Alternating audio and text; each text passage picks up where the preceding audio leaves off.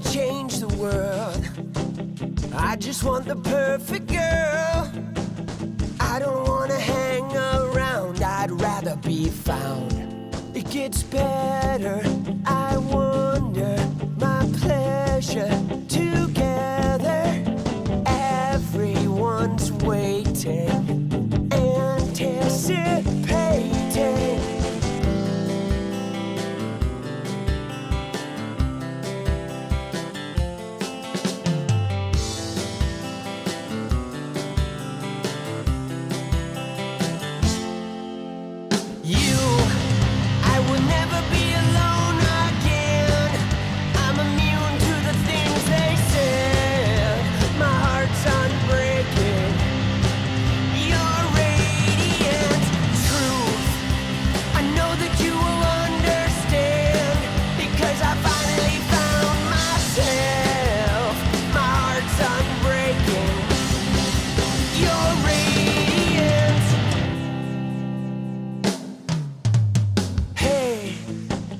I just wanna change the world, but I'm not gonna wait my turn. I don't ever want to come down, I'd rather be found.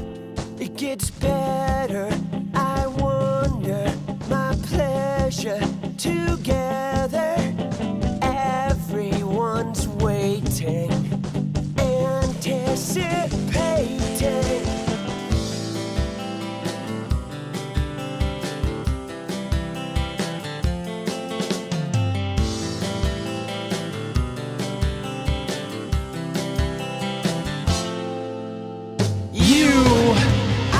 Never be alone again.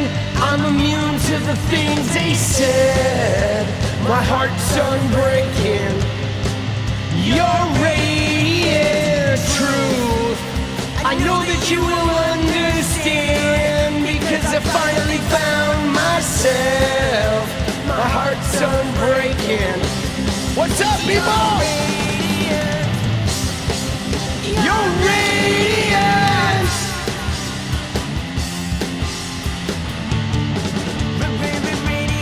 Yeah, yeah, yeah. Let's go. Dude, Tuesday night. I'm just waking up. Oh, shit. No, no, no, no, no, no, no. Hey. Hey. Whoa. I can't pretend. No, no, no, no. Oh, I hope this never ends. It's about you. I will never be alone again. I'm immune to the things they said. My heart's unbreaking. Your radiant truth, I know that you will understand, because I finally found myself. My heart's unbreaking. Your radiance. Your radiance.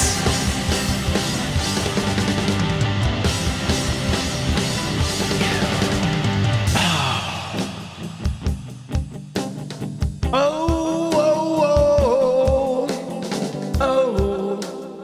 oh, oh, oh. Dude, what is up with these redactors? Holy shit, bro. They don't know what they're doing. Anything like I need you, it's over. Fulnecky, like I need.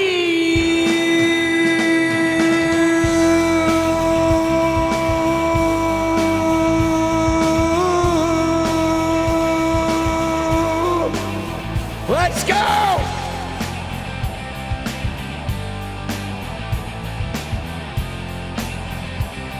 Dude, fucking Oklahoma, bro. Alright. Let's go. What we miss? You better save yourself. There's nothing like success. I would rather be in hell than regret. Do you need anything like I need you? It's over, ho. Do you need anything like I need you? Let's go. You know I do. Oh,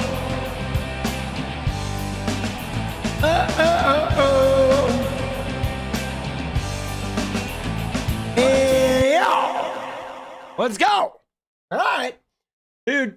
All right, I'm warmed up. I gotta get the throat warmed up. That's the fucking singing is the warm up for the politicking. Dude, dab. Let's go, baby. Thank you. Let's go. Yeah, no, that song is good, dude. So, I mean, I'm a little out of it. Dude, Proud Liberal. Let's go, boss. I'll admit, I'm a little out of it. I just woke up like 15 minutes ago. I mean, I had been up for much of the day. I spent all day adulting, taking care of my car, basically, was what I did like all morning. So I didn't get that many videos done today. And then I grabbed a couple hours of sleep and I went and I had a massage. And then I fell asleep again, like shortly after the massage too. Yeah, I had to like, cause my car, those of you who don't know, somebody hit it. It was like not a hit and run, but it was like somebody crashed into it.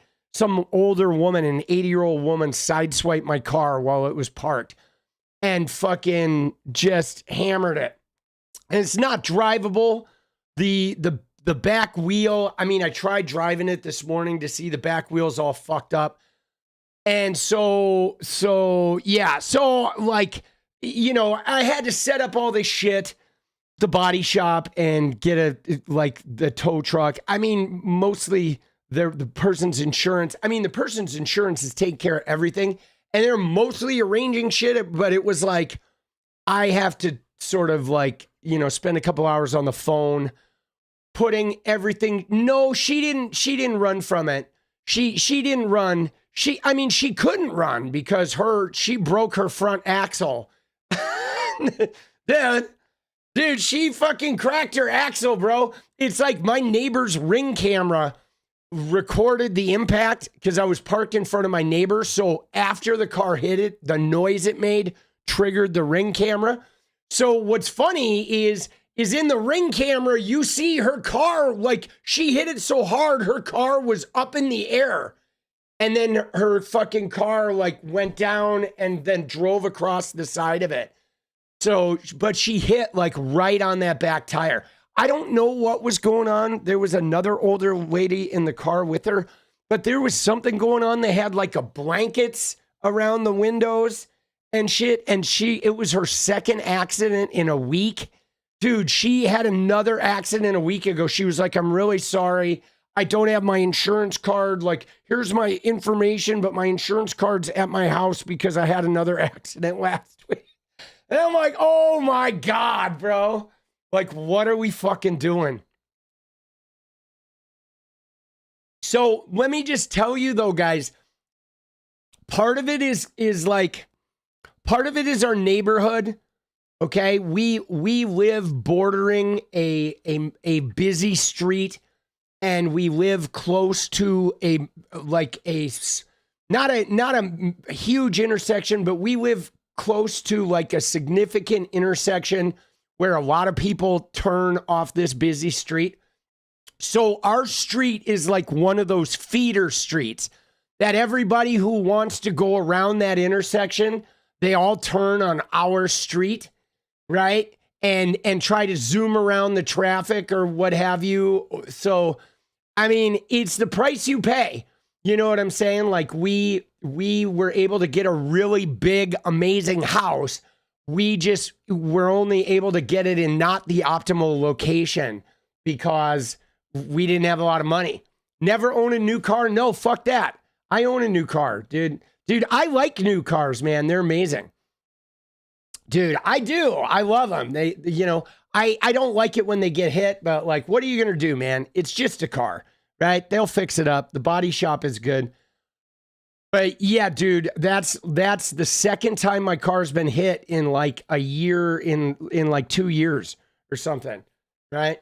It's fucking crazy. The other time it got hit was like a hit and run. Somebody left it and it was all smashed up. And then the last time it got fixed, there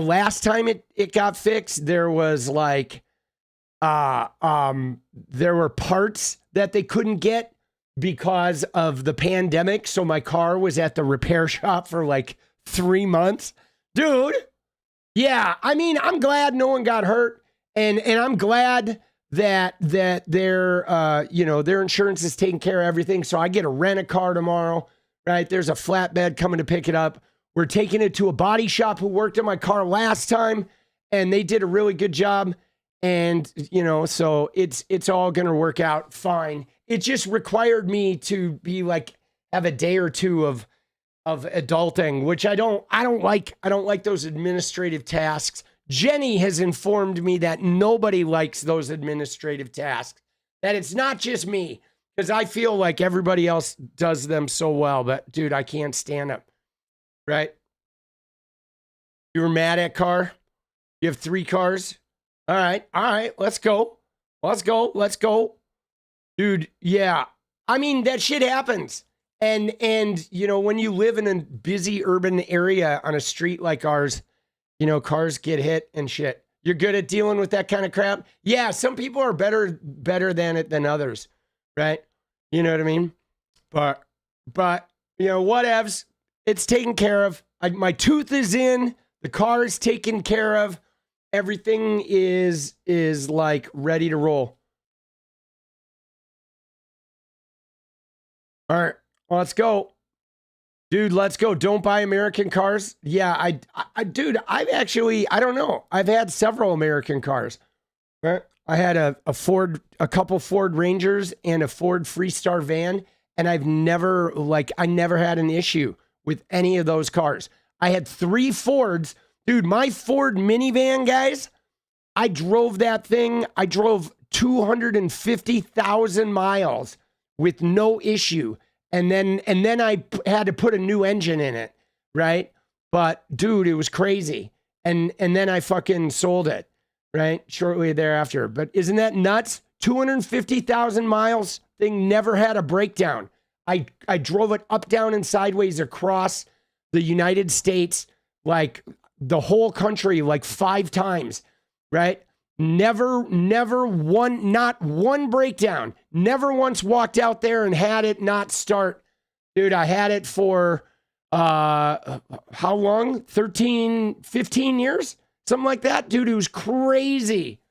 I bought it in 2004. I got rid of it in 2020. 16 years. Isn't that nuts? And I did have to put a new engine in it, like 14 years in. But car companies are requiring a monthly payment to replace a part. What does that mean? Dude, your ex's Camry? Yeah, that's what I have this time. I have a Camry. But dude, my Camry now, like that motherfucking car only has 20,000 miles on it, and it's been hit twice by people. Dude. And you know what I mean? Hit twice. I don't even drive that fucking thing, dude. All that thing does is sit parked, looking good, and it keeps getting hit. You got an F-150? All right. Yeah, mine's a Camry hybrid. Dude, it's so good, though. It's like so sharp. It's a really like cool color that like sparkles and looks like green in some light, black in others, blue in others. Like the color, it changes depending on the direction, the angle with which you look at the car. It's a special color called Galactic Aqua. It's got a sunroof and it's like it's the hybrid sport. So it's fast. It's really cool. It's a nice little 4-door sports car. Dude, I love it. I love it. It's got these like low sports tires on it. It's so nice. It's so nice. For a hybrid, it's like so crazy, dude. It's It's like easily the fastest car I've ever had. I think it's I think it's faster than my Camaro was, actually. I mean, probably not like right off the rip. Like the Camaro would probably take it in the first, or no, I think actually the Camry would take the Camaro in the first part. It's like the Camaro would probably have taken it like a little further on. Like that Camaro, you could get that thing up to like 140, right? And this one's not like that. But this one's way quicker at the start. Dude, I like it. It's fucking nice, dude. I dig it. But now people just got to stop hitting it. But see, we don't have a driveway, guys. That's the problem. We don't have a driveway. We're street parkers. So we're kind of like, you know what I'm saying? We're street parkers. And you take your chances when you live near a busy street and you're a fucking street parker. It's just part of the deal, man. Dude, it's the Democrats, right? If I was a Republican, I'd be like those Democrats, that Democrat mayor. Oh, he doesn't pass the right laws. Oh, Democrat mayor. Oh, yeah.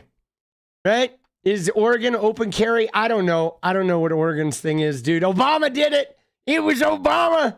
That's why they hit my car. Obama did it. It was Obama. Ever since Obama, my car been hit. Oh, shit. Shit, hell. Yeah. The mayor, like, if he doesn't prosecute speeders. Now my car been hit. Dude, let's go. Oh, dude, that's what they're like, isn't it? Dude, Obama did it. Oh, shit, hell, shit. Dude. Oh, fuck. Dude, that's really it, man. I'm mad, bro, because like it's the Democrat mayor that caused my car to get hit. It was Antifa. Dude, it was an Antifa fucking armored car that hit my car. What's my screen name on Discord? Acting like Tommy. No punctuation, all lowercase. Them Democrats. It's employee of the month, baby. Let's go. Dude. All right. So what did I miss today? So, I mean, I've, like I said, I've been sleeping for much of the day because I have another big day tomorrow, guys. That's another reason why today was so fucked up is because tomorrow I'm going to be up all night. And then in the morning, I'm taking my car to the shop. And then the rental car place is picking me up at the shop and I'm getting a rent-a-car. So I have a bunch of adulting shit tomorrow. But so today, though, I saw little whispers of like the craziest shit redacting. Dude, shit was not redacted. Trump, like rapes, babies being thrown off yachts. What the fuck is going on, boss? And it seems like it's getting even worse, right? You know what I mean? Like, wow. Dude, yeah, no, 𝗏𝗡 picked up a little bit of our coverage the other day, which was nice. Yeah, dude. This shit is crazy. So, I mean, if you have links of shit we need to look at, put them in Discord. I'm just going to like fucking cruise around. Now, we'll start with something basic, okay? I've got a couple things opened up here, some Julie K. Brown things. But I saw this. Somebody put a Palm Beach Post article in here that I want to look at. And I'm pretty sure this one is about the lieutenants. I think this one's probably about Sarah Kellen and stuff. I haven't looked at it. Let's see if we can get around the paywall real quick. Because Palm Beach's Post is fucking me up.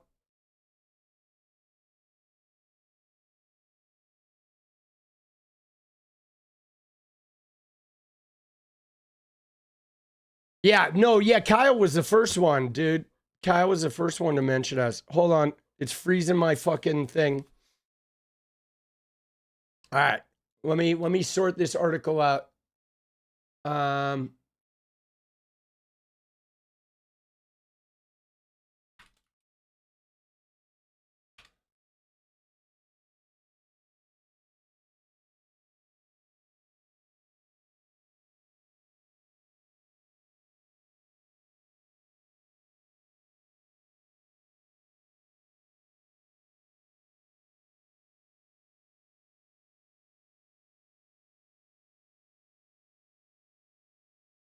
Oh, wait. No, I see. Oh, I see. That's fucked up. All right, hold on. Hold on here.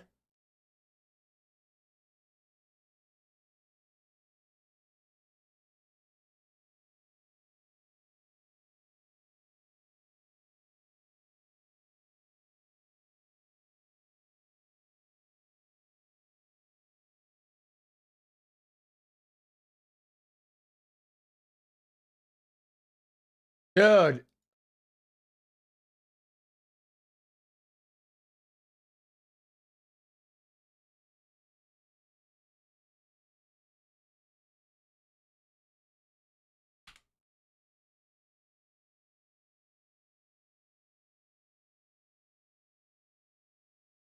All right. We got it.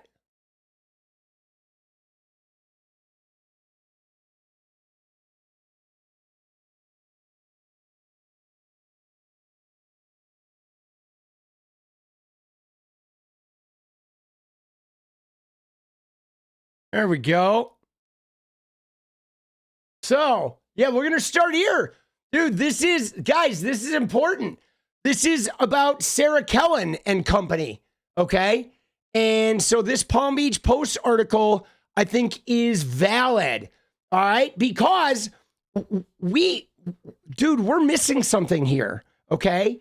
And this is something that, again, guys, if you have links to things, stories on Twitter or whatever, go ahead and put them in the Discord now. Discord is in the description. Put them in the React on Stream channel.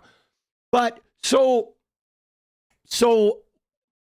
𝗙𝗹𝗪, for those of you who may or may not remember, she's the woman in the Bill Clinton photos, okay? In the big Bill Clinton pool photo that got released right here, right in the jacuzzi.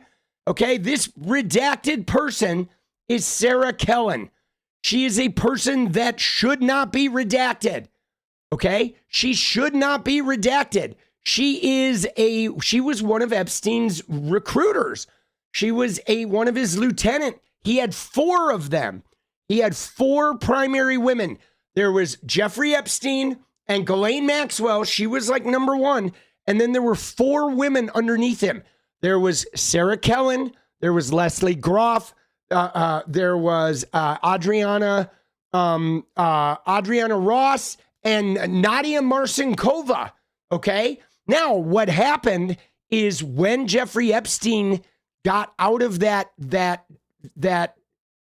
those charges in Florida, the federal charges that Alex Acosta, Trump's labor secretary, negotiated this deal. It gave Epstein immunity and it gave those 4 women immunity for life. So they just walked, okay? His top lieutenants who knew the entire operation, the women who ran it, they all got immunity for life, right? And they gave nothing. They gave no information. The whole thing was like, wow, you just gave all of the people that committed this heinous crime for 20 years, you gave them all like, no possibility of ever being charged. And they just disappeared into the woodwork. And now some of them, okay, some of them were not even involved as, traffic girls. Like 𝗙𝗹𝗪 in particular, she didn't meet Jeffrey Epstein until she was 22. Okay, she met him at 22 and instantaneously became his girl recruiter. I mean, it's gnarly. And now she was married to a race car driver. They're getting a divorce. The whole thing is just, dude, it's disastrous.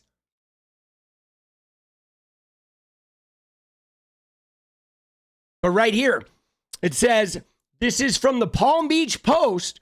All right, so this is the local paper writing about this. These 4 women might know if there's a client list. Okay, as the Epstein case continues to take center stage with Congress returning from break, some members of the public haven't stopped clamoring for what they believe federal government is holding back, which is a client list. Okay, now on July 7th, the DOJ announced there is none and there would be no more records released. This was obviously the big fervor. Now, again, guys, the only reason this shit is happening is because they closed the case. That memo that Pam Bondi put out in July where she closed the case really opened up this whole hellstorm. They could have left those files like, under investigation and they would have sat there like indefinitely. So I don't know like why, if they really wanted to hide this shit, they made some really stupid moves, right? They could have just left them in limbo, but they didn't. Right? But it says 4 women who worked for Epstein in the 2000s might know who that client list is. At least one scheduled massages with minors that turned into SA. Okay. Another put them on planes to his properties in the U.S. Oops. Shit. All right. Sorry, guys. I'm not operating top right now, okay? They were all named and given immunity in the infamous plea deal when they dropped a 60-count indictment that allowed him to plead guilty to 2 state prostitution charges, okay? And so Sarah Kellen Vickers, all right, here's one. This is one of them, Sarah Kellen Vickers. There she is, okay? Sarah Kellen, she's married to this race car driver. Again, they're getting divorced, but this is Sarah Kellen. This is the woman from the Clinton picture, okay? That's her. This is Sarah Kellen in the Clinton picture, all right? She scheduled most of the appointments at his Palm Beach mansion, okay? She also paid the girls who came to the house $200 to $300 a pop, okay? Several witnesses called her out by name in Ghislaine Maxwell's trial. No, the pilot, Megan, is 𝗦𝗂𝗽𝗎𝗄𝗽, is the pilot. I believe the pilot is Nadia, right? She's one of the 4. Okay. Yeah. She's one of the 4. Let's see. I think she is, she had like an airline, or Nadia Marchenko is her name. Like she has 2 names, Nadia Marchenko and Nadia Marcinkova. It's the same woman, but she had a business, right? She's the pilot, right? That's the pilot one, but they're like from the same type. Okay. They are from the same, they're from the same sort of era. Like this, they were working together for Epstein at the same time. But yeah, she's one of them. She is one of them. She's probably mentioned in this article from Slovakia. Dude, isn't that where Melania is from? Is she from the same part of the country that Melania is? There's so much data to get through. Yeah, Marcy, I know. I mean, guys, I don't know like about you, but I literally wake up every day and these files hit and I am just overwhelmed. I mean, the people like Midas Touch and newsrooms, people that have teams of people they can pay to sift through this are really the ones like capable of processing this. There's so much happening that like I have trouble processing it. I just like am like, wow, dude, this shit is just so crazy. Yeah, that they have like newsrooms. They're set up like newsrooms where they can put a team, they can have 5 people just read these things and fucking, categorize them and shit. I'm sure people are running them through AI, right? And analyzing it. Dude, it's wild. And I feel like, guys, you ready for this? I think this is going to be around for several years. Okay? It is. This is going to be a several year uncovery process.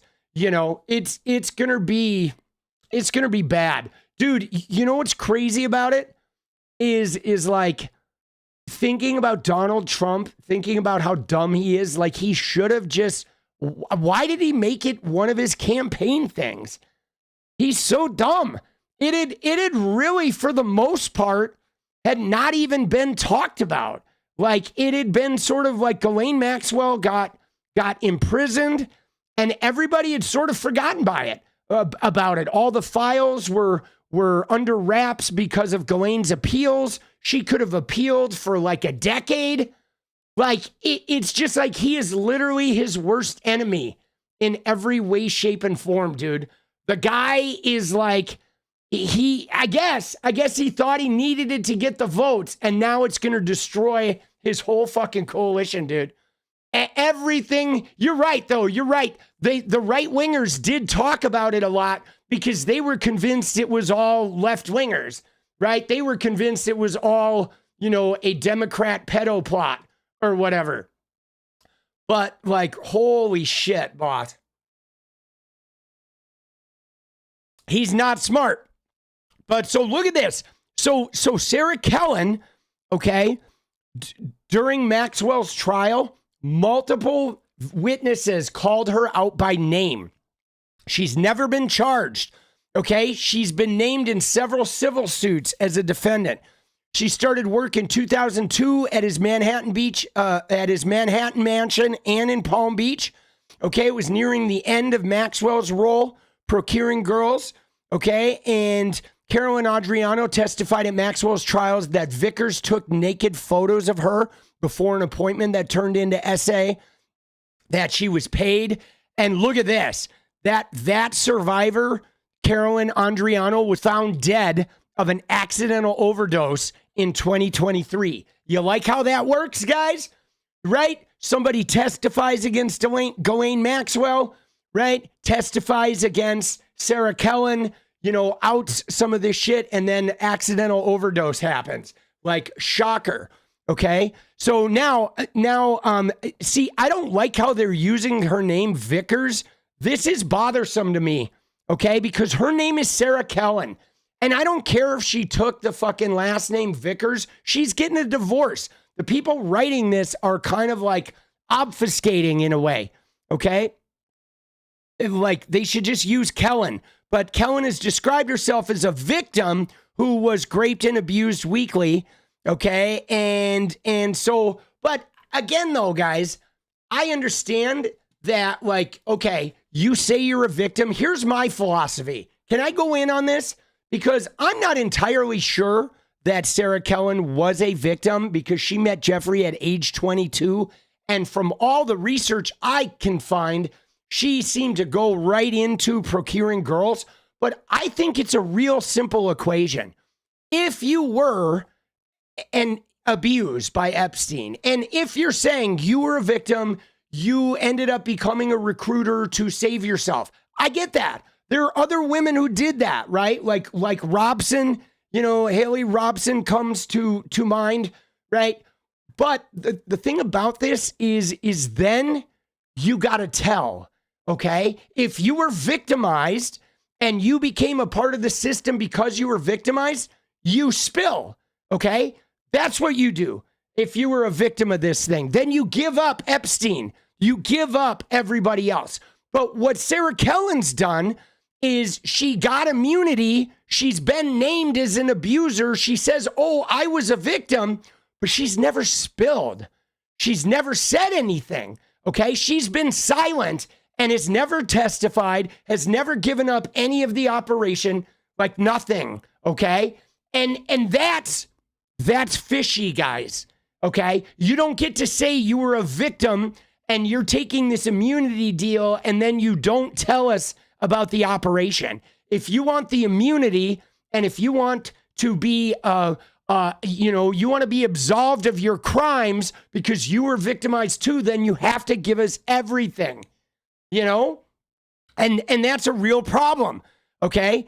So she said she was a victim. She scheduled appointments with many of the victims in Palm Beach, up to 3 a day. Okay, today she's married to NASCAR champion Brian Vickers. He filed for divorce. Okay, they have a $6 million home they're selling, yada, yada, yada. Now, here's the other one, which is 𝗙ص𝗶𝗹𝗀, also known as 𝗦𝘂𝗽𝗽𝗀. She's the pilot, okay?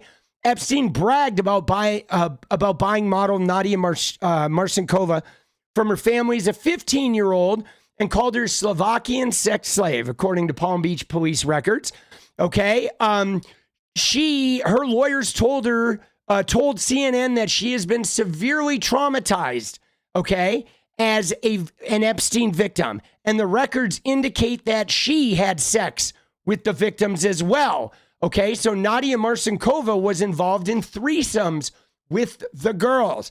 Again, okay, if you were victimized by him, if you were raped and essayed and you participated in this to like save yourself, I get it, right? But then you should be spilling.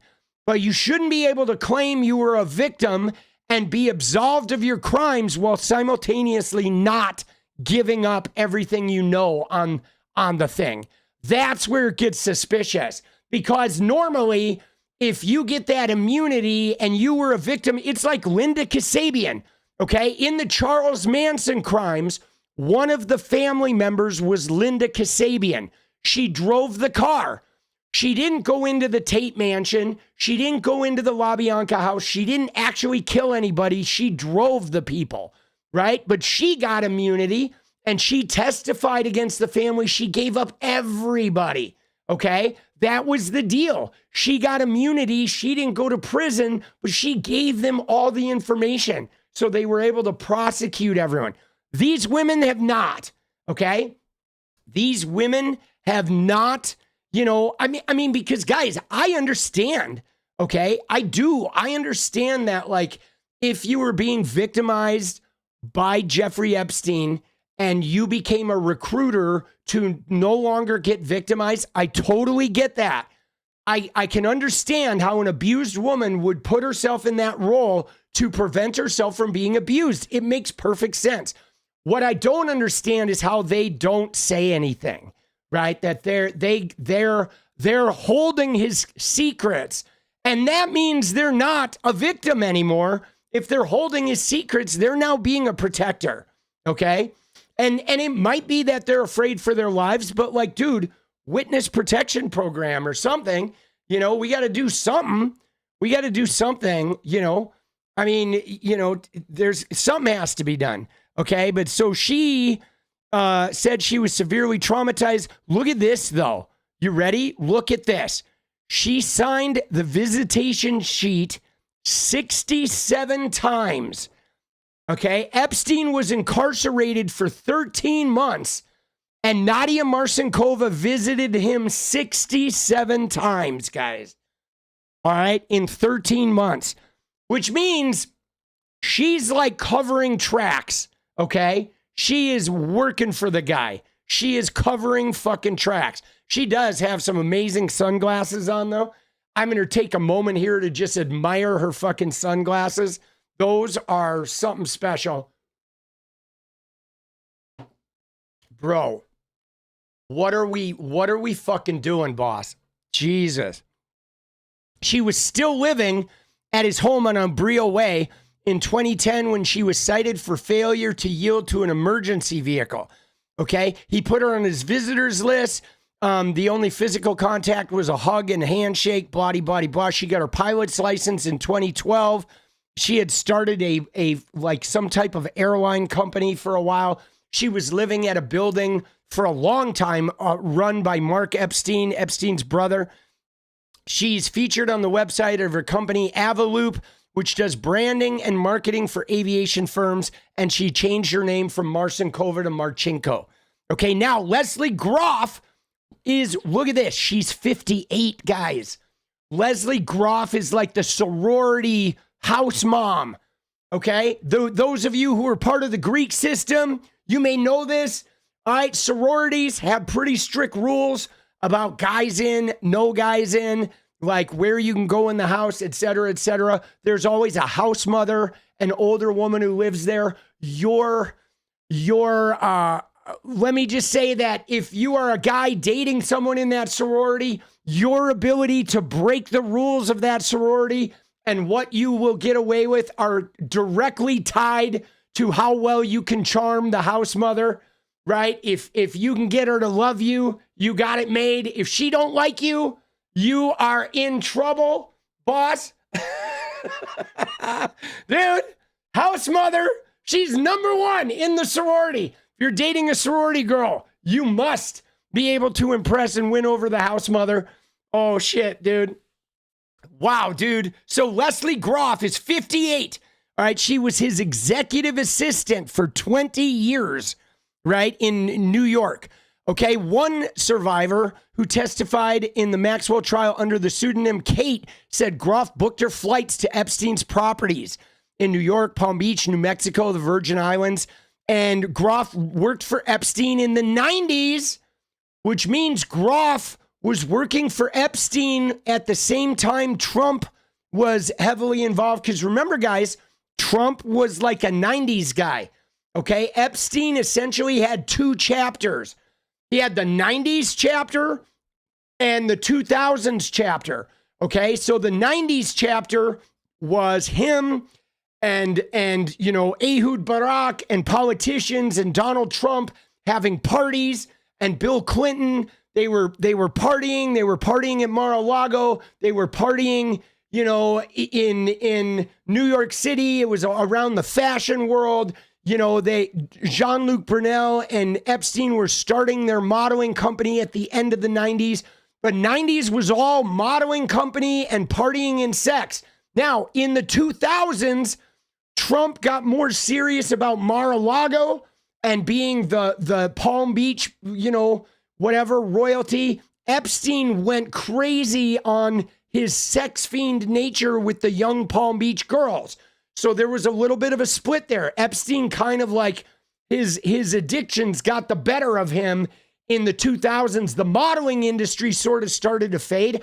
And that's what I really find interesting, guys, is if you look at Epstein's like daily massages, and if you look at Epstein's like Virginia Giuffre and taking women out of the spa at Mar-a-Lago, all of that happened after the modeling agencies, right? Like once Trump ended Trump models, and once the modeling agencies of the 80s and 90s stopped becoming the main thing, Epstein sort of went off in this other direction, which makes me wonder if before that it was less. I kind of think, guys, I have a feeling if we were to dig through this, it was Trump that initially provided Epstein with all the underage girls, right? I think Trump was the provider and the trafficker and the person who brought these girls that did party favors.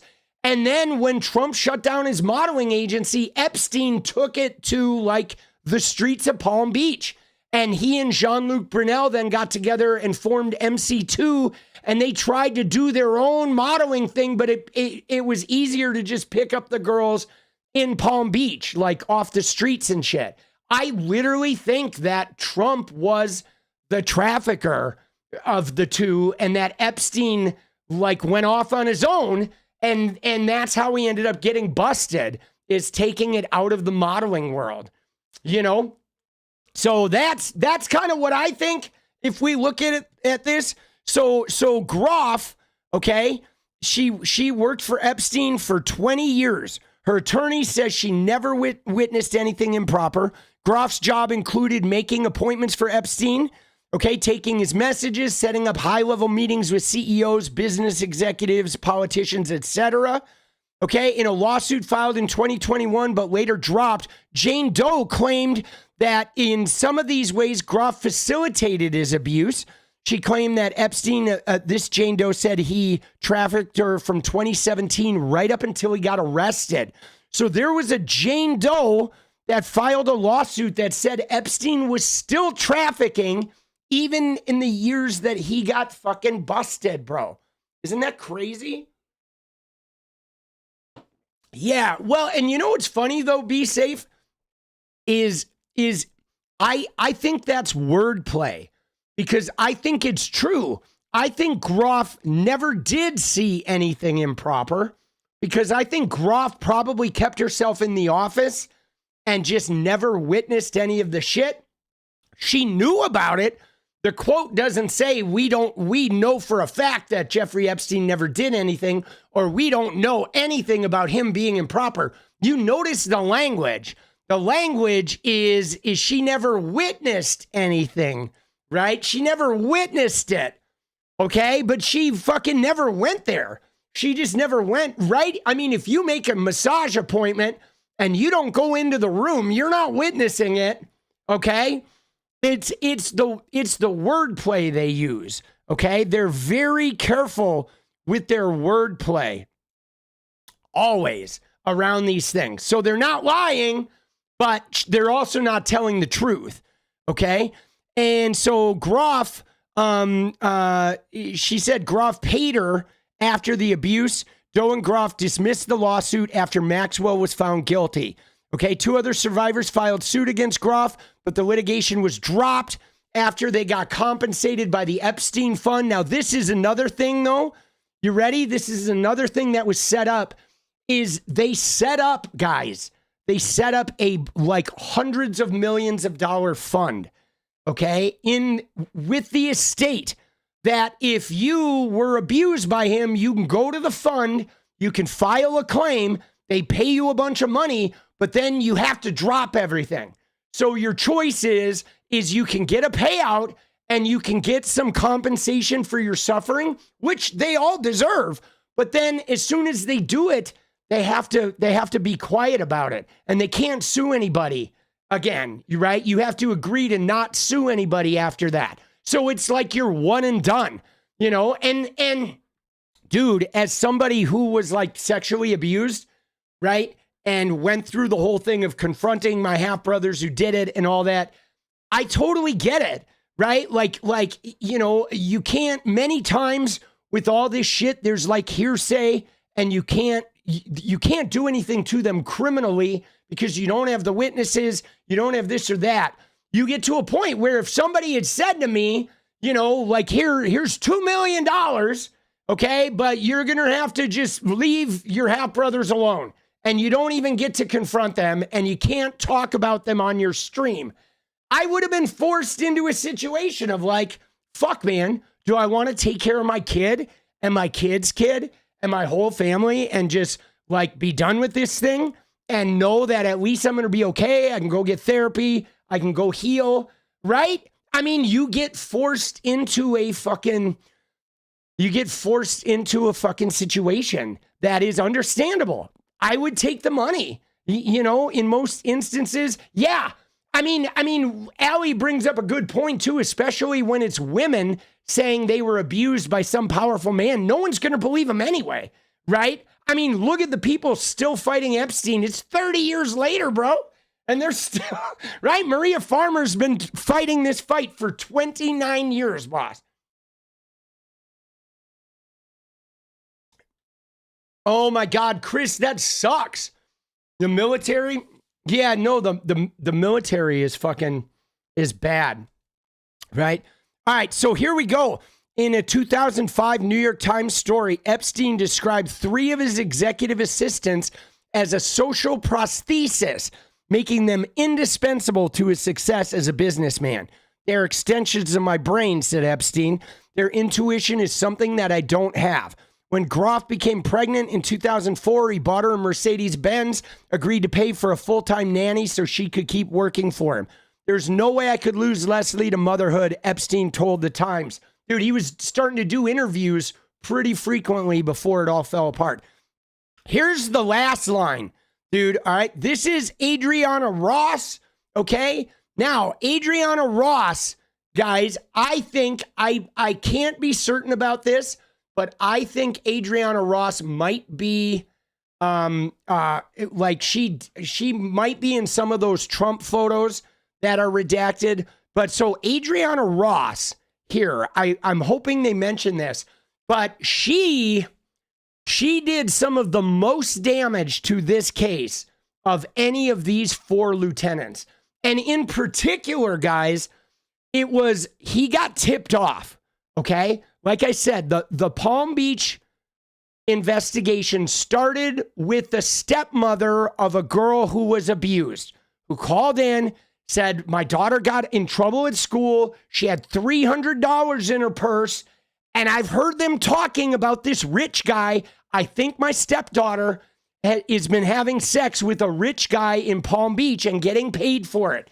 And the cops, it took them a while to get the girl to speak up. They found other girls. They interviewed 40 girls.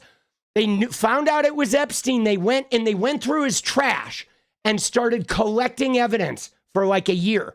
Then eventually they served a search warrant. They had enough evidence to get a search warrant. They served a search warrant to his El Brillo Way mansion. But you know what happened?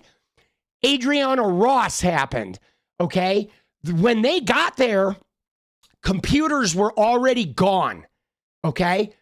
Many computers and hard drives and shit were gone. There were just plugs, like empty plugs sitting on tops of desks because somebody tipped off Epstein that he was about to get raided, and Adriana Ross arranged for the computers to be removed. So when they originally went in, like half of the computers or something, a significant portion of the computers and hard drives and all that shit, the surveillance footage, it was all gone. Poof. Nobody knows what happened to it. Nobody knows what was on it. Nobody knows where it went. And then she ended up getting immunity. Okay? Adriana Ross was a Polish model. Okay? She's been the most silent, named in the non-prosecution agreement. Okay? She took a job at his mansion at age 19. Okay? Asked about Prince Andrew and Bill Clinton. During civil litigation, she invoked her fifth. She's reportedly living in Miami. They didn't even mention it, dude. What is this article, bro? Dude, this article is fucking pissing me off, boss. But so we gotta do a little further research, though. Okay. But here it is. You ready? So look at this one right here. Okay, this is the one right here. This is from 2019, and here it is. Let's find Adriana Ross. Okay, so right here. Okay,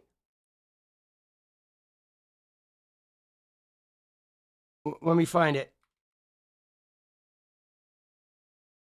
So, in 2005, Ross removed 3 computers from his home when the Palm Beach police were investigating him with the belief that his computers contained child, right, 𝗙𝗍. Okay? That Groff, right? So Adriana Ross, she moved the computers, guys. Okay? She fucking stole, like, she got leaked. Okay? There she is. There's a photo of her, right? There she is, post thing. She leaked it, guys. Okay? She took the fifth. She never said anything. Okay? She never said anything. And then she was involved in removing the computers, right? Here was her in her heyday. Okay? She was like very close to Epstein, right? And she cleared 3 computers from his home before police raided it. And then when they asked her about it, she took the 5th, gone. So that was like half the computers at the house, right? I think when the cops got to the house, there was like 1 or 2 computers left. Everything from the house was just gone, right? Cables, right? The police come in the raid and there's just cables sitting on desks. Bro. Right? 𝗫𝗫𝗀𝗃, right? 𝗫𝗫𝗃. I've never heard her use that name before, though. That's an interesting one. But yeah, man. So those 4 women, though, they hold the key. Okay? They hold the key. They're like, these women, I mean, I think at some point there needs to be, you know, that original, immunity deal needs to be voided, right? Like because the government cover up or something, they need to be basically put on blast, like saying, here's the deal. We know that you, like Leslie Groff, should not have immunity. She was like 40 when she met Epstein. Okay, but it should be real simple. You either come forward, right? If you were a victim, tell us everything, and then you can, go on with your life. Or if you're going to, right? If you're going to, you know what I'm saying? If you're going to, if you're going to claim victimhood, and then you either have to testify, or if not, you have to be punished. And I don't know about that though, because the immunity agreement like extended to everyone, even the unnamed people, and they still fucking were able to prosecute Ghislaine Maxwell. You know what I'm saying? Because they should have never been given that deal.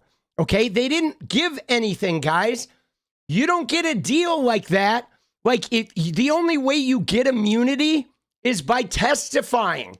Okay? There has never been a fucking trial ever where like people in the fucking system have been given immunity for the crimes but not required to testify. It doesn't work like that.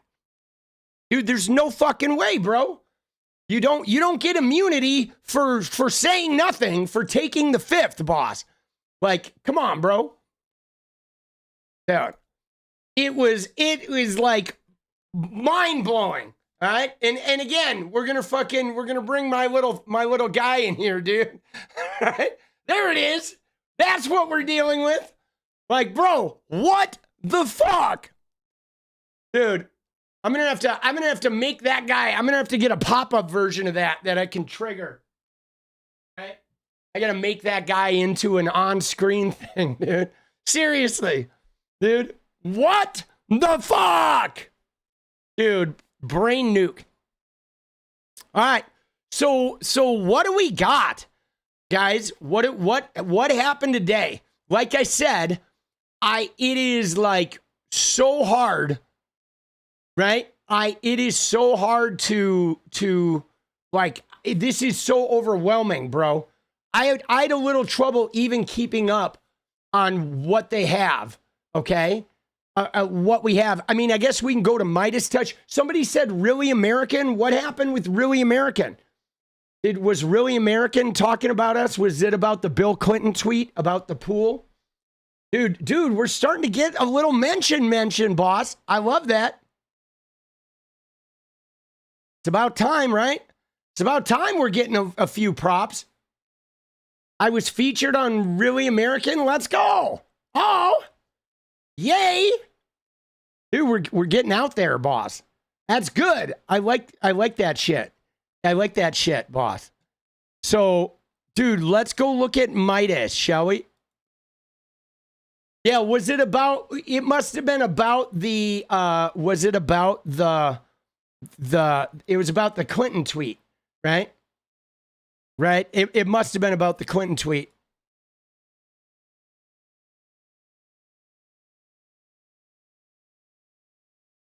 You have the screenshot? Let's go. Okay. So, an email from the Epstein prosecutor says that there's like, dude, so there's a lot of images, guys. Look at this shit, bro. You know what I'm saying? Look at this shit. Yeah, no, the picture you're talking about with Clinton and Trump is probably the bottom of this one, right? Is that one, right? That image from Politics? That shit is good, dude. Dude, so good. Let's go. Dude, so there are like millions of photos here.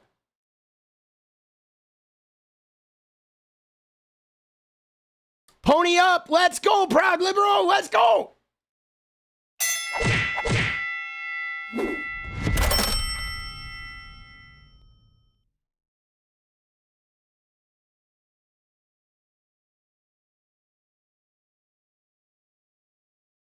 Okay. All right, so look at this. First, let's talk about the plane, okay? All right, let's talk about the plane, guys. Look at this shit. Look at Donald Trump's claim here from before. And let's just look at this for a moment. This is what the Democrats do to their Republican opponent, who is leading them by a lot in the polls. This is AI, and it's very dangerous for our country. Also, I was never on Epstein's plane or at his stupid island. Strong laws ought to be developed against AI. It will be a big and very dangerous problem in the future. Now, isn't this funny? Because isn't this funny? Like he's now passing executive orders. He wrote an executive order that says nobody can regulate AI, right? But this is him, like during the election, not that many years ago, being like AI's bad, AI's dangerous. Now he's like signing executive orders that say, hey, right, we can't regulate AI, right? But dude, look at this shit, okay? He's all over the plane, okay? There's many pictures of him on the plane, okay? And in fact, right, flight records we received yesterday reflect that Donald Trump traveled on Epstein's private jet many more times than has previously been reported or that we were aware, including during the period we would expect to charge in a Maxwell case. In particular, he is listed as a passenger on at least 8 flights between 93 and 96, including at least 4 in which Maxwell was present. He is listed as having traveled with Marla Maples, his daughter Tiffany, his son Eric on 1 flight. He and Epstein are the only 2 listed passengers. The only 3 passengers are on another. It was Epstein, Trump, and a 20-year-old. Okay, on 2 other flights, 2 of the passengers were women who would be possible witnesses in a Maxwell case. Okay, so Trump has been lying about the plane, and in fact, he's all over this shit. Okay, all over it. I mean, this is just it's like the toe in the water. Oh, somebody called for a dance party. All right, yeah. Hold on. Let's go. Let's go.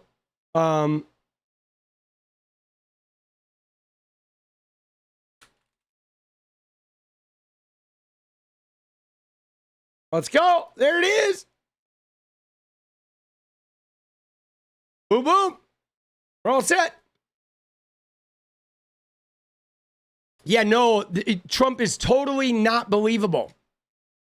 Okay? And this is not that long ago, dude. This is last year when Trump was lying. Okay?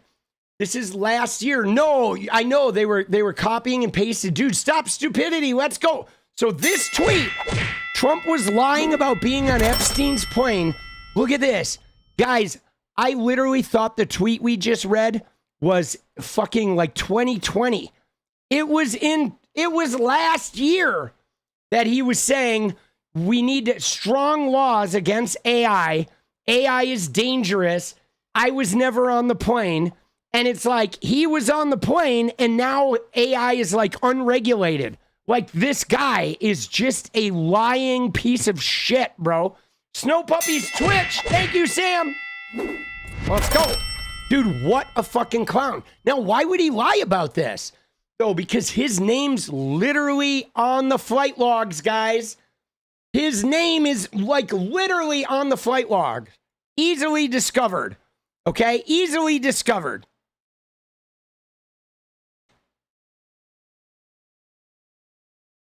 And now here's a 𝗍𝗪. Let's go, Furl. Have a merry one. I will indeed. Thank you. So there is a letter. We should stop and look at this real quick because we have to discuss the fake letter. Dude, Trump lies every time he speaks. He does, 𝗙𝗫𝗏. Let's go, dude. Diana Boss. Thank you. Oh, I mean, he is. So there was a fake letter, guys. This is really unnerving. Okay. There was a fake letter in this that was released. Okay. And So, but it was sent from the jail, okay? You know what I'm saying? Dude, and like, right? You said, I know you said you're cool with building it up here slowly, but just add your profile description to, I don't know what you're saying there, Talia. Just add to my profile description, commentary, and opinions by myself are registered, right? What does that mean? Are right? Or rated R? Let's go. I know what that means, but I like it. But guys, this is kind of bombshell, okay? Because there was this letter, okay? There was a letter that dropped to 𝗙𝗃𝗃, okay? 𝗙𝗃𝗃 is the guy, he was the guy abusing gymnasts, okay?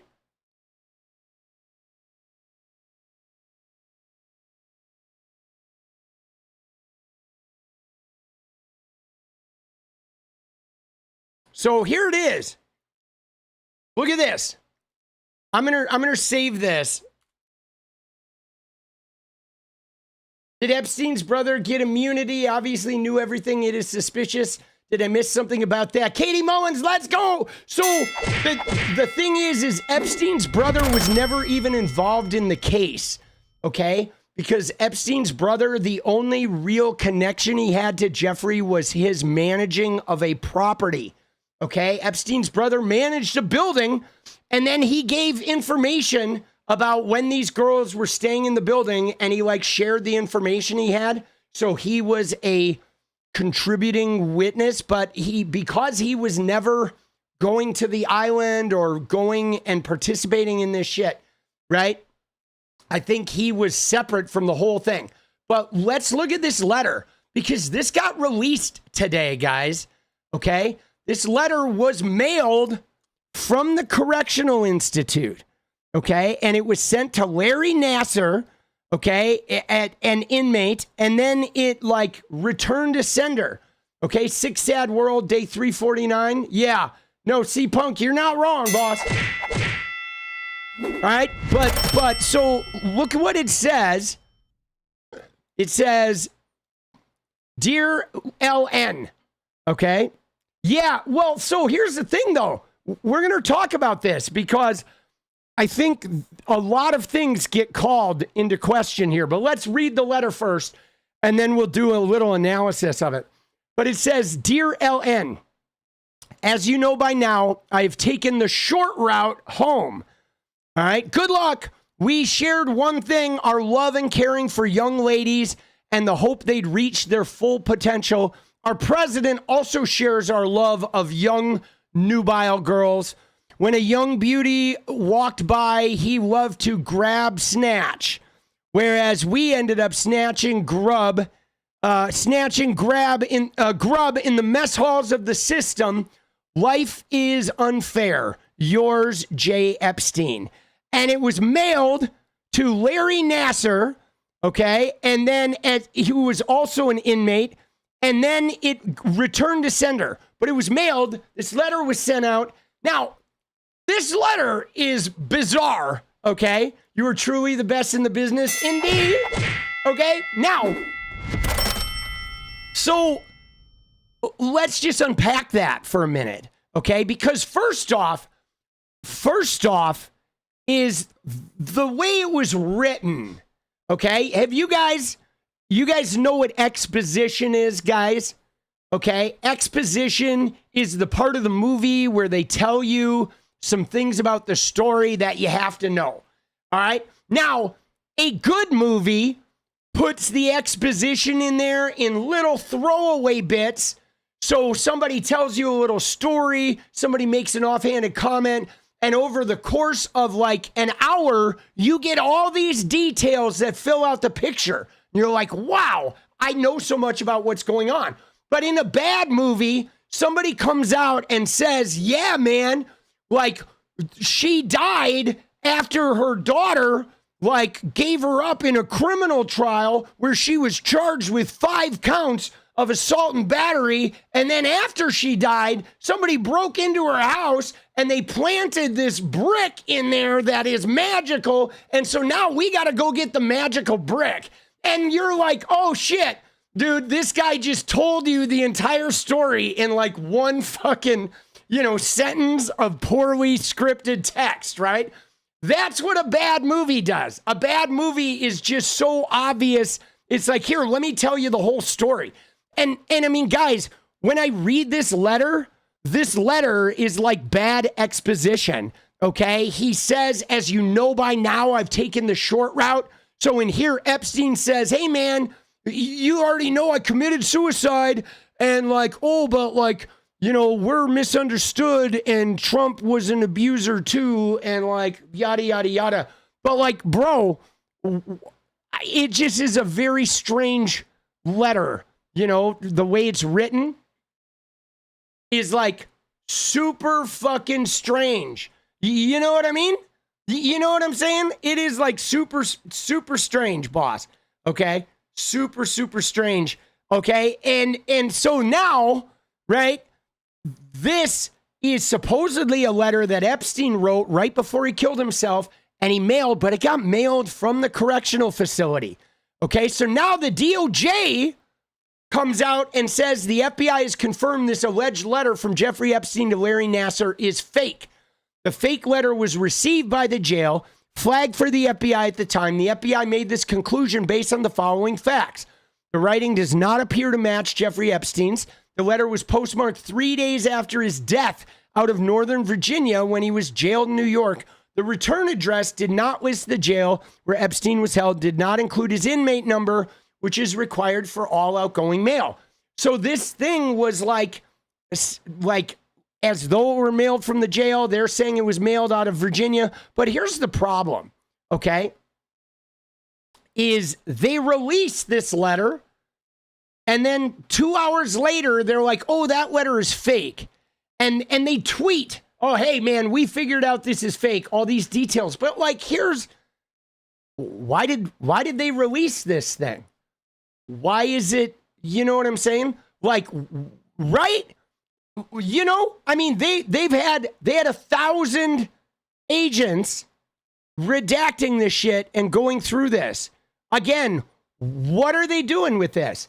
Did they release it so people would spread it around and they could say, aha, it's fake? They're trying to like they're trying to obfuscate the reality to make people second guess everything that's discovered in these files. I mean, there's no reason for them, if they know it's fake, don't release it or release it with the acknowledgement that this letter was, here are the details. But they release it and then hours later, like, you're not telling me you had this letter for years, okay? Right? You had this letter for years and then 2 hours after you release it, you solve the case?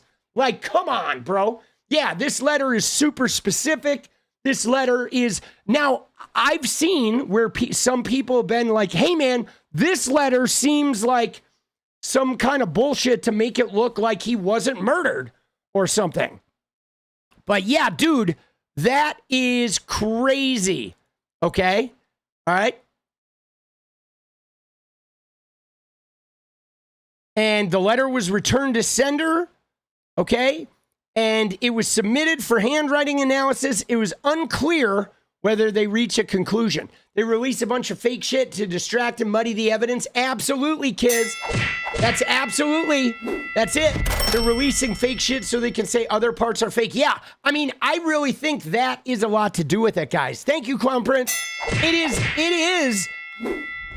like, think about this. Because what else got released today, guys? The shit about the rape and the baby going overboard on the boat and like all of this stuff that people were figuring out they could unredact. So now the news cycle is dominated sort of by this, fake letter, right? It's like, and now, well, maybe all this other shit is fake. Okay, now their little Q heads can think everything is fake. You know? And like, guys, the thing about the thing about the Midas, guys, you got to remember, dude, they're not racking up views on my fucking content. You know what I'm saying? Like, you know what I mean? Like they could have just talked about that tweet without featuring my tweet. They could merely said somebody on Twitter discovered, right? And like they would have still gotten the views, right? I mean, we all use each other's content. I rack up views using 𝗏𝗡𝗀𝗏's content. Like it's like everybody in the realm is all like using each other's reporting, essentially commenting on other people's reporting. Don't forget that. Like it definitely goes both ways. You know what I'm saying? I wouldn't expect them to, they don't owe me anything for using my shit, nor should I owe them for using their shit. I just appreciate that they actually put it out there. You know, that's amazing because now like that really helps. That helps legitimize you, you know, because you know, the one thing I noticed, guys, here's one thing I noticed that's crazy. Okay.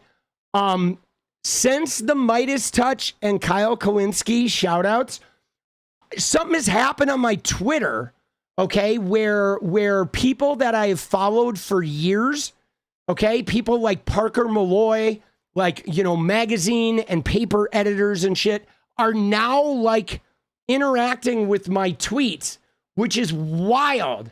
It's like crazy. It's not, I know it's not like a one-to-one relationship, but there is something that happens where you get into the collective subconscious to the point of where people start recognizing you. It's like, that's how it exists when you're making content, is you make all this content and nobody sees you for like the longest time, right? Nobody sees you. And then all of a sudden you wake up one day and everybody can see you. And that's like, it's really cool. It's really cool that like I'm starting to get seen, you know, which is nice. But yeah, dude, I don't know. This letter, okay, seems kind of like, I don't know, dude. This letter seems kind of fake. Dude, Parker Malloy's your state. Dude, I love Parker Malloy. I'm serious. Dude, Parker is amazing. So you see though, look at this, okay?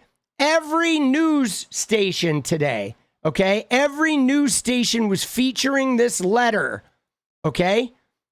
Every news station was featuring this letter, guys, okay? Every single one. And then they come out and say it's fake, okay? This is a real fucking problem, guys, because this feels like evidence tampering of the highest order, okay? Of the highest order. Everyone got fixated on the Nassar letter, and then they're coming out and they're saying, oh, fake, whoops, sorry. Like 2 hours later, dude, they are tampering, okay? They are tampering. Now, dude, I pulled data set 8, okay? Let's see which one this was. Where is the letter? It is... I wonder if this is in mine. I pulled data set 8 right when it came out. Somebody listed it. It was EFTA 3685 and 3686. So let's see here. Oops.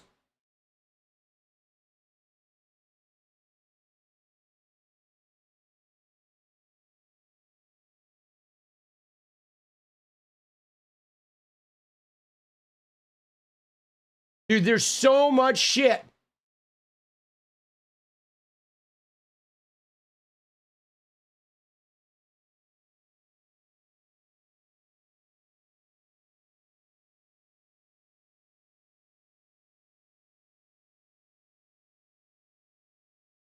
Yeah, see, it's not in my fucking thing, dude. Dude, my data set 8. Oh, I was in my data set 8. I don't think I have it. Yeah. Oh, wait. 085. Yep. Dude, see, this is so fucking weird, bro.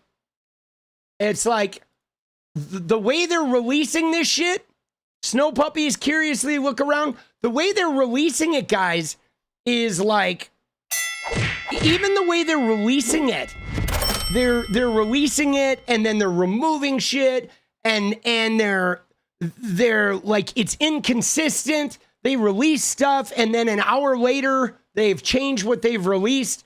Like, everything about it is like squishy. Like, the minute they release something, you have to grab everything the minute or you're not going to get the original release. Every hour, they're like going back and changing shit. They are being sneaky and they're being deceitful in a way that it, like, creates confusion. Exactly. Deliberate confusion. They're sowing discord is what they are. But let's go look at the thing because they have the website, okay?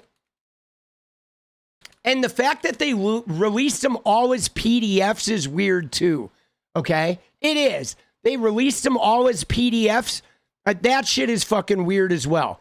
But if we go in here and look at, where is it? It is the data sets here, okay? So data set 8,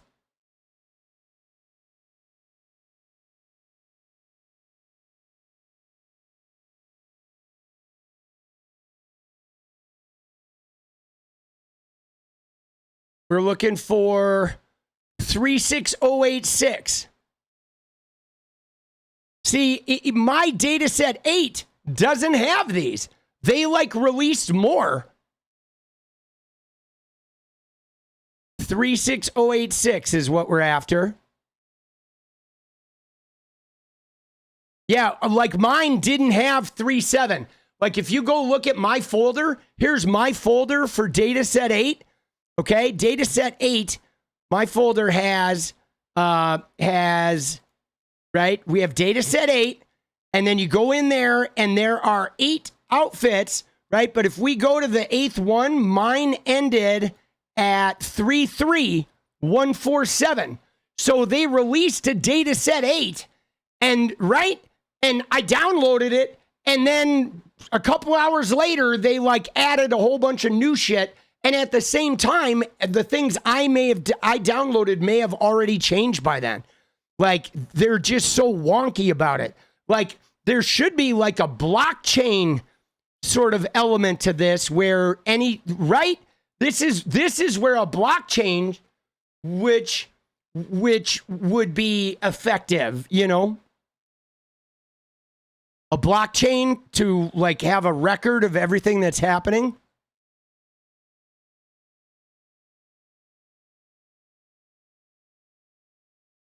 All right, here we go. It's going to be on page 189. 360 and see, look, it's gone. Right? So it has been removed. But now look at this, guys. A bunch of shit is gone. Right? From 82 to 97. There's like 15 pages that are missing around this thing. Right? You know? I mean, you see that shit? Yeah. They're like, they are intentionally like creating a system of release and ingestion and redacting and unredacting and changing redacting in order to make the entire effort to track and monitor and report on this nearly impossible. And I'm telling you right now, they're doing this on purpose, guys. Okay? They're doing this on purpose. Just because you wanted it to be 10, let's go. Hold on, I'm gonna get the rest of these. I'm gonna get the rest of these documents real quick. Oops. I'm gonna download the new data set 8.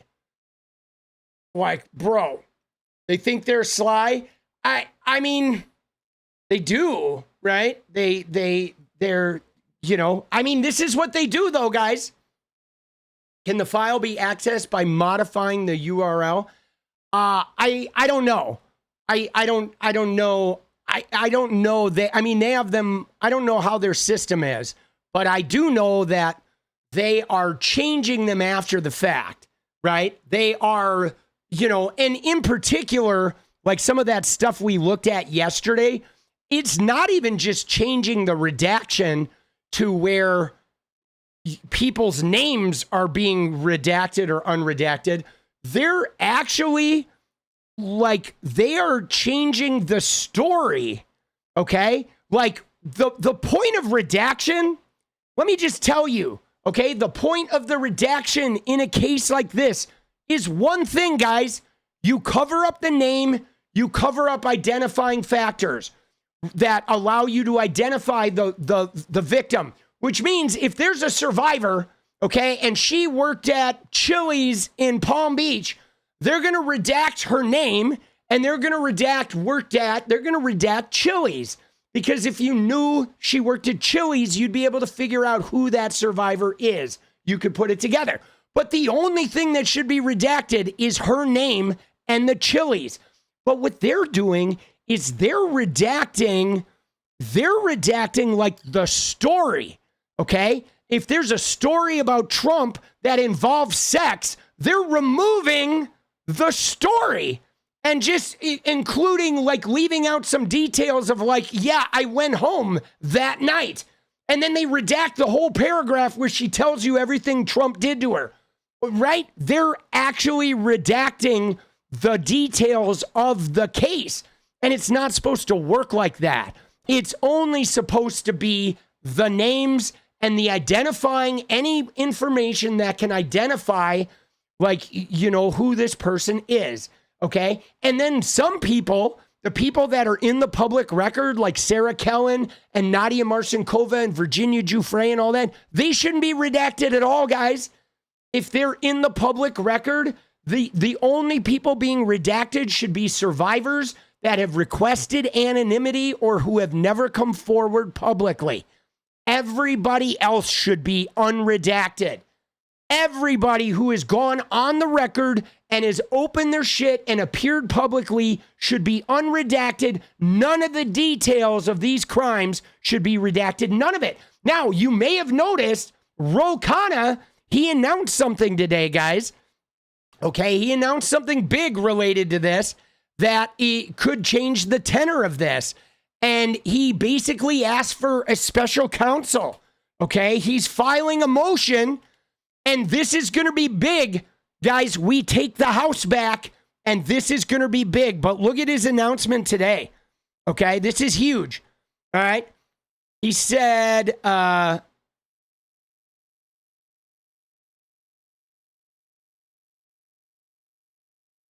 me find it.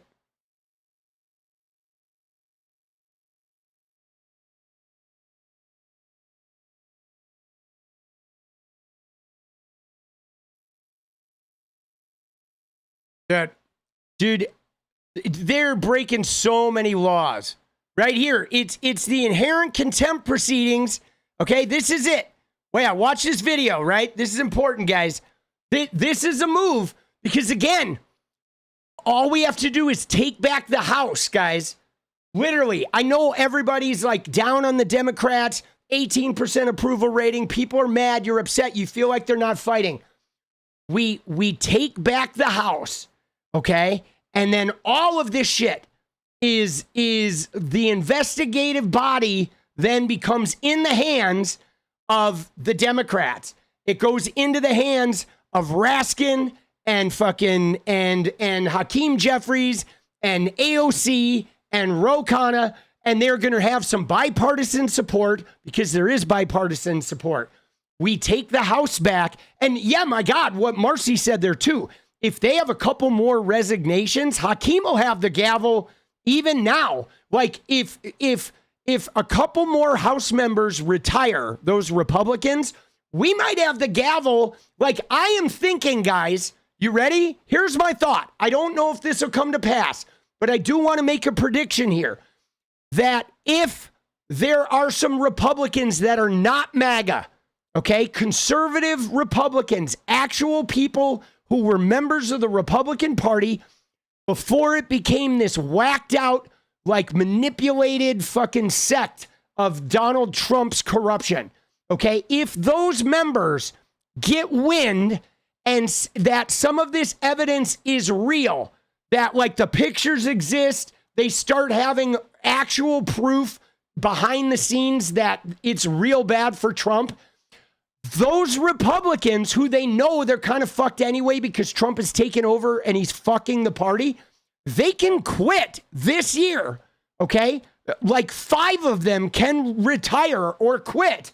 Just walk out on the job, and it would give the gavel to Hakeem during Trump's fucking term, during the election year.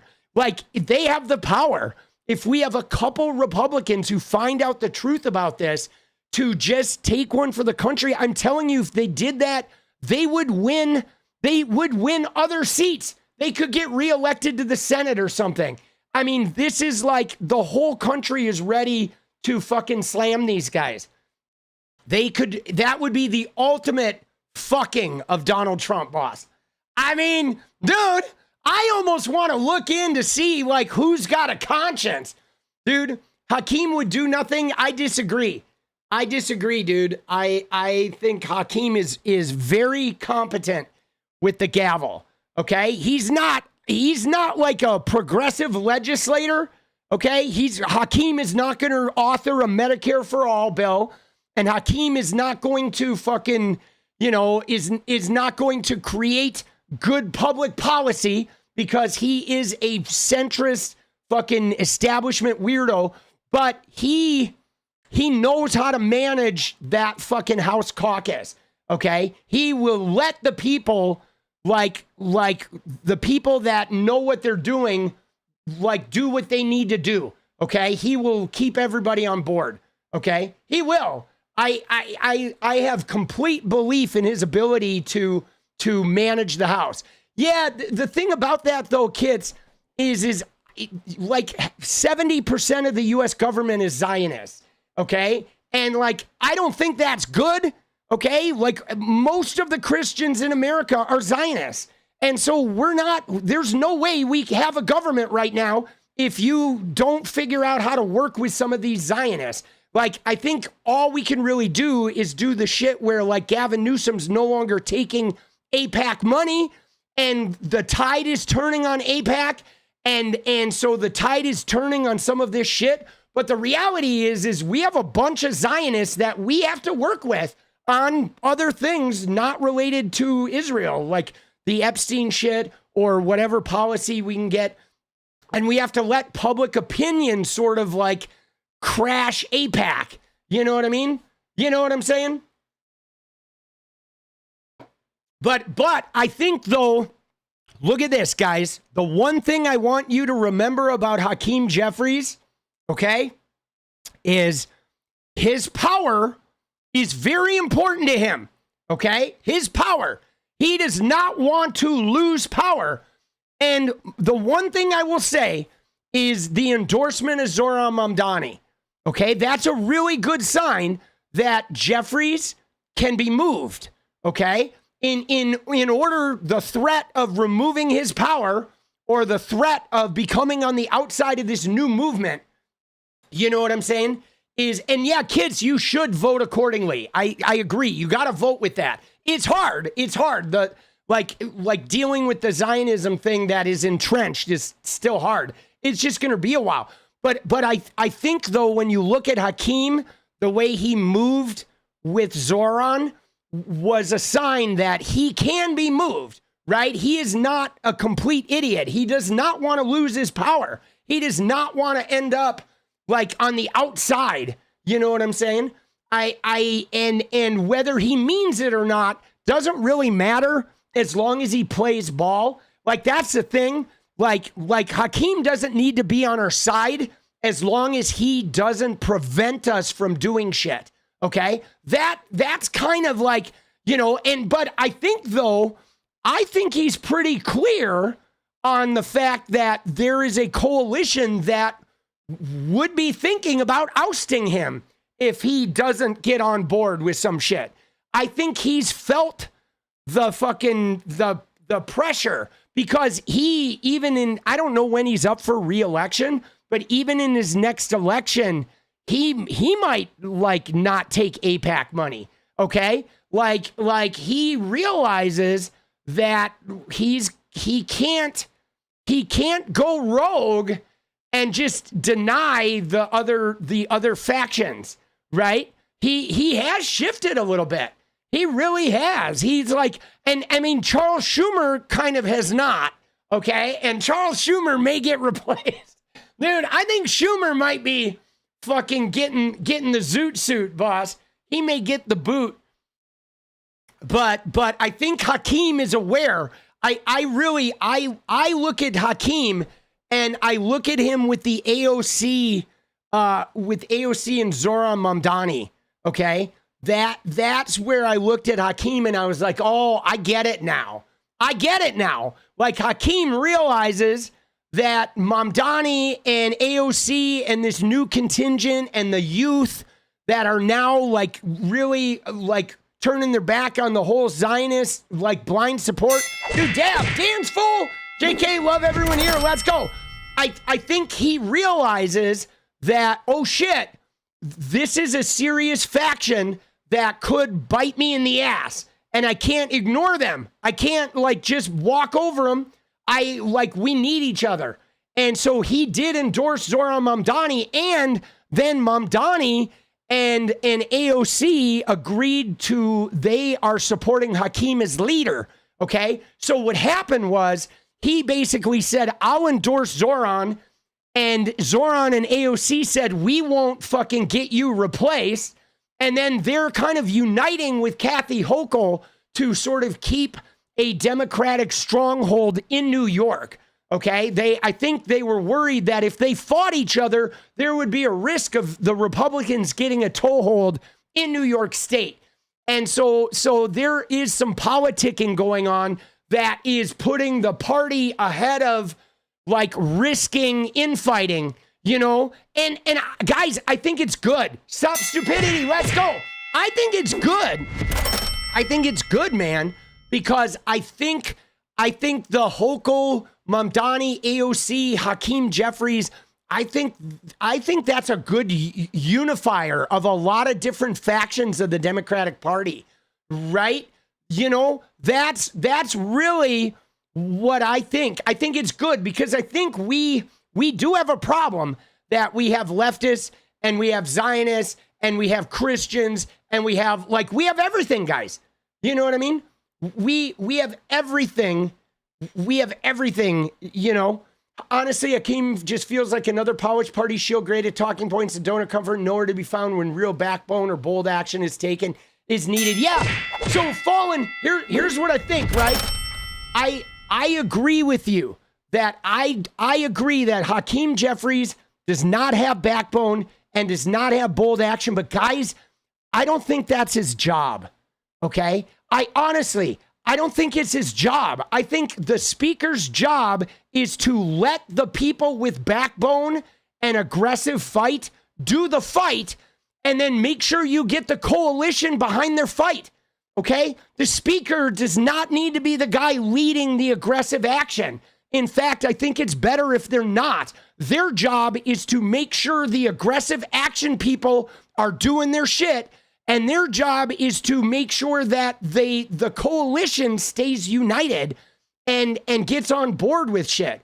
So I don't know that we need him. I think what we need is we need him to not be thwarting. Okay. And that's what is going to remain to be seen. Okay.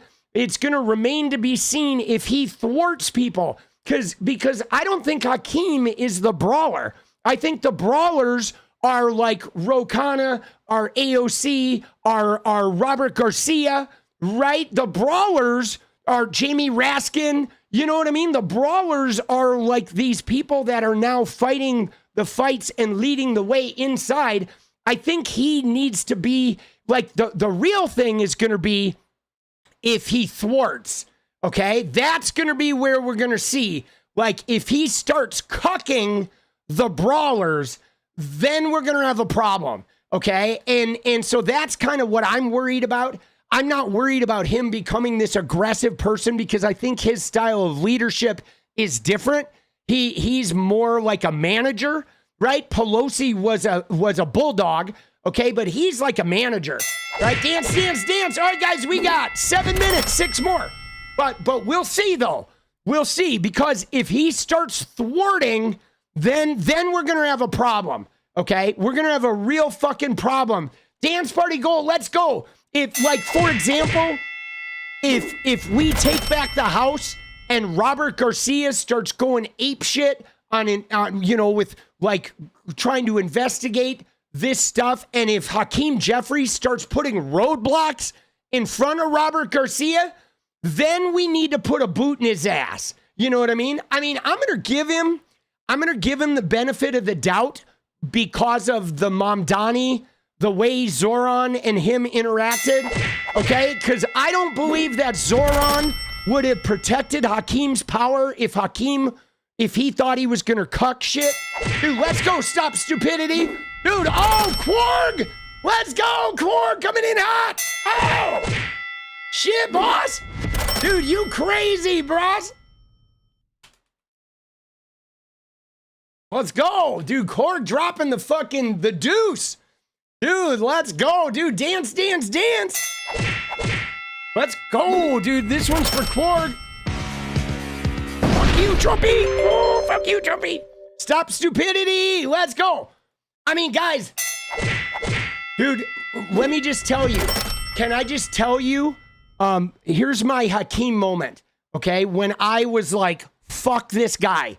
Okay, I had a fuck this guy moment with Hakeem on the day of the inauguration, okay?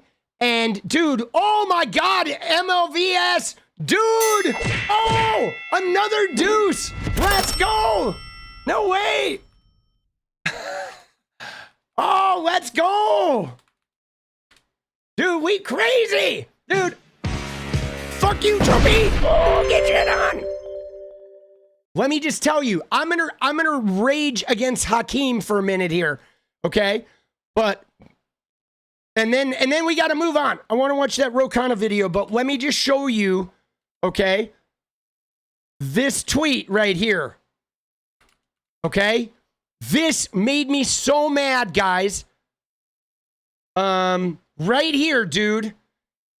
A week after the inauguration, dude, and look at this. I even got in here. Political punk. I would seriously love coming to Portland to share a beer since I live in Junction City. Let's go, baby. Hey, man. If you're ever in Portland, we'll do a meetup. Dude, I did meet some Fortnite fans at like a Renaissance fair. Me and Bryce went and met him. But look at what he posted a week after inauguration. He said, presidents come and presidents go. Through it all, God is still on the throne. And I was like, dude, what the fuck are you doing, bro?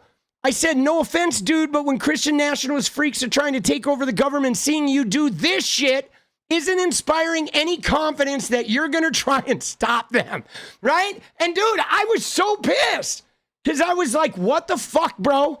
I don't like this shit, okay? Now, I was very soured on 𝗙𝗪𝗓𝗏.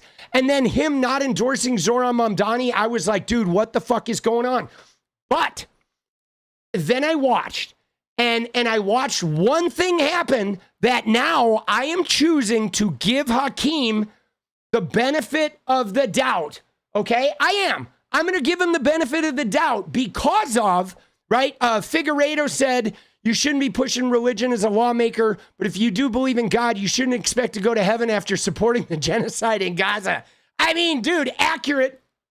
But dude, so the thing about it is, though, is like he did come around with the endorsement, and then AOC and Mamdani backed his power, okay?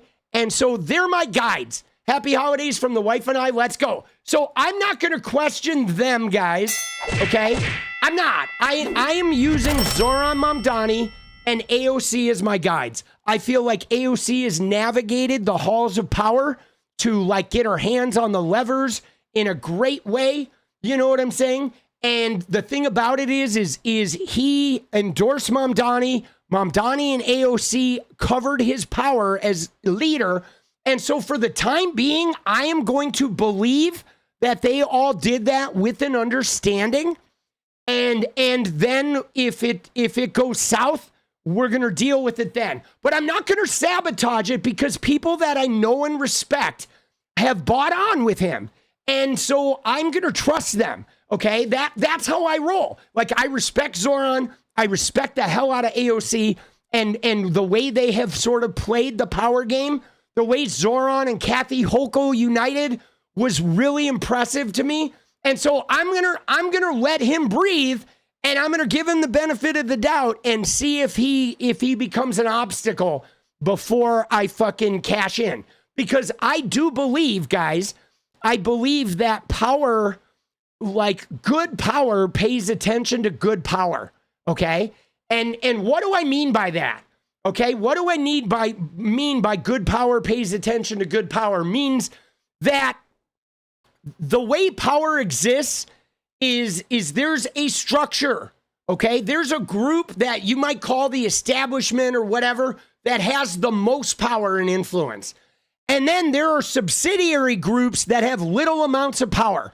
And what happens is when one group gets enough power to where the establishment power realizes, like, whoa, there's actually something here that we have to, like, we can't just pretend it doesn't exist. They move over a little bit and they let that group into that upper power zone. And that's happening right now. Okay, that's happening right now with the Hakeem, Zoran, Hochul, AOC. It's centering around New York, but and it's happening a little bit with like Gavin Newsom, JB Pritzker. There is a group of Democrats from very disparate parts of the political spectrum that are all fitting into this upper dome in a way that is really intriguing. Like I have not seen it in a while. Okay, it's been really combative for the last 10 years, right? Like Bernie and Hillary could not find a way to do that. Hillary probably shouldn't have even run. I mean, I wanted her to be president because I wanted a woman, but she had a lot of baggage. But like, there is a like coming together that I think could be real powerful, considering how much of a coming apart is happening over in MAGA. So I don't know. I'm riding with it. Okay. I'm riding with it that like I feel like there's an understanding that's happening. And so now we just have to see, okay? Because we have like Robert Garcia and Ro Khanna are the lead people on the Epstein thing. You know what I'm saying? And like, so we have to see like what's going to happen when we get the gavel back. Is Hakeem going to let Robert Garcia just go to town? Or is he going to start tripping him up? And then I think that's where we're going to find out if the coalition was honest or not. You know what I'm saying? And so I don't know. We'll see. We'll see, man. We shall see, dude. Oh, all right. You ready? But watch this. Hold on. Let me get that back up. There we go. I always got to have my Windows Explorer window. Very important part of my process. But dude, I think Chuck Schumer, though, I think his days might be numbered, guys.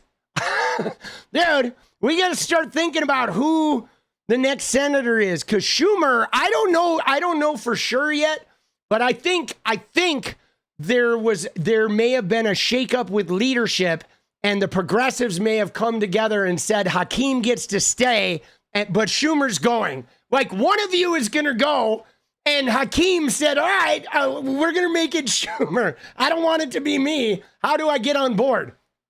Don't trust Hakeem. So, I mean, the thing about this, guys, is like you can't trust any politician, okay? Like, you can't. And I don't mean that because politicians are all shady, okay? Dude, Skiggy, let's go. Dude, I don't mean that because politicians are shady. I think it's just the nature of politics. okay? It's not even about, like, even a trustworthy person, when they're out there politicking, you can't really trust them because they may sometimes have to, like, you know, I mean, sometimes you got to make a deal with the devil to get the angel, you know? I mean, you have to hold people accountable, but you do have to understand that it is not 100% integrity game, guys, okay? This is the thing that you guys got to realize.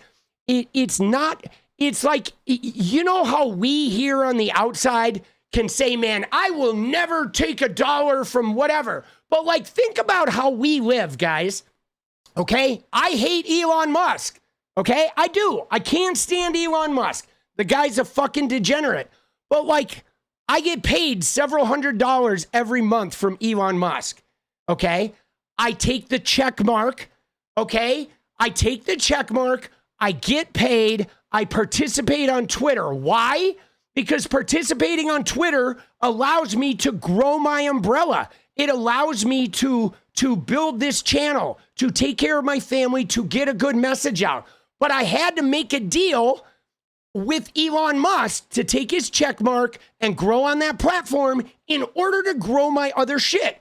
And like, that's what politics is. You can't protest everybody. You can't turn down all of the people that disagree with you or believe differently, because sometimes you have to partner up with shitty people you don't like, and you have to give an inch here or there in order to get a mile, like, somewhere else. And the reality is in the politicking world, it's a really gnarly version of that. You know what I'm saying? In the politicking world, it's a really gnarly version of that. And like, so we like to say, like, ooh, these guys should have 100% integrity, but like, you can't.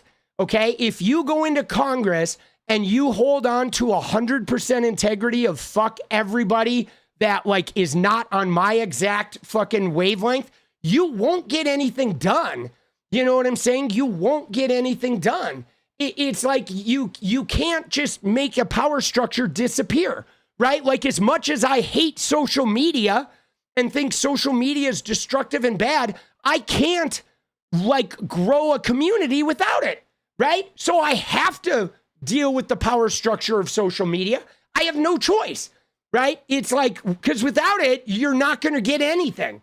And these things like don't happen in 5 years. Like, even if you look at the civil rights movement and the Civil Rights Act in 1964, that was like 15 years in the making, guys.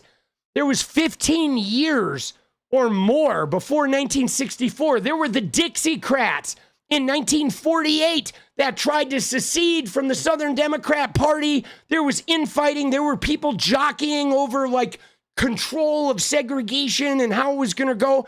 It was a 20-year process that hit that 1964 Civil Rights Act. It was the one black girl walking into school in Arkansas, right? It was Brown versus the Board of Education. It was like 20 years of slow, incremental 2 steps forward, 3 steps back, 4 steps forward, 1 step back in many areas of the country. And yeah, you know, fly swatter, definitely longer than that.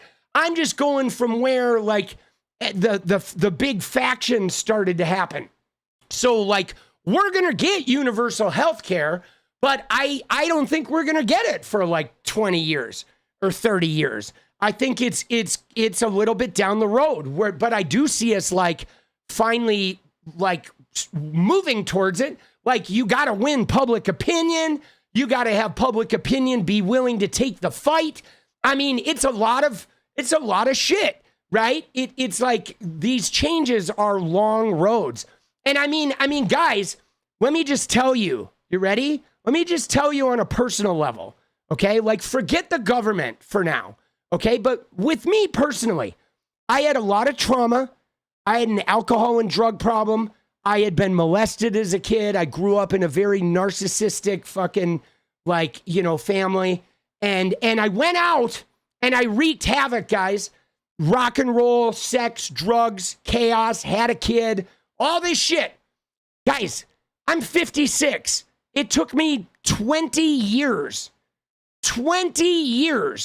of DUIs. I mean, more than that, 30 years of DUIs, drug diversion, quitting, going back, relapsing, AA, EMDR, 15 years of therapy, couples therapy, like 30 years of fits and starts to just get a handle on one life.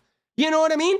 So like, it can be done, but these changes aren't like overnight. You know what I'm saying? They're like it's not overnight. It's like a lifetime. Like, we're going to work towards universal health care, and our kids are going to work towards universal health care and equity. And like, there's going to be woke 2.0, and then there's going to be conservative 2.0, and then there's going to be woke 3.0. And I mean, the same way that they thought slavery was never going to end, it ended. Segregation was never going to end, it ended.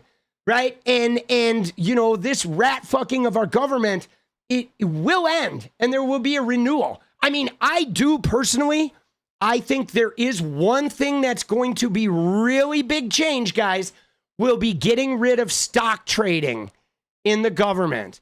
I think that needs to be a priority. No trading stocks in the government. I think if you do that, you are going to change the type of people that go into the government. Okay? You are.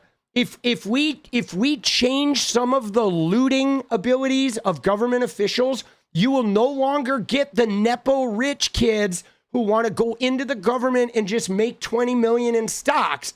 You will get more people that want to participate in the government, right? And that's going to be a big one. And there's starting to be a little bipartisan support for this. So like, I don't know, guys, I have hope. Okay, let me just tell you this, guys. And I know some people get mad because they say I'm not negative enough. I'm not negative enough on Hakeem or the Democrat Party. But I want to tell you this one thing, guys. I did not get here, okay? I did not get through that 30 years of trying and failing and trying again and picking myself up and going to therapy and doing all that work and dealing with all that generational trauma. I did not become victorious by thinking it's fucked.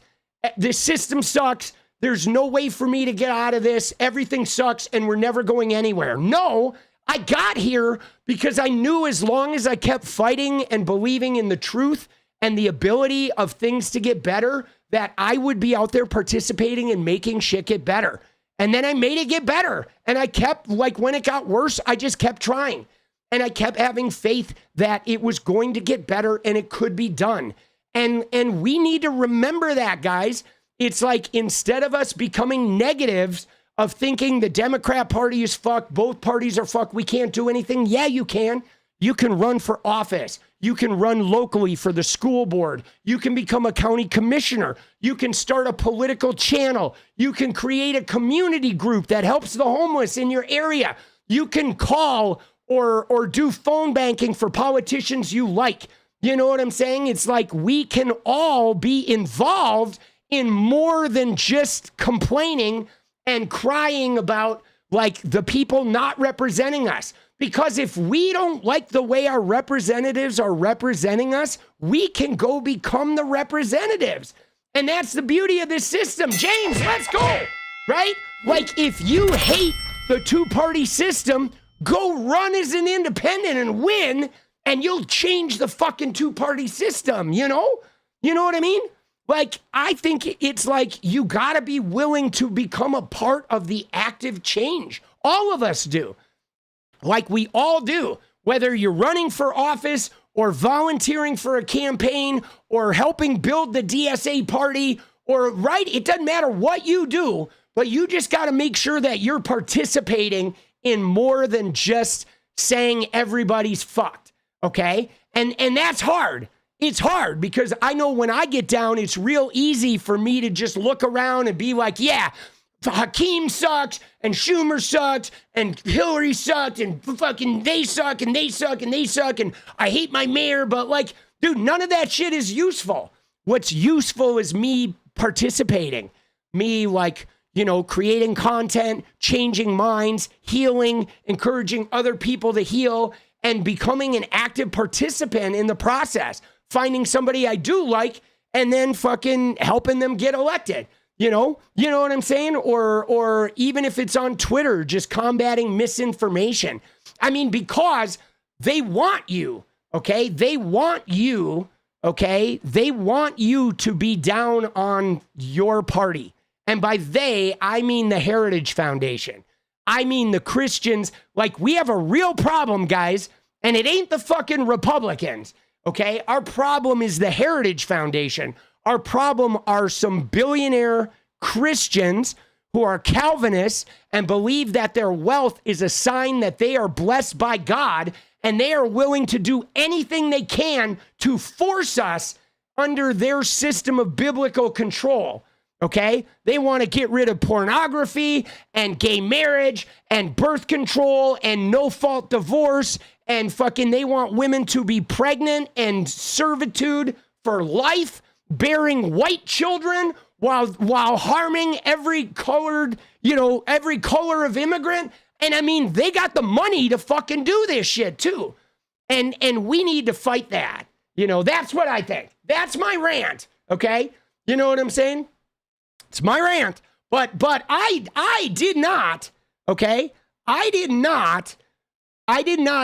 saw somebody else say this. I did not fight for 30 years to heal my generational trauma and to defeat my alcoholism and to become a better listener and become a more emotionally vulnerable person, to be a better father, to be a better partner, to be a better speaker of truth. I did not do all that work to walk around thinking like, oh, the Democratic Party's going to prevent me from changing the world. No, the Democratic Party will not stop me from changing the world.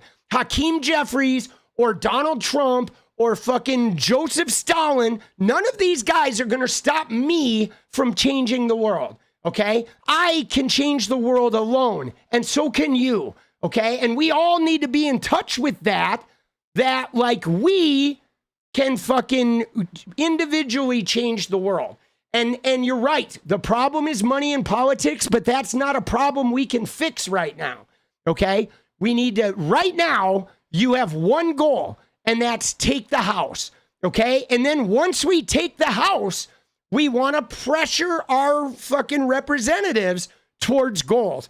I mean, in order to get money out of politics, you have to overturn Citizens United, which means you got to remake the Supreme Court, which means you probably got to end the filibuster. I mean, we have a lot of work to get money out of politics, right? But it's like, capitalism, though, is spinning out of control and may very well kill us all. Just for the record, like, capitalism may kill us all before we get money out of politics, But we're not going to eat our own. No, we will not. Not here. All right, let's go. Dude, it's guys, it's hard to have faith, okay? It is. It is hard to have faith, but you're going to need it. Right? And I'm not talking about religious faith. Needed this pep talk, boss. Thanks. You're welcome, kids. I mean, guys, believe me when I say that it's hard to have faith. And I grapple with this too, because I am like the faith center. Okay. Like, if you look at like my relationships, like me and my kid or me and Jenny, I'm the person who always has the unshakable faith and the energy of like, we can do this. And it's hard to be that person, because a lot of times I'm like, fuck, dude, we can't do this. You know what I'm saying? I wake up and I look around and I'm like, we can't do this. And then I got to just remove that out of my head and just sort of keep moving forward, But we do have some control over the energy that we stir. And I don't like the two-party system, but we do have a two-party system. And right now we don't have any choice but to make the two-party system work for us to the best of our ability. Okay. And we're gonna have to, there are gonna be some people we don't like in the Dem coalition, and we gotta go arm in arm with them for now, okay, while we fucking build out a foundation of being able to topple them. And I think that, remember, the enemy is MAGA, okay? Like, right now, like, my enemy is not 𝗙ecie𝗶𝗹𝗪. My enemy is not even Chuck Schumer. Right now, my enemy is MAGA. Okay. Once we take the House and we have the House, then like we can start pressuring our fucking representatives when they have power. Then I think we need to do some protesting. Okay. And guys, I want to see this because I know some of you are involved in like the No Kings and that protesting circuit or whatever. But like we need to protest our people when they have power. Okay. And we have not done a good job of that, guys.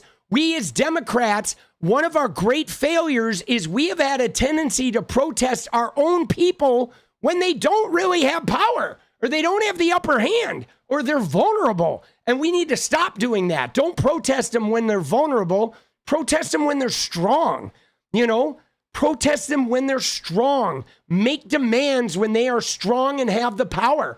Right? Instead of like trying to make demands when they're weak and struggling to try and like win votes. You know what I mean? Like, I think we need a recalibration of like, get them in power and then pressure them with it.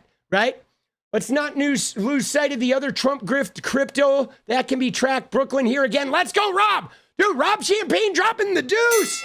Oh, and no, he did not take a shit. It's not what I mean, dude. Dude, I like dropping the deuce. Dude, let's go. Dude, let's go. Let's go, baby. Thank you, Rob. Appreciate you, boss. Brooklyn, dude, we love Brooklyn. And dude, the crypto is crazy, right? And guys, I just say this because like you have to get ready. Those of you who have not been around me, okay, you got to realize that during next year, during the 2026, this is going to become a very pro-Democrat channel, okay? We are not, during the midterms, while we're fighting to take the House, I am not going to be negatively critiquing Democrats from like spring on, okay? I'm not. I will not be generating negative energy against our party or against our fucking coalition, either on the progressive side or the side. It's like whoever wins those primaries, we are going full out. We are remaining on this channel. The enemy is MAGA, okay? The enemy during an election year is not our party. I don't care what they say. I don't care if a candidate I like seems to take a weird position on an issue that's important to me. I don't care, okay? When they win that primary, we're getting them in, and then we'll deal with their behavior, okay? Because people say shit during campaigns, and it's all meaningless, okay? Let's be honest. Everything people say during campaigns is meaningless. It is. I'm going to give you X, Y, and Z, and it's like, no, you're not. You're one of 535 people. You're not giving a shit. You're just a cog, okay? So we need to remember that, okay? We need to get them in there, and then we need to pressure them to take the right action, okay? And I think that kind of like, we sort of fell behind on that during the Obama years. I feel like the Obama years, we got a little soft. We thought that like Obama making it and the Affordable Care Act, we thought this shit was just going to take care of itself. And like we had won and they were going to do everything we wanted them to do. And then the hard reality of governing in a country like America came forward. And then we started like getting upset and resentful, and they kicked up their racism to fucking get fanatically like wanting that power back. And I think we just let it slide. We got a little complacent thinking we had won when the black man became the president and not realizing like, oh shit, bro. Like, whoops. Dude, the Senate is just a problem. Yeah, dude, McConnell was terrible, dude. Dude, he was a huge roadblock. I mean, the Senate is the problem. The Senate is like a bowel obstruction at this point. That's the only thing is. You know what I'm saying? And yeah, dude, what 𝗙cie says there's a middle ground between never criticize them ever, because at least they're not Republicans, and crapping on them for sneezing wrong when the election is 2 days. Absolutely. You know, I mean, the thing that's hard though, guys, is like, I don't know if this will make sense to you, but I do want to get back. I know we're on this rant and this is a good rant, but like, we have a family of 3, okay, with me and Jenny and Bryce, okay, and Bryce moved to New York. But when the 3 of us were in this house, me and Jenny and Bryce, there was never really a time where all 3 of us were happy. Hardly any time where all 3 of us were like getting exactly what we wanted. With 3 people, guys, 3 of us in a house, family. And most of the time, me and Bryce were happy and Jenny wasn't, or me and Jenny were happy and Bryce wasn't. Occasionally, Bryce and Jenny were happy and I wasn't, but mostly it was like a group of 2 that were happy and 1 that wasn't, like almost always, okay? Because you just don't get like uniform agreement. And so here we have 535 members of a political body, and we have 330 million members of the American society. And like, dude, it's just like, we're never all going to be happy. You know what I'm saying?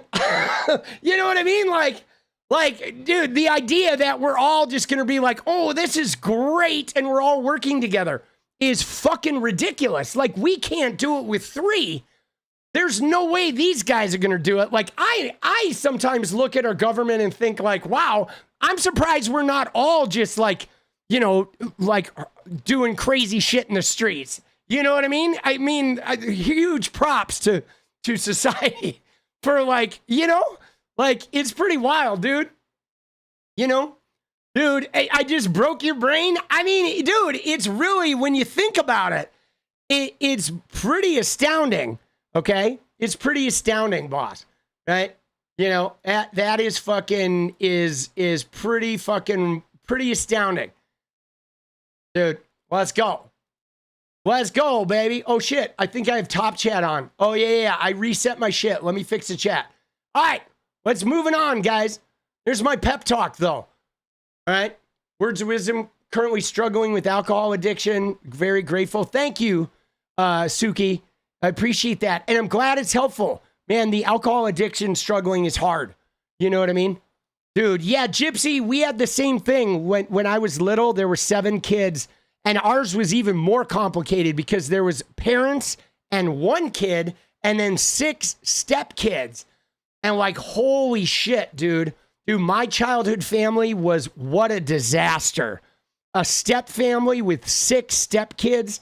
And I was the youngest of the kid of the marriage. But because I was the kid of the marriage and my dad was an authoritarian, I had more power than the 6 stepkids, even though I was in 1st grade and they were seniors in high school, like, which was weird.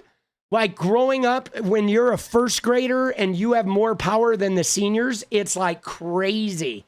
It's crazy. But all right, we got to get to Rokana now. You've been sober since 2017. Good for you, boss. Good for you. Like, I'm telling you, AA, man, if you can stomach it, you don't have to believe in God. You can make up your own higher power. But dude, AA, it works. Okay? You go to those meetings. You find a sponsor, you work the steps. It's really about the 12th step. If you work the steps, like, your shit will get better. Okay? It's magical, dude. It's like, it's got a meditation quality and you can make up a higher power, man. You know what I'm saying? I mean, I did it without AA, but then I found a lot of replacement. I became like a workaholic. I used, you know, caffeine and sex and gambling and other shit to sort of like quell the demons. But there was a different, like, doing a 12 step did something different where I was no longer wrestling with my alcoholism or addiction in other facets. It was more like the addiction just sort of simmered and kind of like faded a little bit. And I got to move beyond my addiction into like, like, what hurt caused me to cover all this shit up in the first place, you know? Dude, yeah, again, I don't trust any of these politicians, guys. All right, but watch what Roe's doing here, though. This is important. Well, I got to ask you, you talk about the contempt, you talk about the impeachment. I know you and Thomas Massie have been drafting both of those and haven't filed them just yet. I guess what will it take for you to take that step and actually file inherent contempt proceedings or take the step and file articles of impeachment? What would need to happen for that to occur? Well, we're planning on filing the contempt when we come back. We're going to give them a 30-day grace period to get the documents out to show that this is not punitive. I really don't care about Pam Bondi or Blanche. They're sort of pawns in a political system. I care about the rich and powerful men who showed up on Epstein's rape island and abused these girls. I care about these rich and powerful people who told these survivors, who I've gotten to know, don't call the police. It doesn't matter. They're not going to do anything. I care about justice for people who still are billionaires and have buildings named after them. That's what I care about. And so we're going to give her 30 days. And then the motion will get a $5,000 fine for every day that she does not release these documents. We're also working with the Southern District of New York. We plan to reach out to them to see if they could appoint a special master to evaluate what a reasonable redactions would be, since they ordered the release of these files. See, that right there, guys, that's the part that I'm talking about, right? Right? Forget the fine, forget the documents. It's the second half of this. It's appointing a special master to look at the redactions, okay? Because here's the deal. We're not going to just let these documents come out as redacted by Donald Trump, okay?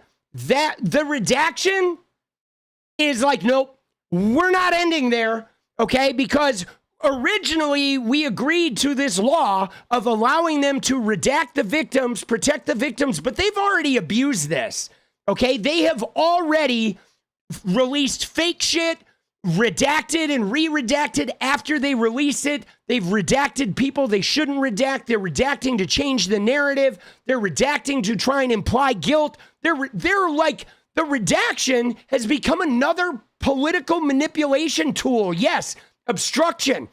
So no, what we're going to do is not only are we going to keep fighting for the release of these documents, and we're going to keep creating the political harm that will help win the House, but we're going to appoint somebody who is going to go through and unredact the redactions.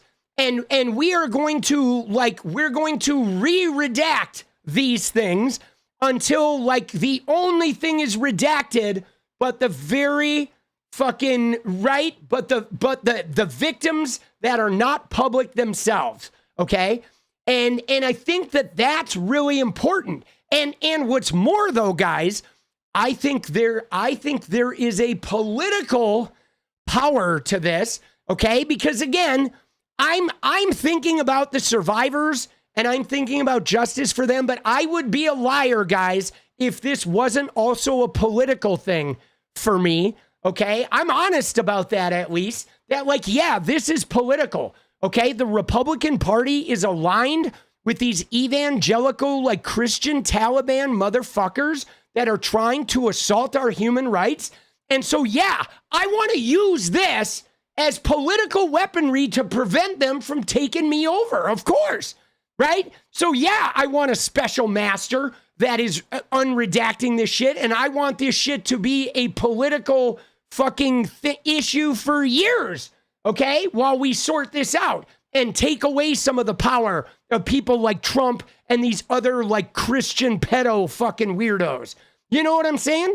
I want to have this narrative of this abuse of power become a central tenet of our politics. And these guys that use Christianity and money to abuse children and women. I feel like this should be, if we're looking at the age of Aquarius, this case and the investigation of it can be the nucleus of the next revolution of wokeness, which is Me Too 2.0, us too, you know what I mean, if you will.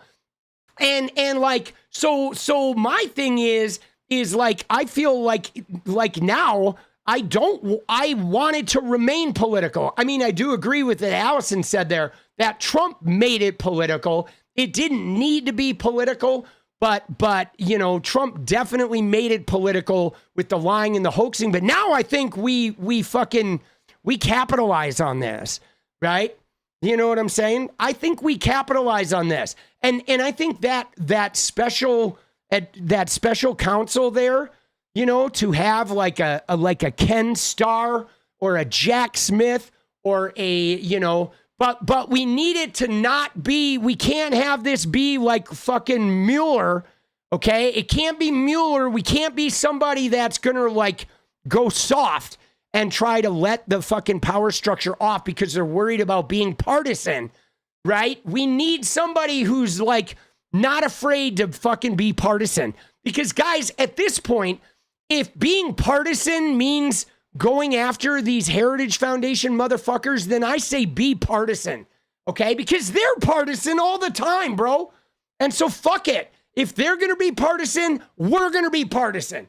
Fuck them, bro. You know what I'm saying?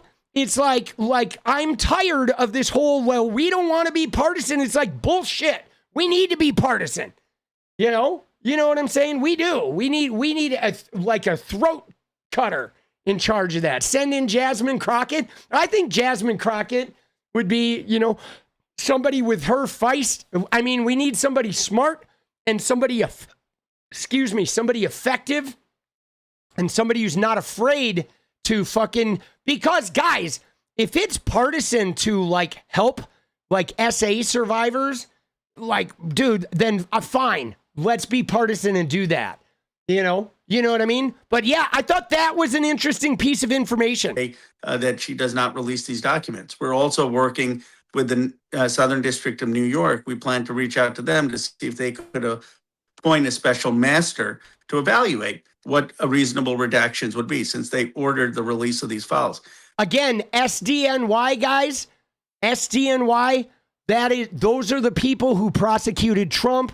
Those are the people who prosecuted fucking Ghislaine Maxwell. Like, SDNY is like the epicenter, okay, of like the best lawyers, the most savage, like, lawyering minds, I think, in America are centered in SDNY.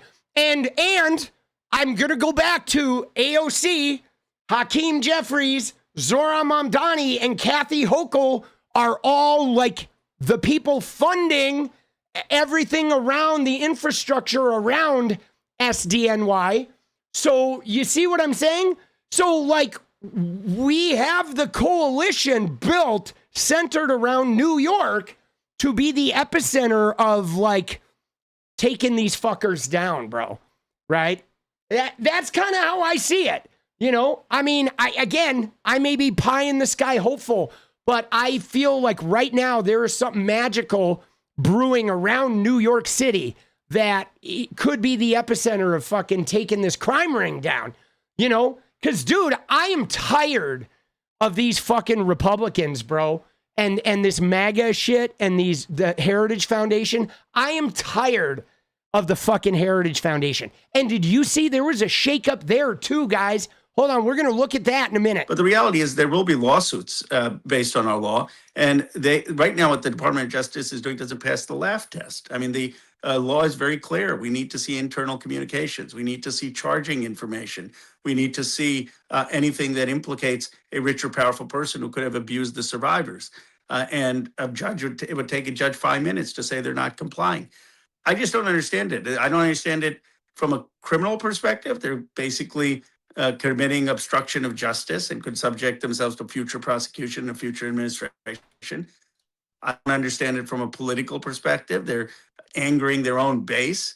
And they're basically saying that these abandoned Americans don't matter as much as these powerful elite. This is the ultimate anger in this country, that this country has been co-opted by powerful elite who get one way to live and one set of rules, and people who are part of the working class and vulnerable don't matter. And that, yeah, see, guys, I've said this before, and I'm going to say it again.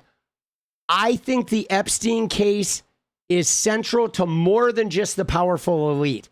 I know it's the powerful elite, but like, guys, I feel like the Epstein case is the nucleus of fascism, okay?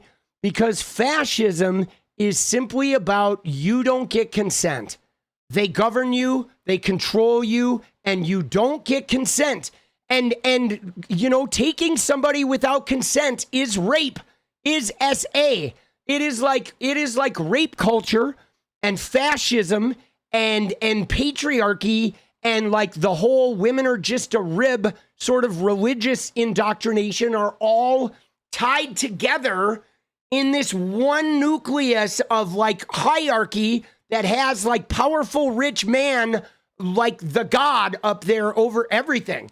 And so that's why I think just continuing to like break this Epstein thing apart in every way, shape, and form and to follow every vine off of the tree is going to be like very dismantling to like fascism and patriarchy like as a whole. You know, this is a really, it's no accident that Me Too happened and this is like intrinsically, you know, tied into like Weinstein being in jail and Epstein being dead and all of this coming to a head and having this like, you know, bipartisan support now of like trying to rise up on this shit.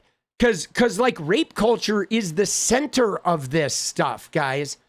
Okay. Rape culture. I'm telling you, rape culture, like, you know, taking power over someone without their consent is the center of oppression in every form. Okay. You even look at what's going on in Gaza and the oppression in Gaza, the Palestinians, it's like rape culture. Rape culture is tied to all of that, right? It is tied to all oppression is tied into rape culture. And it fuels into like family systems and you know, this idea of the hierarchy of men above women. Like, man, dude, this is big. This is big, bro. Right? The word is triggering to you as a woman. I'm sure it is. I'm sure it is. You know what I'm saying? It is like, it's a hard word. It's a hard word, boss. It is. It is. But like, dude, we're going to kick the shit out of this shit, bro. All right? I don't know about you, but like, fuck these guys, boss. All right. Dude, what else we got? I saw some other shit in Discord. Let's look at some of this other shit.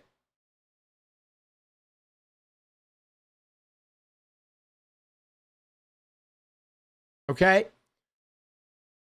Dude.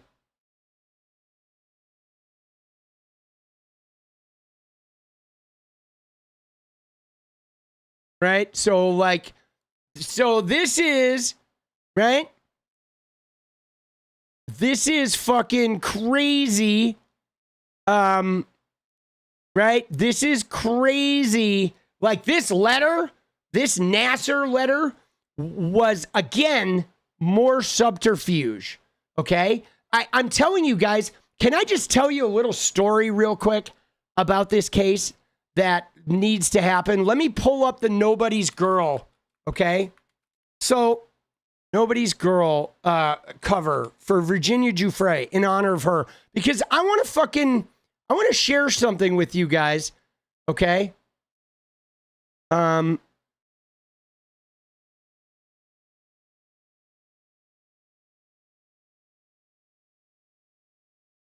Let's find a good image of this.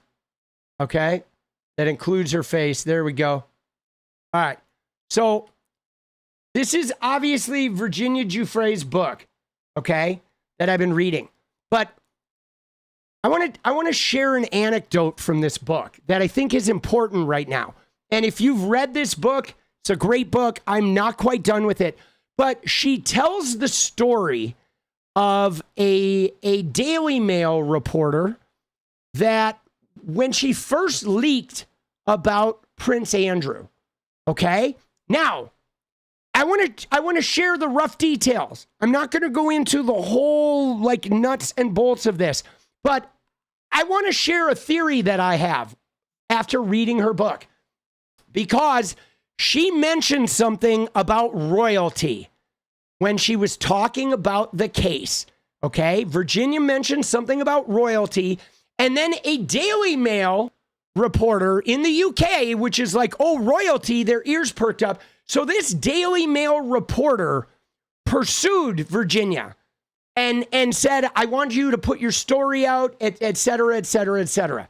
Now, Virginia eventually trusted this reporter, and she put her story out publicly about Prince Andrew, which Prince Andrew summarily denied.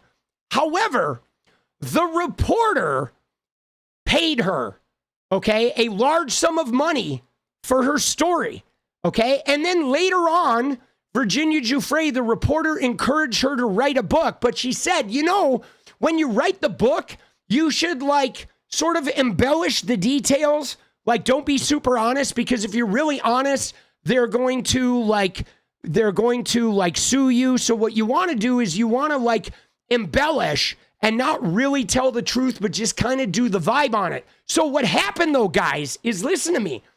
The reporter did that. So she started writing this journal, this book, where she did what the reporter told her.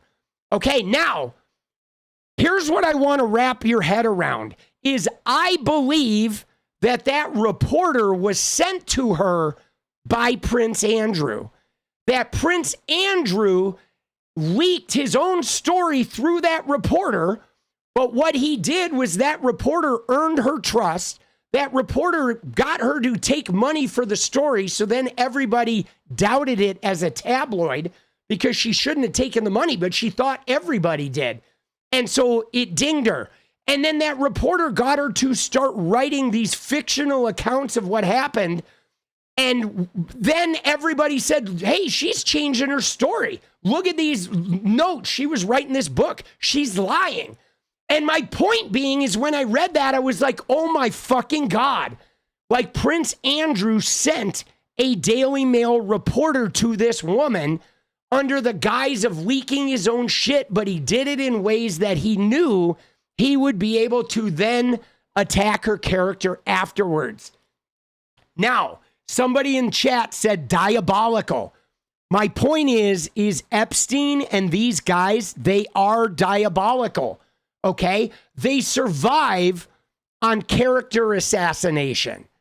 Okay? Character assassination is how they fucking survive, guys. Okay? That is what they do, man. You know what I'm saying? That is what they do. They character assassinate. That's what they did with the original Palm Beach case. Okay? The original Palm Beach case character assassinated the girls. You know what I'm saying?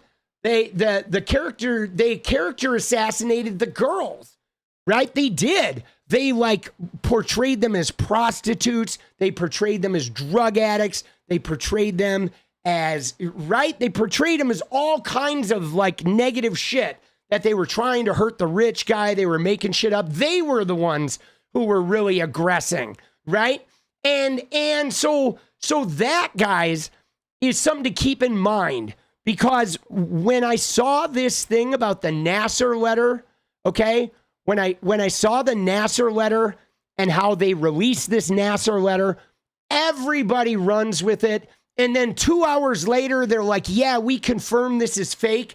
It's like, no, guys, the DOJ knew this letter was fake before they released it, okay? And they released it to create an impeachable response from the news media. Because now the news media ran with the letter. The DOJ now says, hey, this thing was a lie, fake news. And now they have essentially impeached the credibility of the news media. So now the very real shit can come out about Trump, and they're just going to say, oh, this is fake too, right? So again, right, it is like what they say here. Look at the bottom.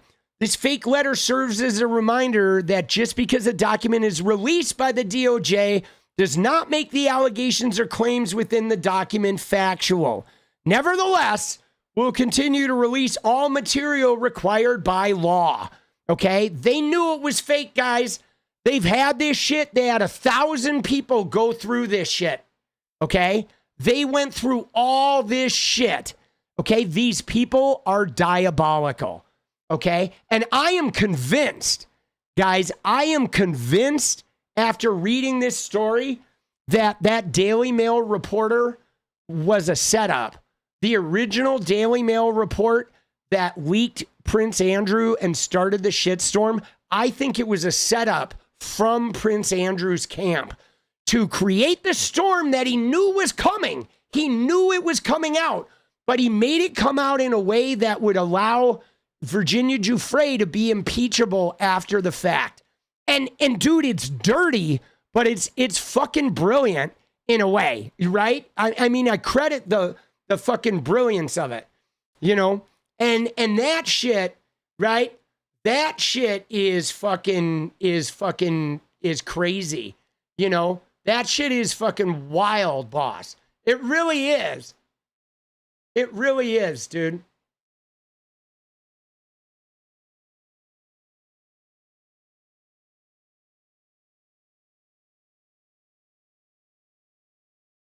It really, really is.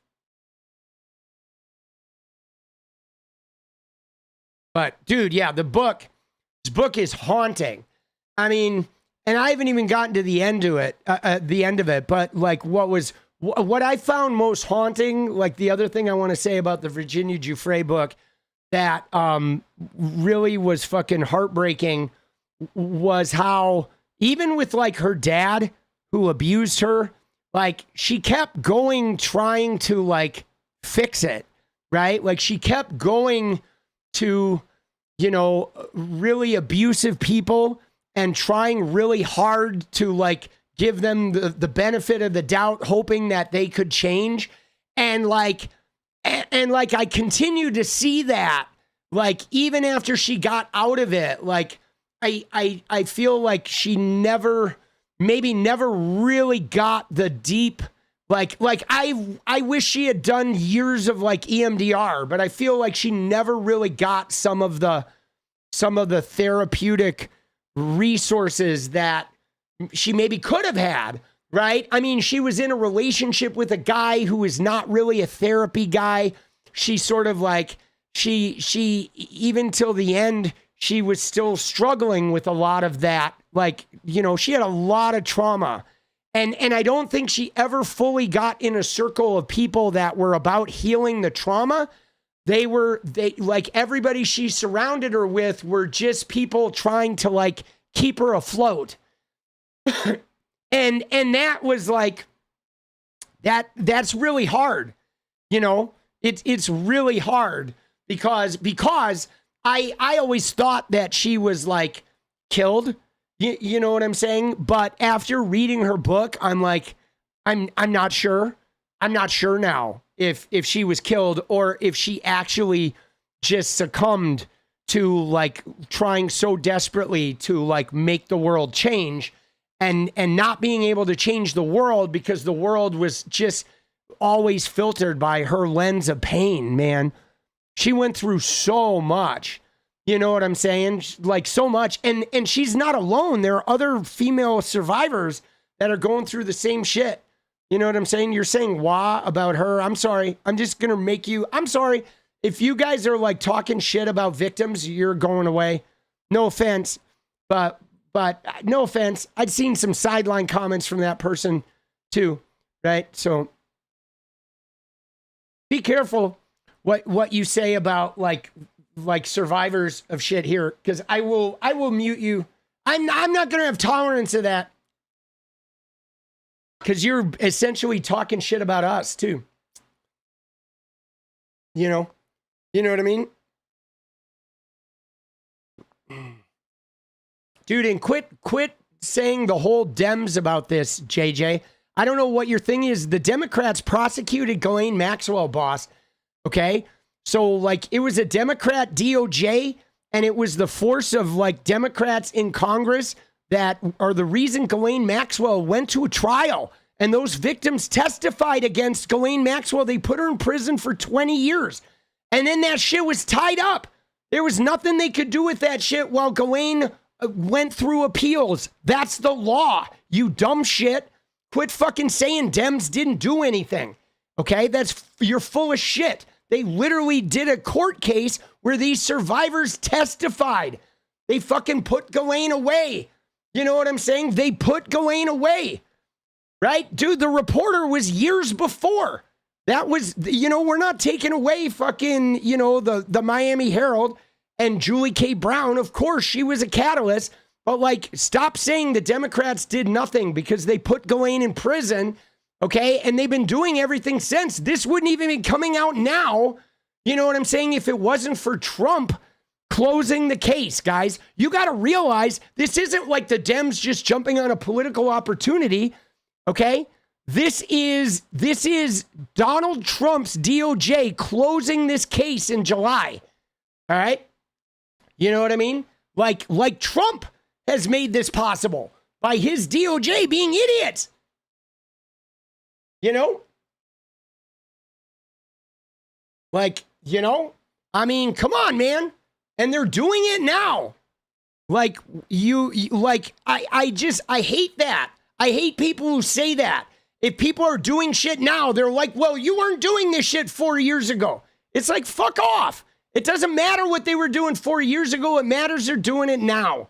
Okay? It doesn't matter if I was sober 4 years ago, if I am sober now. You don't get to run around and say you weren't sober 19 years ago, so fuck you now. It's like, no. Stop with that shit. You're just spreading fucking negative energy. You know what I mean? Dude, yeah, all right, me fuck off. You go away, dude. Get out of my fucking chat if you're going to just sit there and fucking stir negative energy and be a subtle fucking attacky. Like, just get away, bro. Like, we're fucking doing the best we can, but you're like, oh, Dems, oh, anti-Dems. Fuck you. I'm pro-Dem, all right? You got a problem with that? Fuck off, all right? It's like we have a two-party system, and I'm aligned with one of the parties, and they're not fucking perfect. And if you're an anti-Dem person, fuck off. Go to TYT, you stupid bitches. Get out of my way, all right? Seriously, I'm tired of that shit, all right? I'm tired of people lamenting you're either fighting MAGA or you're not. And like, fuck off, dude. You know, there you go. Dude, self-deport. Let's go. Dude, no, I'm serious. I'm tired of this shit. Okay? And I don't care if you're a leftist, I want you on board. But like all we have right now, the only party we have is the Democrat Party. So if you don't like it, I don't care. You got to work with it and we got to defeat MAGA or get the fuck out of the way. Okay? Seriously, get the fuck out of the way. All right? You're not going to be a goddamn obstacle to me crying, ooh, Dems, ooh, Dems, ooh, Dems. Fuck you. Right? You either get on board with fighting MAGA or fuck off. Okay? That's my philosophy.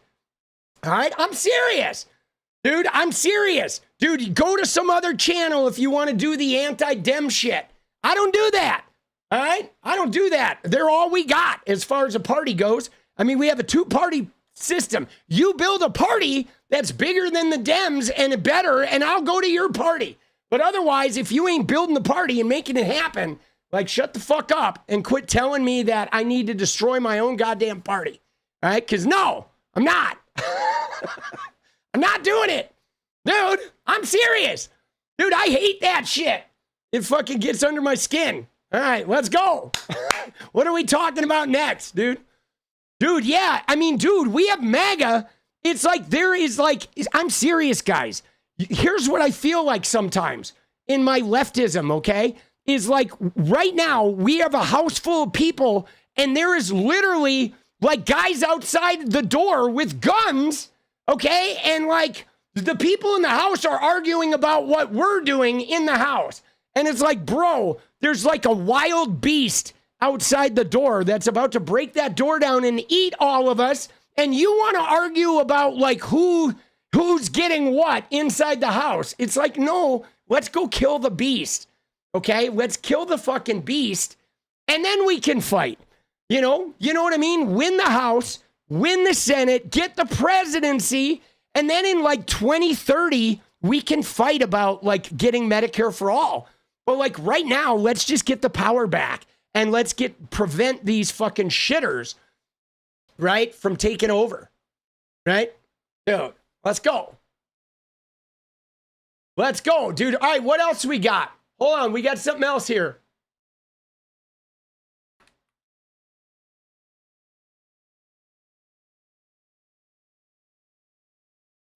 Dude, Alvin, let's go. We need an anti-fascist party. Oh, dude, Alvin. Dude, Alvin, that is a great idea, boss. Dude, let's fucking go, dude. Now there, can you imagine that? There's the idea. Dude, there's a guy, an anti-fascist party. See, that could be a party that could have Republicans and Democrats in it, right? Wouldn't that be interesting? Republicans, Democrats, fucking, you know, like independents, right? I don't really like that independent word. Dude, let's go. Now there you go. I mean, dude, I can't believe that we are in 2025 and we are like crying about, you know what I'm saying? We are in 2025, bro. And we are crying about fucking, we're crying about, like anti-fascism as though it's like bad, you know? Yes. No, Natalie is right. Natalie is very right. Get progressives in office, drag the party left ourselves. Absolutely. Dude, I'm down with that. Zoran Mamdani is going to move the party left. AOC is moving the party left, right? Got to move the party left. Move the party left. Dude, let's look at that. Hold on. I want to cover some shit. I'm on fucking tangents and yelling, and then I'm not going to be able to get content done. But I have so much fucking, I'm like so behind on content. I've like not been able to make enough videos because I've been streaming too long and catching up on sleep, right? That would just bleed the left. The anti-MAGA party. Oh shit. Dude, the anti-MAGA party. That's interesting. But yeah, let's look at this letter. Okay, look at this fucking letter, dude. Okay, because this letter, is this the one about the Oklahoma? Is this letter from Oklahoma? Let's look at this. Okay, this is pretty interesting. Blank asked blank about his time driving a limousine for 2 years in the Dallas-Fort Worth area. During blank time as a driver, he had met Donald Trump. Blank noted he picked up the president. He picked the president up in '95 and took him to the DFW airport. Blank reported some of the things Trump had spoken about during the ride while on his cell phone were very concerning.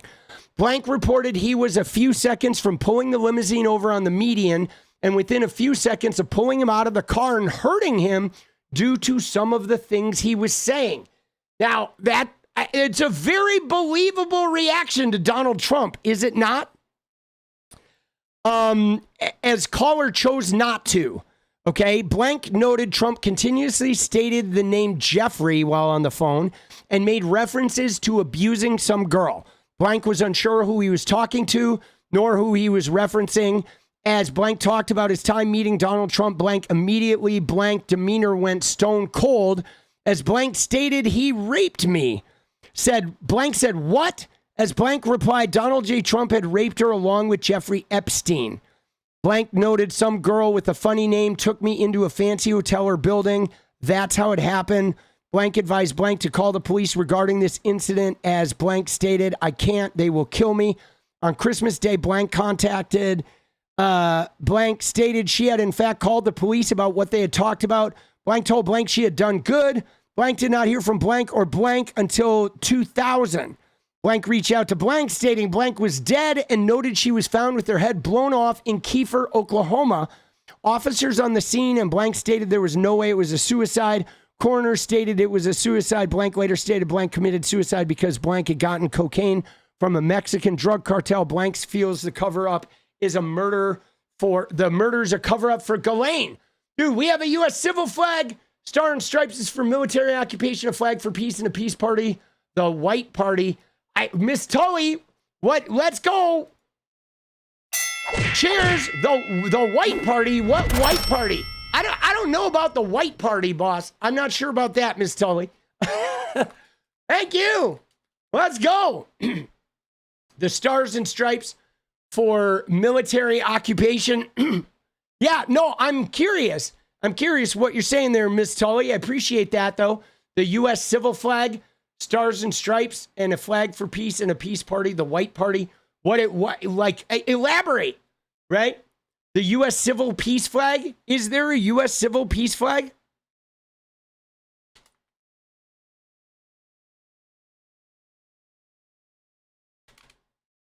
Oh, shit.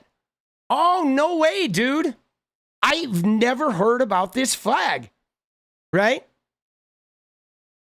13 vertical red and white stripes and a white canton with 50 blue stars. Used primarily by some groups who believe it's a true non-military flag of the people. All right? Represents freedom, sovereignty, the Constitution, powerful spirit of the American people. Okay? It is a reimagining of the U.S. flag, not an official flag. Right? Huh. But it's not rooted in like some sort of like white supremacy or some shit. Yeah, dude, I'm going to look into this. Thank you for the heads up. I mean, dude, you know what's funny? I like this flag, right? I do. I don't know. There's something about the vertical stripes that are interesting. You know what I'm saying? Right? They are. Right? They are. Yeah, dude, the Democrat Party thing, they've all started to do that, guys. Like the Republicans are just fucking with us. You know? But yeah, no, that's interesting. I have to check that out, that flag. But so guys, so let's unpack this here for a minute. So this is the limousine driver who is obviously the guy with the short name. Okay? Okay, now what's happening in this is it looks like some field report. Do you guys know where this came from? Do we have some context about this? I know Jen Cole put it in the Discord, but do we have context about this? Because what I'm seeing is there's a limo driver who, right? There's a limo driver who had some information about Trump. Okay, he drove him to the airport. He heard him saying some nasty shit about Jeffrey and abusing a girl, and it really triggered this limo driver.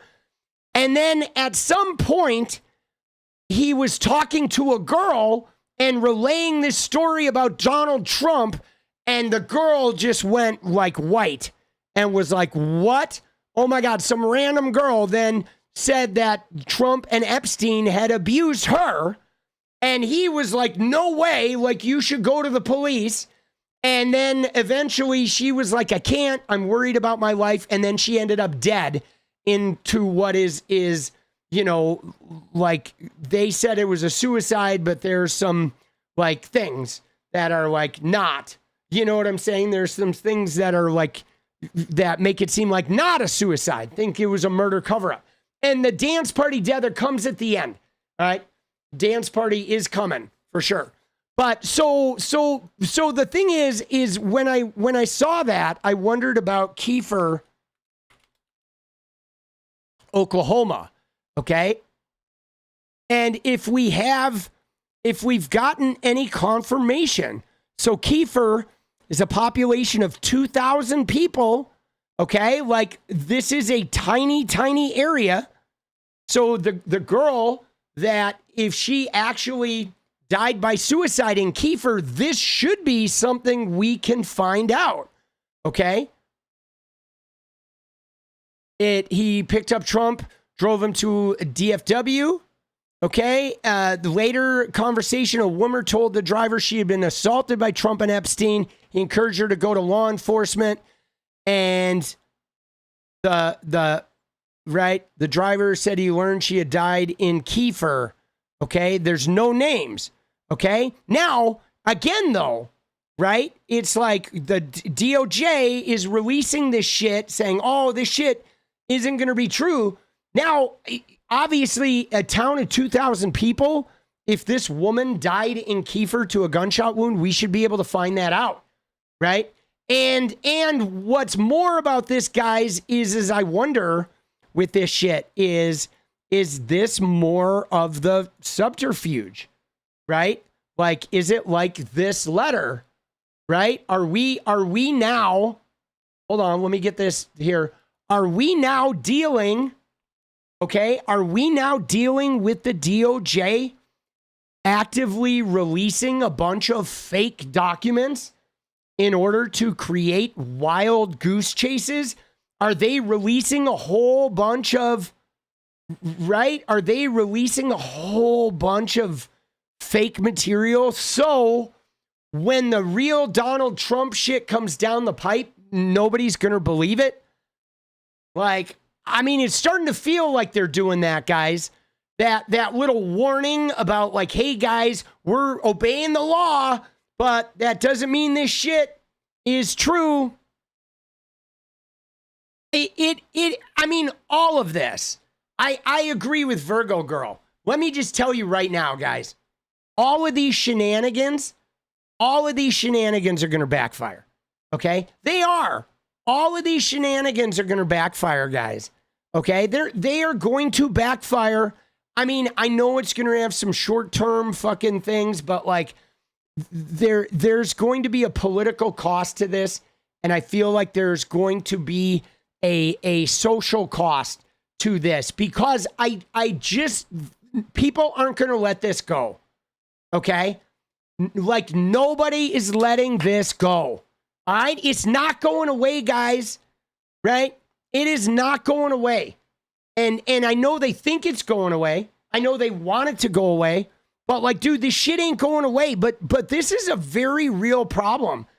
Like, you know, this is feeling a little bit like the AI bubble where now we don't even know what we can trust. We don't even know what they're releasing that is true anymore. They're trying to completely obfuscate. Okay?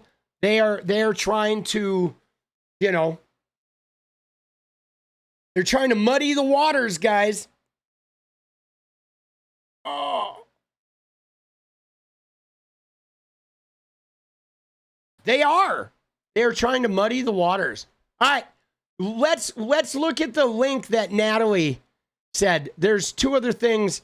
Natalie put a link in there that is pretty big here about the this is important, guys. This is like TYT is still a problem we have to deal with on the left. Okay? Somebody said that Swanson money, right?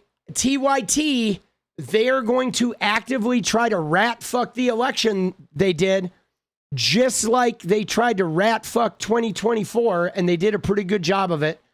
Okay? And they're going to try to rat fuck 2028, especially if Gavin Newsom should happen to win the primary. TYT will be in full rat fucking mode. Okay? They will. You know what I'm saying? They absolutely will. And this shit is crazy, dude. In my opinion, the pendulum. Dude, this is crazy. Okay? Report makes shocking argument about white men. And now there's a resurgent, guys. There's two things happening right now. Okay? And again, both of these are Heritage Foundation. Number one is white men, white people, white racism. They're trying to use the Civil Rights Act to protect white people because they're claiming that DEI is racist against white people. There's racism against white people because black gets capitalized and white does not. I mean, all these arguments, and this is intrinsically tied to that Samantha Fulnecky religious shit at University of Oklahoma because it's tied to the Christianity too. It is part of Project 2025.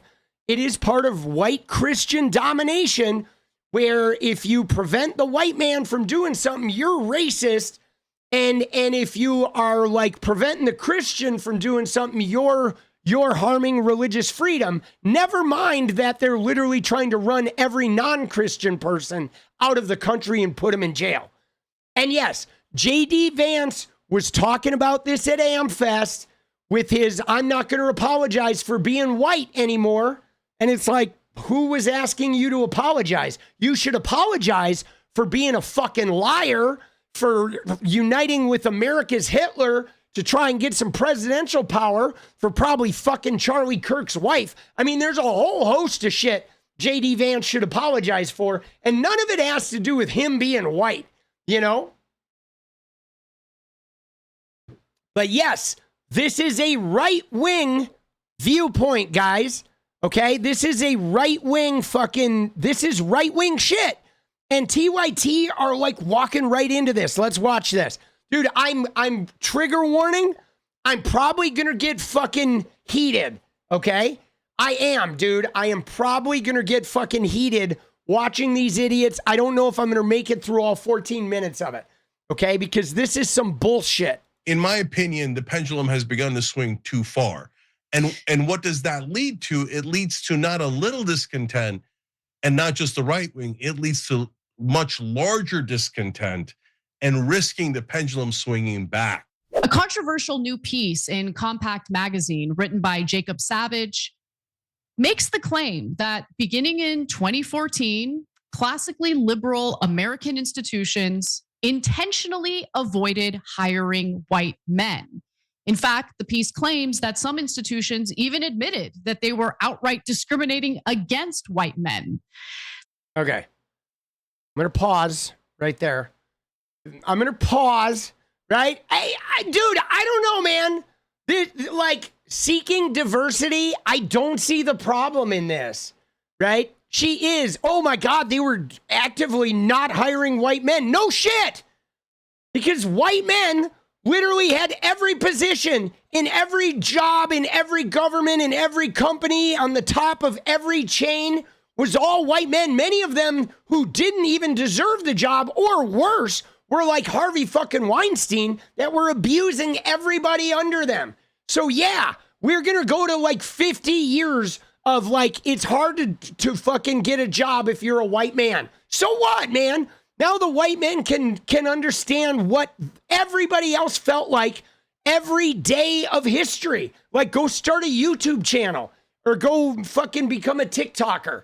Like, figure your shit out and feel like what it's like for every woman, every person of color, every gay person, every trans person, what they have felt for thousands of years. Like, can white men just tough it out for 50 years and get some parity? And instead of complaining and being like Fulnecky and going and speaking to the manager, can the white man just go like, God damn, this sucks. I'm sorry that the rest of the world had to go through this shit. Now, again, I understand what it feels like for young white men who like have had that privilege taken away. It probably feels like, wow, this doesn't feel good, right? And you know, I mean, those of us who are raising kids, I have a kid who is 20 years old and he grew up in an environment, he went to a school where like the majority of his school was an art school. The majority of his school was LGBTQ. And so sometimes he, as a straight white guy, was like perceived as an enemy and he felt on the outside a lot. And it was actually like, sometimes that was really hard for him to feel like on the outside or feel like he was judged just because he was a straight white guy and straight white men were starting to be perceived as dangerous because many of them were, right? And so I get it. I get that like there is some contextual stuff of like that privilege changing or feeling like an outsider. Like I get why people feel like, oh yeah, that's hard. But I feel like it's sort of our job to contextualize it in the greater social milieu of the, you know, the what people have suffered for, you know, hundreds of years, thousands of years. You know what I'm saying? Like me and Jenny, you know, we have a great relationship. And we do, but like sometimes there's a power dynamic. Okay, where sometimes she gets very frustrated at the male privilege and power that I have. And sometimes she'll be mad at me about that. And I have to like give her space because I understand like what she's dealt with her whole life, that like, I know she's not really talking about me, but you know what I mean? And I think though, we don't fucking really necessarily do that as like white people, especially a lot of white men, especially right-wing coded ones. They don't want to give any space to people that were, you know what I'm saying? Like, yeah, I don't believe white men were under attack at all. I think they were being passed over to elevate, you know, people that had been passed over for centuries. And I really, though, is that really a problem? But let's see what they say. I mean, I get a little triggered when they say that shit, though, because this idea that like if white men were not being hired, if white men were being discriminated against, I think that's okay a little bit. I think a little bit of discrimination against white men should be allowed. You know what I mean? And I don't even think they're actually being discriminated against. I think it's more what Natalie says, that there was equality. People were giving equity and equality and it felt like oppression. But even if they were straight up like, you're a white man, so we're not even hiring you. So what, man? Like, let's do that for 100 years and maybe it'll reverse the karma. Like, is there really, I mean, maybe I didn't get opportunities, right? I mean, I will say this, guys. You ready? At the time I was going down to Hollywood, okay, and I was hawking my like white older guy shows, I would take meetings and nobody was really interested in my shit in 2016, 2017, because they were looking for other voices. They were looking for gay voices and trans voices and voices of color and native voices and women's voices and right? And LGBTQ voices. And the straight white guy, nobody really wanted to like hook up my shit. But like, I mean, did I suffer from that? No, I went and played Fortnite and got famous, like starting a Twitch channel, because there's always other avenues available to white guys. American Express gave me a bunch of credit cards so I could build a Twitch business. And then I did the same thing with the politics business. And the algorithm definitely favors the white guys. If you're a white guy and you start a politics channel, you're going to get more play algorithmically than anybody else in that algorithm. So like, you have a better shot at succeeding. So like, I don't know, man. Does Hollywood need to like be fucking pay me money because they were looking for diverse voices and didn't pick up my TV show? Like, I don't think so. I think I did just fine, and I believe too, right? I believe too that I don't think it was as cut and dried, because I know that there are plenty of people of color that are qualified. And so I don't believe that these white guys were passed over just because they were white and then an inferior person of color was given the job. I just don't believe it. I don't believe it, man, but whatever. So the piece is called Lost Generation. And before we get to the details and the arguments that are made within the piece, Cenk, your 2 cents? Well, so there's a theory that white people or males or whoever's in the majority cannot be discriminated against. That theory is false.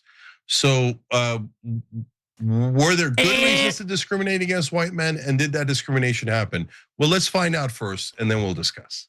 So, I mean, my thing is this, and maybe I'm wrong, okay? But I believe if white men discriminated against everybody for 300 years, then we should have 100 years of everybody discriminating against white men, okay?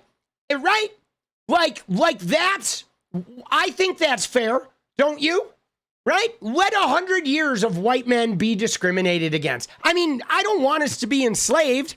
I don't want us to be fucking, you know what I'm saying? I don't want us to be like fucking, locked up or jailed or anything like that. I don't want any crazy, outrageous, like rights destroying shit. But I mean, if interviewing 2 white guys and 50 people of color and then a person of color getting the job, if that happens for 100 years, like, I don't really see the problem in that. I don't see the problem with white men not having the top job for 100 years. Let white men be middle managers and let women and people of color be the CEOs for 100 years. Why not? What harm would it? It would certainly help the karma, I mean, like, for example, you know what we're doing right now in my family? Let me just tell you, me and Jenny met. Follow this. Me and Jenny met, and we both paid the bills, okay? We both paid the bills. Then I quit my job. To start my film career. Jenny paid the bills, guys. She managed the credit card debt I was incurring. She paid everything off. She supported me and my kid for 4 years. 4 fucking years she paid the bills. okay? And she worked her ass off while I was out there going to LA, taking meetings, and then streaming Fortnite. And then Fortnite blew up, and I paid off the rest of our debt. I paid off the rest of our debt, and then we sort of equalized it. And then I started going and like trying to build the political channel. But now that the political channel is making money, like I'm paying for all of her shit, right? She's trying a brand new thing. She wants to go out and get out and do a brand new thing, right? And she wants to, like, she's branching out with her facilitating. And so now I'm going to pay for everything for years and let her just go and let her flourish, right? It's like a little bit of payback. And so for the next couple of years, I'm not going to have a lot of freedom. I'm not going to have a lot of days off. I'm not going to have any money. I'm going to make a bunch of money and I'm going to give it to my kid and I'm going to give it to Jenny and help them establish themselves. And it feels like a karmic payback for everything they did for me. Now, the question for me becomes, instead of about like, because at the end of the day, guys, there's like, we need to figure out a way to get equity, okay? And we need to do something, okay? So like we had the opportunity to do reparations and everybody said no. So they did affirmative action and then they moved into DEI and it did appear to be working, guys. You know, the last, up until Trump showed up, like society had gotten better. Gay marriage, the economy, we survived. We fixed the shit from the crash in 2008. You know what I'm saying? Like we definitely had a society that was, you know, more representation than ever before. You look at TV shows and there's lots of different races and genders and sexualities and nationalities, and everybody was starting to get representation. Now, we still had some class issues. There's still like the wealthy 1%, but like Trump has come in and created this idea that white people are being oppressed. But like, dude, it feels like it's more of that class shit. You know what I'm saying? You know what I mean? It feels like it's like a lot more of that class shit. The 70s were so much better. I don't think so. The 70s were better for white people. But dude, the 70s sucked if you were a person of color or you were gay. Like, are you kidding me? The 70s were great for white men, but who's doing the oppression? It feels to me like the oppression is coming from the wealthy, okay? The oppression is coming from the billionaires, okay? You know what I mean? That's really what's happening. It's coming from the billionaires. And who are the billionaires? Most of the billionaires in America are the white guys, right? They're, you know, I mean, look at who's leading the charge, guys. Okay, you ready? You ready to see who's leading the charge against racism against whites? Look at this. Okay? This guy. Elon. Right? Elon Musk. Let's find him talking about white racism. He was freaking out the other day, dude. Here, we'll just search the word white. Right? Look at this. Here it is, dude. Anti-white, anti-male discrimination ends now. Okay? This is the guy leading the charge of the anti-white, anti-male discrimination. The guy who is worth $600 billion. The guy who bought our president.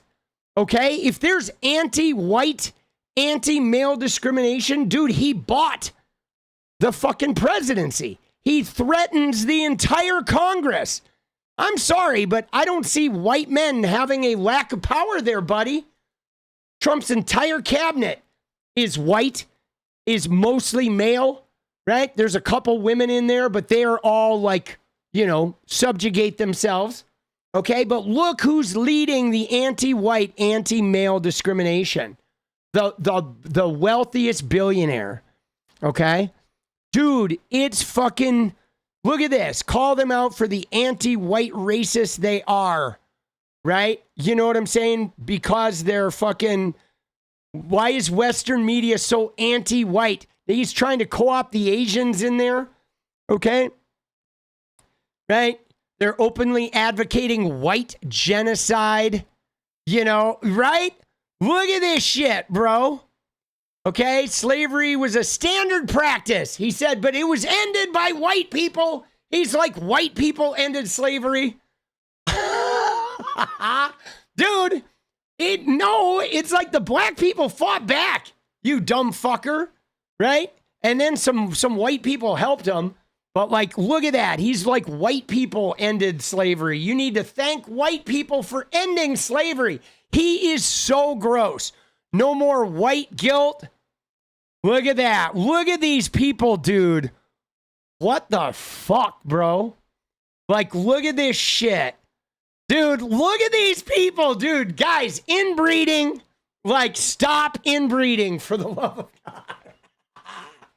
Dude, oh my God. I'm going to go get a snack. Hold on, enjoy this song. I'm going to go grab a snack. Hang tight, dude. This image just shook me, bro.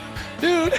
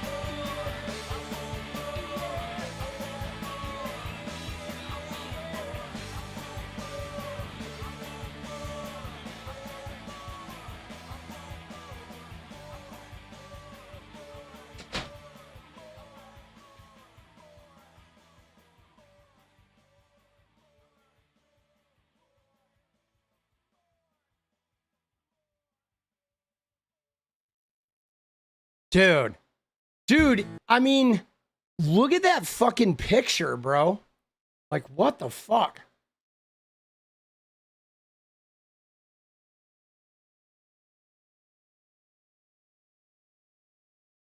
Dude, Rednecky.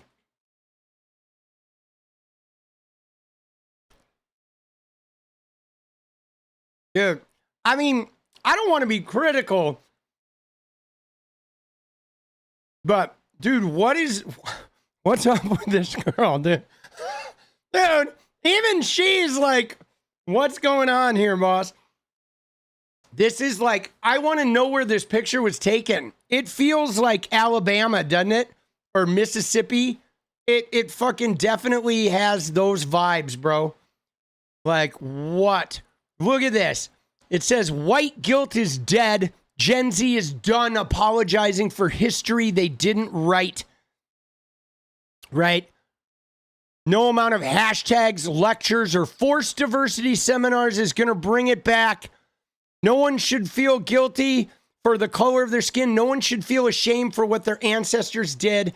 Dude, see, this is so dumb because, like, nobody's asking you to feel ashamed for what your ancestors did. That's you. If you feel ashamed about it, like, deal with your shame. But all of this shit is kind of showing me that these people do feel shame. Okay? And yeah, they celebrate. They like carry Confederate flags and shit. They want to celebrate Robert E. Lee. Like, who are we kidding? You know what I mean? That's the real problem. The problem isn't that they feel ashamed. It's that they want segregation back and can't have it. You know, they're so fucking despicable. But all right, let's watch the video. I'm going to watch the video and try to refrain from commenting. I'll eat my sandwich. So the piece alleges that for about a decade, young white men have been systematically shut out of various institutions, including journalism, academia, and even Hollywood. Now, bear with us while we present the receipts that were provided in the piece. It's not like it was just, you know, a big ranting article with no actual evidence. And honestly, some of this evidence is pretty damning. So Savage argues that, you know, DEI initiatives disproportionately hurt young white men who were trying to start their professional lives. So here's some data to prove it. And keep in mind that the white men represent about 30% of the American population, 30%. Okay. So in 2011, white men were 48% of lower level TV writers, obviously overrepresented, but nonetheless, 48% of lower level TV writers. But by 2024, they accounted for just 11.9%. Okay, now, again, is that a little bit of equalizing? They went from, they're 30% of the population, and they were 50%, which is a 20%. They were 20% more of the TV. And then by 2024, they were 18% less. So that feels like equalization, okay? And it's also possible that they were less talented too, okay? It does. I mean, we don't know. Like, just because they're only 12%, does that mean that people of color went to college in the years between 2011 and 2024 and got really skilled? Or were they simply, you know, trying to balance what was overdone, right? I mean, we don't know the facts, but I mean, it does seem like they tried to equalize it. But I want to pose the question is, how do you get equity if the white men aren't willing to give up a little bit? Like what is it? The white men, they want to be 30% because they're 30% of the population. They want to be 30%, but like, we're never going to get equity that way, right? Like, I don't know, man. You know, I mean, I just don't know about this shit. So you can see the same pattern playing out at America's top universities. And though the higher level are still all white men, Jen Cole, the high level is all white men. Okay, but here's the problem. The reason why they're complaining is with you know, if there's only 11% of the lower level writers are white men, then the next generation of people at the top aren't going to be white men. And that's really what I think is at play here. Is they're worried that if there are too many people of color and women in the lower level jobs, eventually the top level jobs are going to be women and people of color too, right? That's really what they're worried about. They're worried that the top jobs are going to change. Universities. So white men fell from 39% of tenure track positions in the humanities at Harvard in 2014 to just 18% in 2023. At Berkeley, as recently as 2015, white male hires were 52.7% of new tenure track faculty. In 2023, they were 21.5%. So of the 59 assistant professors in arts, humanities, and social science appointed at UC Santa Cruz between 2020 and 2024, only 2 were white men, 3%. And the same thing is playing out in the field of journalism as well. So since 2020, nearly 2/3 of the Atlantic's hires have been women, along with nearly 50% people of color. In 2018, the New York Times replaced its summer internship with a year-long fellowship Just 10% of the nearly 220 fellows have been white men. So, see, again, yeah, dude, it's weird because they have, like, obviously, first off, can I just say that the guy, I know this is not proof of discrimination, but the guy who pulled these stats pulled them from specific places where this occurred. And that doesn't mean that there's not white men. Well, you know what I mean? Like that, right? Like we could look at every single university and what does it look like? But okay, so you grabbed a couple universities where not a lot of white men got the job. And now you're saying white men are being discriminated against. But like, dude, I mean, come on, man. The government is like almost all white men. Okay, the CEOs are all white men. The billionaires are all white men. I mean, many of these leaders are racist, are rapists. They're white male rapists, for Christ's sake. You know, like, come on, man. I don't know, dude. This shit is kind of hard because, like, I don't see how you can create equity without the entrenched power structure taking a hit. That's just a part of the process, you know? And, like, one factor that I want a little more clarity on is, look, men in general have been falling behind in the country. So if you look at graduation rates at the top at universities, period, you know, women are earning degrees at a higher rate than men. I mean, that is another important part right there is like men have been kind of underachieving for a while. And guys, I don't want to blame it on something because I'm not going to blame it on anything. But I feel like the advent of modern video game culture and the advent of modern social media technology and access to like everything you could want, I feel like men who were already a little bit privileged and like in a cush position, they got a whole bunch of technological advancements and they just sort of started getting sloppy. Okay, like they stopped achieving because all of a sudden, like, oh, we can just play all day, or we can center our lives around like just entertainment, and that happened simultaneously while a generation of women and people of color got real hungry for success. And so I think some of these numbers have to do with men not really working that hard at being exceptional. And they're just mad that other people are working real hard to be exceptional. And they're like, why aren't we getting the opportunity? You know? I mean, I've seen some of this where women and people of color, people that have started getting a piece of the pie, got real hungry right at the time that men were like, dude, I'm just going to play Call of Duty, man, and fucking hang out with the bros. And then I'm going to marry some chick who's going to raise my kids and I'm going to go get this good job.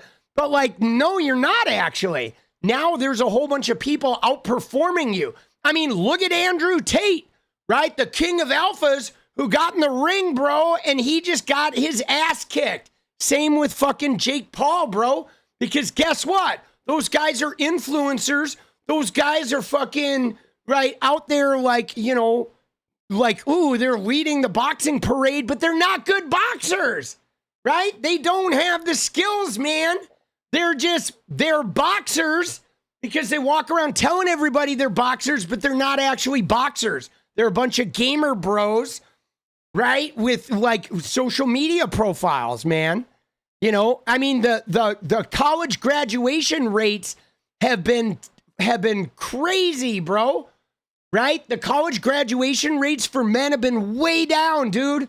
Men have not been like high performing in school for a while, dude. And guys, I saw this in my son's generation, okay?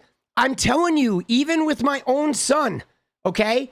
It's like he'll be the first to tell you, him and his guy friends in high school, None of them gave a shit about school, man.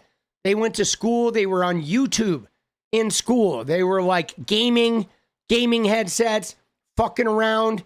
They did not value school at all. But a lot of the girls at his school were like fucking, you know, going and getting degrees and shit.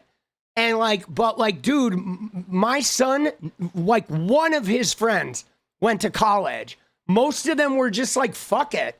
They just didn't feel like they were interested in school. They didn't feel like they were interested in degree learning, right? I mean, he didn't get into Andrew Tate and all that shit, but he definitely was like, man, I don't want to do good at school. I don't really see this as like a, you know what I'm saying? I don't really see this as like something I want to participate in. And I don't think he was alone. I think there's been a disaffected generation of men. Now you could argue that the success of women and women getting these top roles and maybe them seeing that and feeling like maybe it's not available to them. Maybe there's like a group, you know, like a little bit of like systemic societal low self-esteem that a young generation of men are experiencing that is getting exacerbated by these gaming influencers and these guys like Tate who are trying to monetize their feelings of inferiority, that like maybe some of that we've been grappling with. But you know, I did notice in the younger generation of men of like a little more of a like, we don't want to do the work, right? And so I don't know. I'm curious. As far as school goes, you know what I'm saying? Like when Bryce finds something he loves, he's like into it, man. He'll like, man, that guy has more knowledge. That kid has more knowledge about records and music, and he's fucking learning how to play the guitar in an extraordinary fashion. So anything he loves, he is into. But the idea of like going to school and doing well in school and getting a degree to get a job, like him and none of his friends were really into that at all. None of them looked at that. Whereas like me, every one of us when I was young were trying to get into a good college, right? And like, but like my kid was like, nah, man, he had YouTube and Twitch and fucking, you know, he just wants to like not be a part of that system at all. And he was not alone.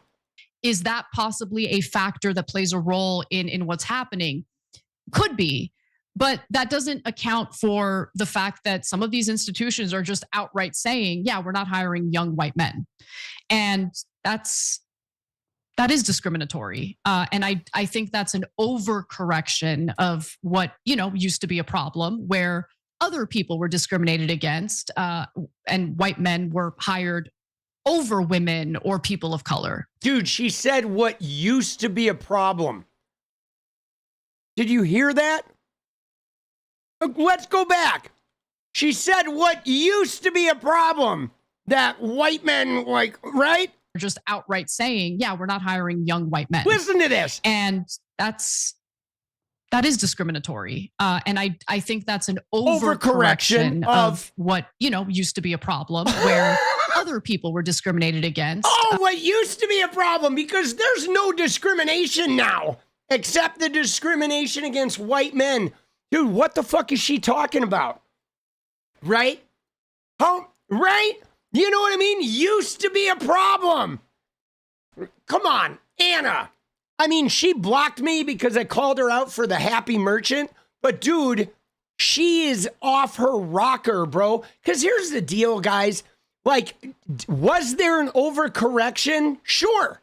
Okay. Was there an overcorrection? Sure. I'm sure there was an overcorrection. But the thing is, though, guys, is you need an overcorrection. And then you'll do like more course correction. But I just don't think after, 400 years of America, 10 years of overcorrection means we got to go back to like, giving every white guy the fucking top job or to claiming they're being discriminated against. I mean, the people saying more data, we definitely need more data.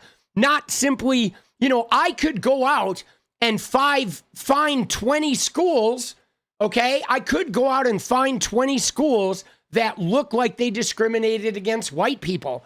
I bet I could go find 200 schools that look like they discriminated against people of color. I mean, dude, you know what I'm saying? Like, you know what I mean? Shouldn't be based on race at all, should be based on need. Yeah, but the problem is that race and economics are the same thing in America, guys. So is race and gender. Okay? Race and economics. If you're black, you have less money. Like, unless you are like a lightning strike. That is the fact of America.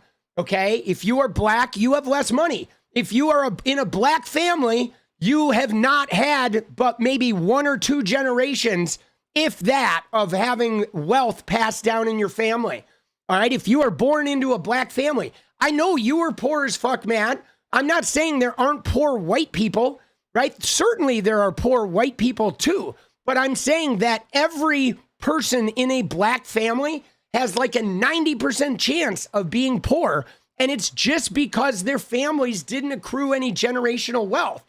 And no, I don't think poor white folks get fucked, but like most poor white folks like fuck themselves. They vote for Donald Trump and they vote for Republicans. So I think the problem is most poor white folks have voted for the people that harm them the most. And I think that's created a resentment that's now getting weaponized in this way. But like, you know, addressing the needs of poor white people, we can do that like separately if we need to. But just because some poor white people are struggling doesn't mean we can pretend like that race doesn't define their wealth. Because the thing about this is there are plenty of poor white people that exist, but like every poor white person, okay, has a much better chance of becoming financially sound, you know, than a poor black person, right? And then the hard thing though that's hard is here's what's hard about like, it's like we need to kind of do it on a lot of things, right? I think race needs to be included. See, income is really hard because income can be cheated too. I mean, I was a part of that, right? Like, you know, like when you had income-based healthcare, right? That meant you just work jobs where you don't have income that shows and you get healthcare. So then it's like, if you want income-based healthcare, you just have to hide your income and you get income-based healthcare. See, and so I think it's a hard, complex formula, you know, because, you know, it can't just be race and it can't just be income and it can't like, I'll be honest, I don't really know how you manage the equity problem. You know, I don't. I wish I had a easy answer. Like, I mean, I feel like it would be, you know, I mean, to me, you do something, the answer is not to do nothing. Like, you know what I've thought of, guys? And I don't know if this even makes sense, but can you imagine this? Imagine this. Imagine where your share in the profits comes from your usage and not from your like size or the splash you make. And so what do I mean by that? What do I mean by that? I mean that everybody who buys Apple products and uses Apple products at home would get a cut of the Apple profits. Okay? So if you buy Apple shit and you use it every day, you get dividends from Apple. Okay? If you buy Ford and you're driving a Ford car, you get dividends from Ford. Right? It should be like if you are propping up the economy, you are gaining the profits of the economy to where we could all be getting a little bit of digital royalties, right? If you spend 8 hours a day on Facebook, you get a chunk of the Facebook royalties because you're creating that money, your participation. It should be our active participation equates to a piece of the profits. where your support, everybody who supports the product is benefiting from the wealth of the product, right? And I feel like a participation-based economy, as opposed to a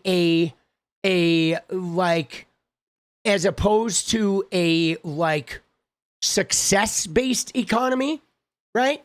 Because we have an economy that attracts to success. Okay, if you come up with an idea that generates a bunch of money, you get to keep all your money. You know what I'm saying? And the point being is like you it's only generating money because of the people that are spending money on it.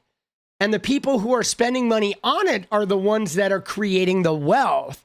Okay? The wealth is created by the users, not the creators. Okay? And we have had a consistent look at economics as a creator's economy instead of a consumer's economy. And that is the problem. The problem is the consumer's consumption creates wealth, not creation. Okay? Consumption creates wealth. Okay? Creation enables consumption, which creates wealth. But we only reward the creators, or we reward people who have enough money to buy a share of the creator's pie. Okay, that's like stockholders and shareholders and that shit. But we need an economy that rewards consumption. Okay, that like, because we require consumption. Hey, spending's down. Come on, guys. You got to believe the economy's good. We need you to spend. Dude, spending drives the economy, guys. Spending does, always. Okay? Consumption drives the economy. But the consumption doesn't get any of the proceeds. Okay? They get rat fucked. They do.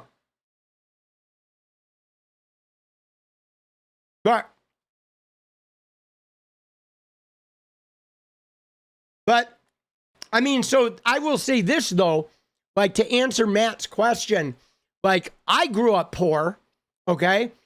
And I had struggles. I went to UCLA and I really couldn't, like, I couldn't financially complete UCLA.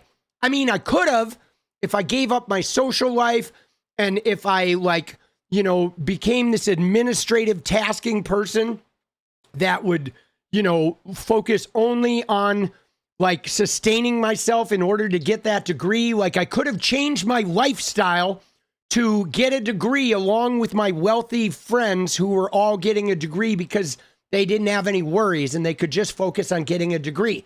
Now, I was a little resentful about that at first, like that I wish I had their opportunities and shit. But as a poor person in America that didn't have access to that and I couldn't really get to the degree, or I chose not to, I had to then become an entrepreneur of like my own style of capitalism.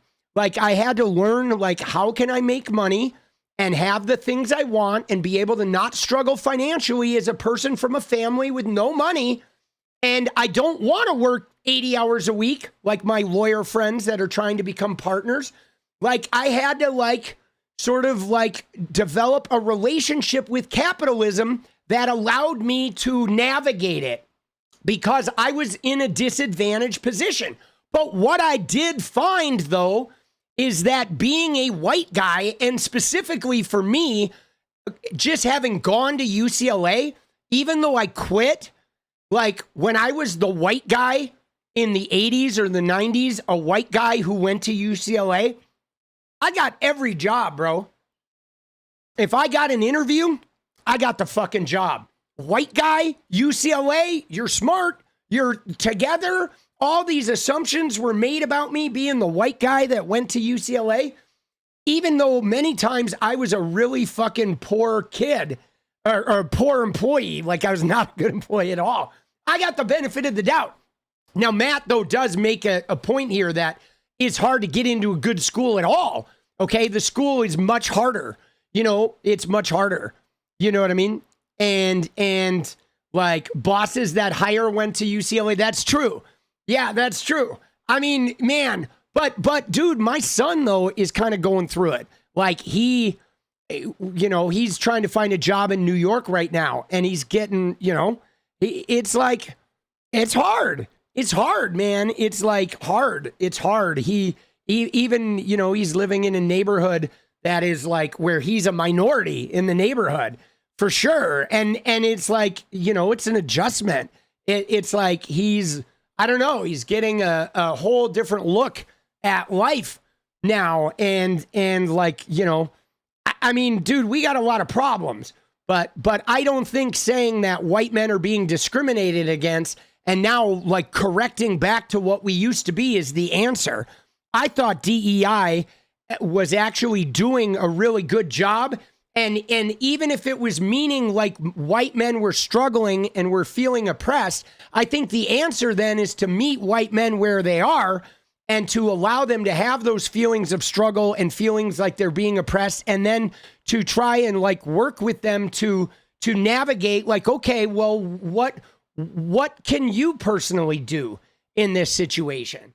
Like, you know what I'm saying? Like how is it possible that you have to be a little more tenacious and maybe it isn't about you guys, you white guys, like going out and, maybe it's time for the white men, instead of them going to college and getting the top job, maybe it's time for them to be like next level entrepreneurship, right? And maybe it's time for them to go out and create online content, or maybe it's time for them to, expand. I mean, I know many of them went into computers. I will say this, to me, the thing that I think is going to have the biggest effect on white men in America right now is the computer fucking scam, bro. Okay? Because for 20 fucking years, okay, men were told go to college and get a computer science degree and you're going to make a ton of money. And there's still a handful that are captains of AI that will get hired by, Twitter and Facebook and OpenAI and all that shit. But like, dude, 90% of those guys are getting fucked right now. They have $150,000, $200,000 worth of college debt, and they got a degree in computer science. They did everything they were told, and now an AI algorithm is going to be writing their code, bro. Right? And like, dude, oh man, bro. Right? It's like, those guys are fucked, and I actually know some people IRL that fucking like had that, and so like, I don't know, man.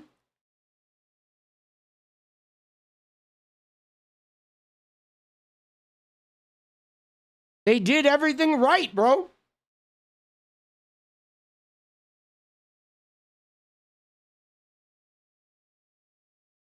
I know, dude.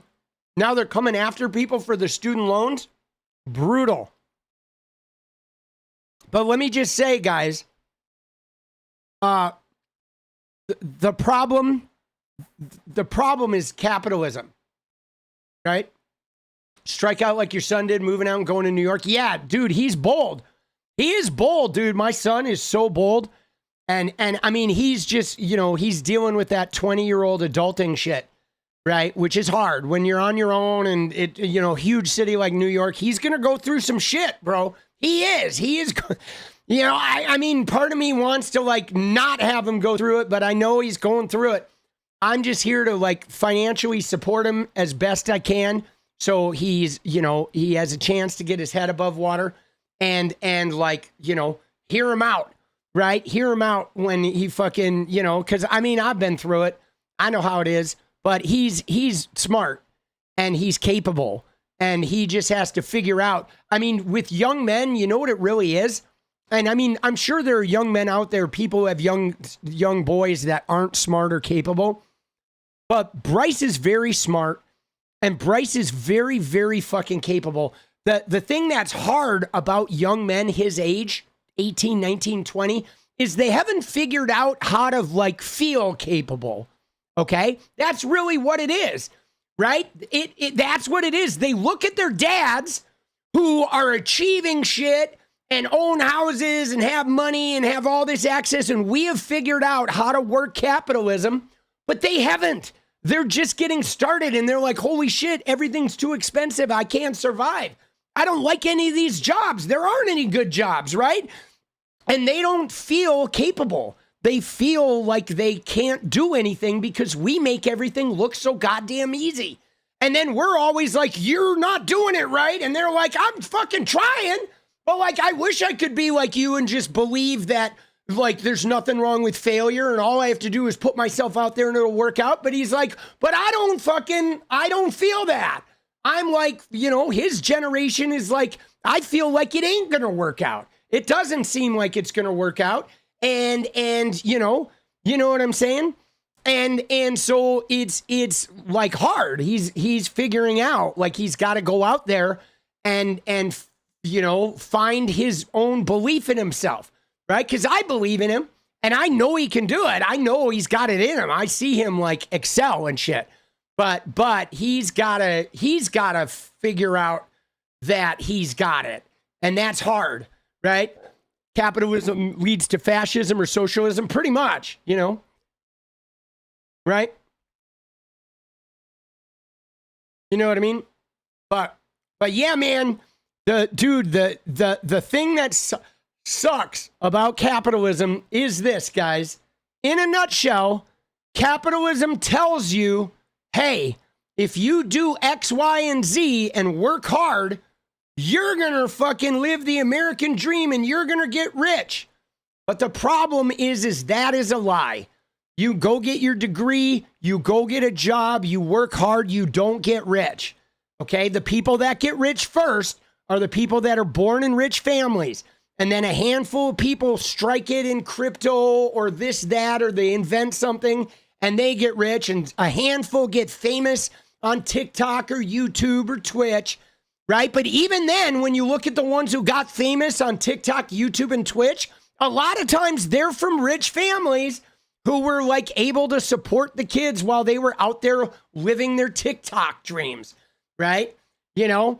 And like, so it's like, that's the thing that is like, is hard, you know, because even when you ask, what do I want for my son? Like, I would like to be able to pay his rent in New York and to buy his groceries in New York so he could just start a fucking band or start a YouTube sports channel, right? Where he would literally just have his fucking shit and he could just create and fucking try to build something, you know? You know what I mean? That's what I want to do. I want to get in a position where I could just pay his rent, right? Or buy an apartment and he lives rent free and then we make a little money off his roommates or whatever, right? That would be amazing. So dude, just go build something, right? You don't have to worry about working 40 hours a week just to pay your fucking rent. I'm going to cover you and you can go build, go start a band, go be ingenious, go create a YouTube channel, go whatever, create a fucking, I don't know, a brand new hot dog. I don't care what you do, right? And I mean, that's kind of what we all need. But there's this social idea that if your rent is taken care of, you're going to just be a lazy piece of shit. But I've not found that.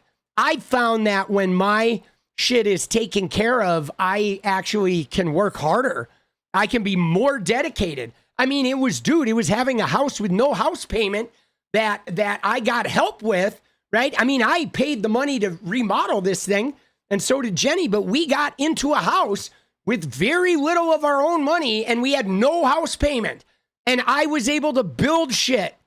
You know what I mean? Once I had no house payment, I built a fucking dynasty playing Fortnite. I'm building a fucking YouTube channel. It's because I have no rent. I own this house. I have no fucking rent, guys. I don't have somebody bleeding a third of my income every day just to fucking have a door to close. Right? Rent, housing cost is the thing that kills all of us. The landlords are like leeches that just suck, right? The banks and whatever, they just suck money out of us. You know what I mean? But when I had no rent, I didn't need to have a job. I just played Fortnite 50 hours a week and I fucking, sat on social media, and I took some risk. I lived on credit cards. I racked up $100,000 in debt, but I couldn't have done it. If I had rent, dude, if I had rent to pay, I wouldn't have had a successful Fortnite channel. The only reason I had that channel is because I had no rent. That was it, right? That's it. Dude, you can't ever get ahead when your rent is most of your income. Rent is a transfer of wealth to the property owner that keeps the workers forever struggling and indebted to being worker class, right? Right? And dude, I know it's my story, but if you look at it, they've done UBI. They just did a UBI thing in Stockton, California, which is a very white trash, like poor white neighborhood. And when they do UBI fucking data, when they gather data from UBI, they find people work harder when they're not struggling. When you're struggling to keep your head above water, you don't do good work, guys. You don't do good work. You do good work when your basic needs are met. You do good work when you're not struggling. That's when you find the genius. That's why all these guys that come up with these genius inventions were from families that were wealthy. The kids just sat out in the garage tinkering with computers and shit because they didn't have to go get a job at Baskin Robbins, right? And they went to Harvard because their parents just paid for that shit. And they got to go and fucking just explore, okay? It's like, dude, you can't be a genius when you are, right? It's like if you're in a pool struggling to keep your head above water like you're going to drown, go try to solve a math equation. You can't, bro. You can't do shit when you're fucking just trying to keep your head above water, bro. That becomes your full-time occupation, is just trying to not drown. It's bullshit, okay? It is bullshit. You know what I'm saying? I mean, and that doesn't mean people won't sometimes be lazy or whatever, but like, so what? Like, there's a value to being lazy sometimes too. You know what I'm saying? I'm lazy, okay? I am lazy. My dad always called me lazy, but you know what I do? I work in bursts. I will sit on Twitter for hours and waste a whole bunch of time, and then I work ferociously. Oh, I gotta get a video done now, and I fucking go like crazy, and I crank it out, and then I go and fucking waste a whole bunch of time as soon as I finish that video and go back to being lazy and being a fucking, sloughing off. And then, deadline's here, right? And I mean, everybody's got their fucking, some people maybe don't want to achieve crazy shit at all. They just want to sit at home and watch Netflix. But again, it's a consumer economy, okay? Because think about this, guys. Even if you have an economy where there's a UBI and one guy is sitting at home and all he does is take his UBI and eat some food and watch Netflix all day, he is supporting Netflix. Watching Netflix all day is like supporting the economy. Even the people that are just sitting around consuming and not creating shit, they are supporting the economy, okay? Like again, it goes back to that consumer is creating the wealth, not the creator, okay? The creator is just looking for a way to generate wealth off the consumer, but the consumers are the ones who create the wealth, You know what I mean? And I mean, somebody said too that even when you work 9 to 5, you're not working all the time, right? If you look at the average 8 hours of work, it's probably like 2 hours of work and like 6 hours of like, semi work, right? I mean, like, dude, this whole working is just fucking stupid, bro. It is. It is. Working is dumb. Should be making shit. All right. Dude, I'm 4 minutes in. I'm already over this thing. And white men were hired over women or people of color. So I do think this is an issue. And what I worry about, and I think we do see it to some extent, Cenk, is backlash and resentment and anger. And I don't want that to happen. And I don't want anyone to be discriminated against. I want to live in a meritocracy. We don't. I want to be clear about that. Dude, there's no such thing as a meritocracy. Like, dude, blessed, let's go. Dude, why'd they keep saying that? Dude, there's no such thing as a meritocracy, guys. Like, because even merit is fucking subjective, okay? You know what I'm saying? And like, yes, this idea of meritocracy is bullshit. Because I mean, you know what I mean? Like, dude, like, look at Elon Musk, okay? Elon Musk, oh, whatever, he manages Tesla and SpaceX, he generates all this wealth. But dude, he's a shitty father. I mean, he literally never sees his kids. He gives them a bunch of money. Dude, he's a horrible dad. That guy's not merit at all. That guy's fucking terrible. But like some people look at him and because he's got $600 billion, that's merit. It's like you can't even really judge merit on an objective fucking scale, right? Because everybody's good at some shit and bad at other shit. You know what I'm saying? And you know what I mean? And like, you know, and the thing about that though is the Olympics isn't really a meritocracy either, because everybody goes to the Olympics and they just have their best day or they have their worst day, right? I mean, they all made it there. They all earned it there. But even when you get to the Olympics, there's like, it's not always the best athlete winning. It's like somebody has a bad day. Somebody has the best day they ever had.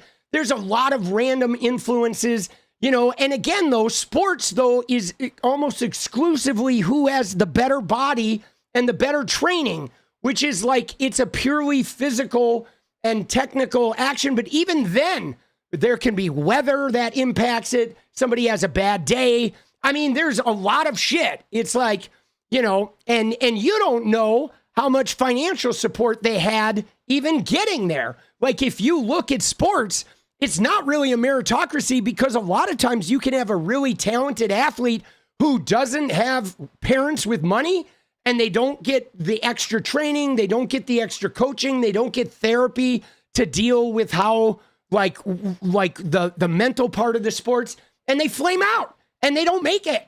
You know what I'm saying? And like, so like, you know, I think what it is it tends to be, instead of meritocracy, I think whoever has the most resources usually wins. Okay. And it's same with politics. Whichever campaign has the most money is probably going to win. Not always, but 9 times out of 10. If you got the most resources, you're going to win. It's never really been about merit. It's been about who has access to those resources or who has access to the levers of power that really determine who wins or who gets up there, you know? And so, I mean, I don't know. I wish we focused less on merit and more on participation. Okay. You know what I'm saying? If we had a society that focused less on the special merit achievers, record breakers, and focus more on everybody participating, I think actively having everyone participate would be far better for the society and for the health and for, right? If everybody was participating and receiving, you know, benefits for their participation without worrying so much about who is at the top, right? It would be way better. Then we wouldn't have to worry about racial discrimination and gender discrimination and shit, because as long as you're participating, you'd be guaranteed your fucking piece of the pie, and you'd be guaranteed, like, everybody who participates gets the good life. And then it's not like the people with all the resources get the unbelievable life while everybody else is forced to participate or die and they get nothing, right? You know? And yeah, I mean, it is about redistribution, but I think it starts with valuing the participation, with valuing the consumer and not the creator, right? And that has less to do with race and more to do with connections and how affluent a person's family happens to be. But at the same time, you know, race-based hiring or gender-based hiring can be an issue, especially if there's outright discrimination taking place. Yeah. So I think for this story, context is everything. So for example, you could look at older Young Turks videos, and we've been around 20 years now. We're about to celebrate our 20th anniversary on YouTube. They're so bad, bro. And say, wait a minute, Janky, I remember you guys saying that, oh, boo-hoo, white men, you just don't have enough power. You guys are complaining for no reason. Yeah, we might have said that in 2011, for example, when, just take one of these stats here, I could use two of them, when 48% of the TV writers were white males. That's already disproportionately high. So what is the percentage of white males in the country? Very important to know so you can level set here, 31%. So back in 2011, they were way overrepresented in Berkeley professors at 52%, Dude. TV writers at 48%, et cetera. What is he doing, bro? At some point, it started to get to a point where there was a balancing out, and now the pendulum has swung the other way. And some folks on the left will say, no, you can't discriminate. There is no racism against white people because they're in power. Well, unless they're not in power, because yeah, they might be in power in the government and in many other contexts, but maybe they're not in power at Berkeley or at the Atlantic or in other institutions. And now, when you look at the numbers today, TV writers, they're down to 12%. Well, that's nowhere near 31%. At Berkeley, they're down to— So what? So what? To 21.5%, et cetera. Now, do you have to hit 31% exactly? No, that would ironically be a quota, right? And what's the system you should use to? Well, what about this, Cenk? What if there's not any good writers? What if the writers of color and the women writers are just better writers, Cenk? Maybe it's only at 12% because guys aren't fucking becoming good writers. They don't consider that. They're just oh, let's talk about the percentage. Oh, they're underrepresented. White men are underrepresented now. Dude, I don't see white men underrepresented in shit because every one of those writing rooms that has only 12% of white men in the writing room, the executive producer is a white fucking man. I guarantee you. The studio head is a white fucking man. The head of every department is a white fucking man, almost exclusively. So the thing is the balance right now is there's only 12% in the writer's room, but there's 75% in the executive producer chair. And you're leaving that out. The low-level writer's room is not the sum total of the writing experience in Hollywood. You know what I'm saying? And yes, we need new stories. Okay, white men can't write stories about a lesbian black woman living in fucking Oklahoma. That story's not gonna come from a white man. Okay, you're not gonna have a white man tell you the story of a transgender person surviving in Donald Trump's America. Okay, sorry. And dude, frankly, we've had all the white men stories, bro. Now the white man stories become a rapist, become president, and then bully everybody in the world. Right, dude, thank you. Dude, Suki, thank you for the gifted. Let's go. Dude, he's oh, that would be a quota. Oh. Hire people. I'd like to think it's the system we use, which is I don't give a damn. I don't care if you're white, black, Asian, old, young, men. I don't care. And what kind of staff do we have? We have an incredibly diverse staff because we hired the best people we could, right? And so to me, that's inarguably the right system, especially after you've gotten past the original problem. The original problem was white males had all of the positions. Yeah, but so the thing is, though, no, Cenk. See, Cenk's missing here. That was not the problem. The problem was not white men had all the positions. The problem is white men have all the power. Okay? And that's still the problem, Cenk. Okay? They were trying to adjust the power dynamic with positions and some of this stuff. But dude, we are not past the original problem. The problem wasn't the positions. The problem is white men have all the power. And the problem is still white men have all the power, right? And so, if you're saying DEI didn't work and we need to try something else, then okay. But acting like we have, the problem is gone is fucking ridiculous. Dude, yeah, the problem is that Trump is in the White House. The problem is that Cenk Uygur will polish the knob of whoever's in power to try and get some money. He's oh, white men are so oppressed. Oh, here, somebody put some money in my fucking little basket. Oh, can I have $1? Hi, I'm Cenk Uygur. Dude, MSNBC passed me over for a woman of color, so now I'm like, yes, white power, please give me $1. Oh, thank you. Oh, thank you. Dude, Jesus. So I interviewed Scott Adams, the creator of Dilbert, and I don't agree with him on a million things, but I wanted to hear his perspective. Dude, he's bringing up interviewing Scott Adams, right? He's like, I went and talked to the KKK because I wanted to hear the KKK's perspective on like our racial discrimination issue against white people. Dude, what the fuck? I'm sorry, guys. Like, you know what I mean? What are we doing, bro? At this point, dude, look at that screen fucking freeze right there, dude. Oh, Lord have mercy, boss. Right? Dude, I mean, dude, this shit, let me just tell you, liberal institutions cutting out white men. Here's what I said about this, guys. I had a tweet go, like, get some play on this because I said right here, okay? I said, where is it? Let me find it. I have a tweet for all things. Right here, guys.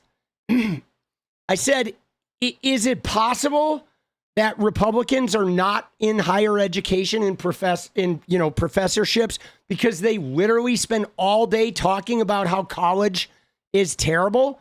College is bad. Don't go to college. College indoctrinates you. So, like, why are they expecting white professors? Okay? They hate college. They talk shit about college. Men aren't even graduating from college at high rates. And then on more of it, are they implying that there's a whole bunch of Republican college professors that are just sitting out there on unemployment who've been denied jobs because all the jobs were given to the black people and the women? So there's a bunch of Republican college educator professors that are just sitting at home being like, oh, I've been denied a job. It's like, no, I do not believe that is the case. I believe that education, white men have been passed off because they're just not getting educated.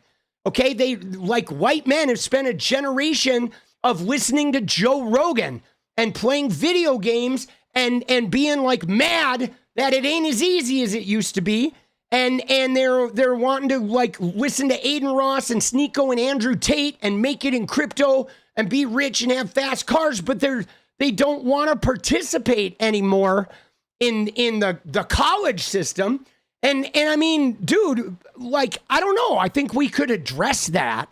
We could address that without, this implication that they're being shut out. Okay? Like, you know what I mean? And I mean, I feel like I encounter this in the class war, okay? Because I am well aware, guys, that capitalism kind of like shuts out the poor, okay? If you're poor, no matter what color you are, you're born poor in America, you're born without resources, capitalism kind of shuts you out.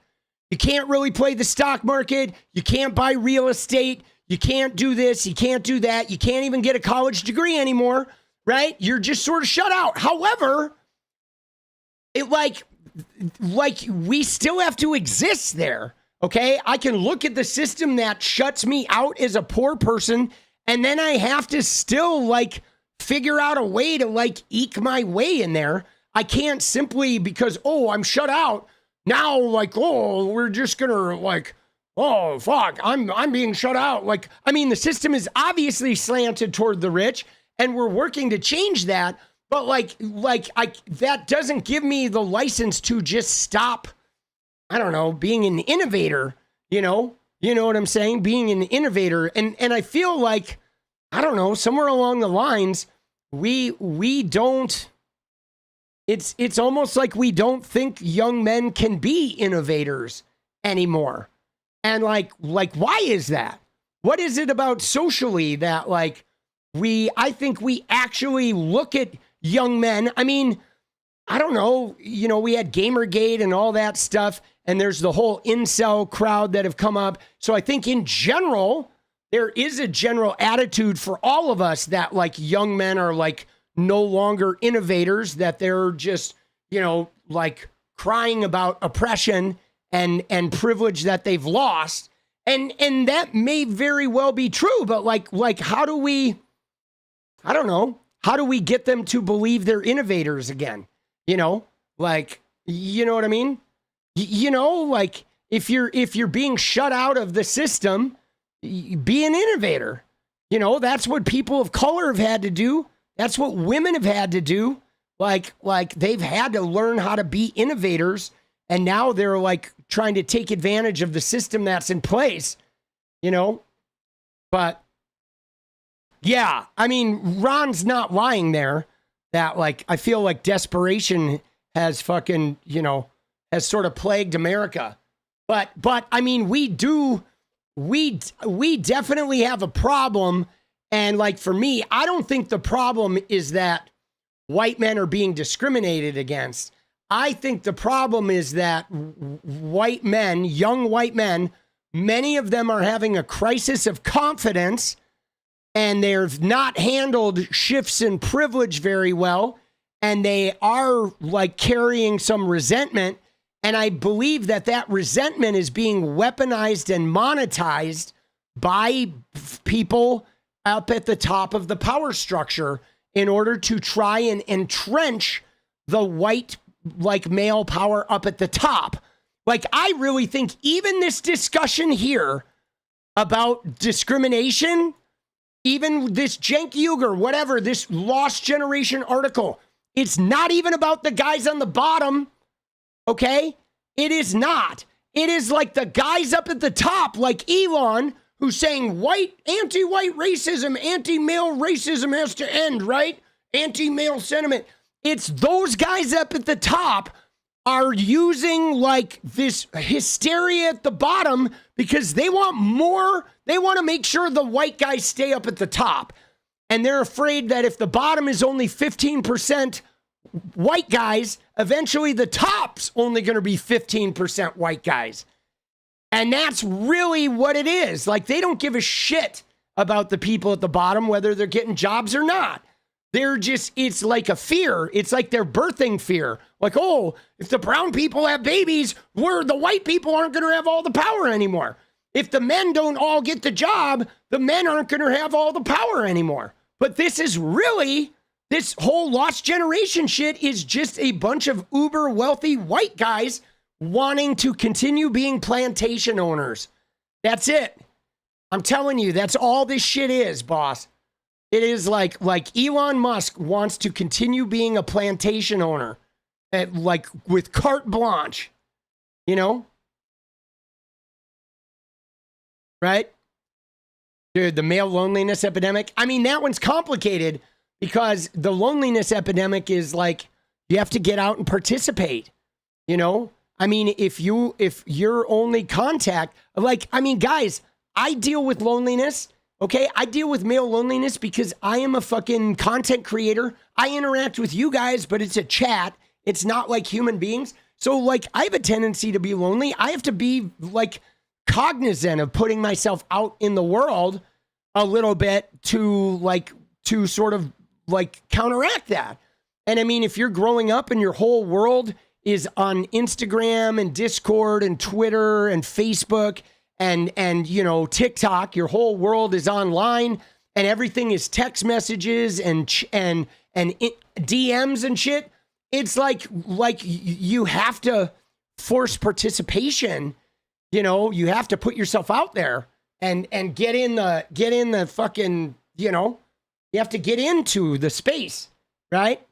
Dude, you have to get out there. And I mean, it's not like it's, oh, they're doing anything wrong. I think young people are raised now to be isolated and virtual, and the pandemic really fucked it up too. The pandemic kind of like shifted things. A lot of third spaces disappeared after the pandemic, and we haven't replaced them. We're replacing them with AI. Like, I think that's kind of a mistake, guys. I feel like post-pandemic, we should be creating more in-person fucking connections for young people than AI tools. Like, if you ask me, Like, we should be building kids' music venues. We should be building kids' poetry fucking venues. We should be building kids like hangout spots where they can go and listen to music and roller skate or some shit. We should be building third spaces where kids can go be in the room with other kids instead of developing AI tools for them to create online content. Like, I think we're just going the wrong fucking direction here, man. You know? And I don't think I'm wrong in that, man. I mean, I've raised a son in this generation, and I see what him and his friends struggle with. Man, they struggle with like being in the room, you know what I mean? They struggle with being in the room because they were raised never in the room. And then the pandemic just like intensified that times 100, you know? But all right, guys, dude, I gotta go though. I gotta go make videos, boss. And I gotta make videos for 6 hours, and then I'm taking my car to the fucking dealership, or not the dealership, to the repair shop, the body shop, to get my car fixed and getting a rent-a-car. And tomorrow's Christmas Eve, or today, Christmas Eve. Happy holidays, Merry Christmas, Happy Hanukkah, Happy Kwanzaa, Happy Festivus, whatever you're fucking celebrating, dude. Like, I hope you're having a good one. Jenny and I are not going away. I am just working through this holiday period. So I'll be here streaming tomorrow. I will be here streaming on Christmas. We're not really doing anything. We're going to go to a movie and we're going to go get some like dinner, but we're pretty much chilling. It's like a working holiday for me. I did want to go to New York for New Year's, but Bryce is like not really established yet. They're still in the sort of the chaos of like getting their roots down. So we're going to go to New York in the spring. And so, yeah, happy holidays, guys. Merry Christmas. And fucking, I mean, we're going to figure this shit out.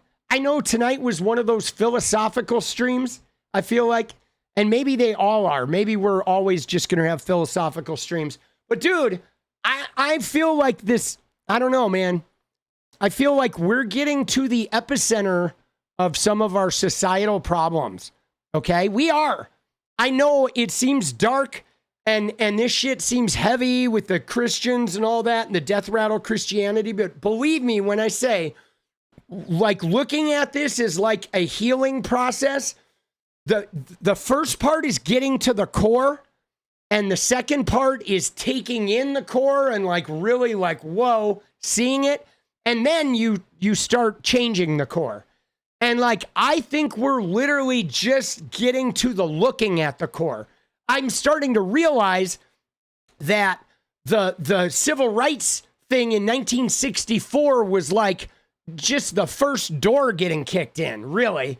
That like, wow. It was the closing of one chapter, but it was like, man, we haven't even gotten to the core of like the American hurt yet. Like the core of that American hurt is still around enslavement and oppression and patriarchy. And like, we're still getting, you know what I mean? Patriotic Blonde, apologize for everything. I did not see it.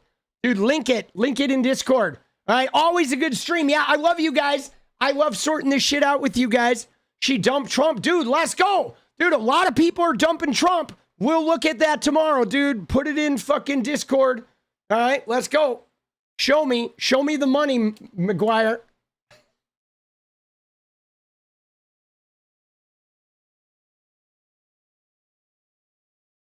Show me the money.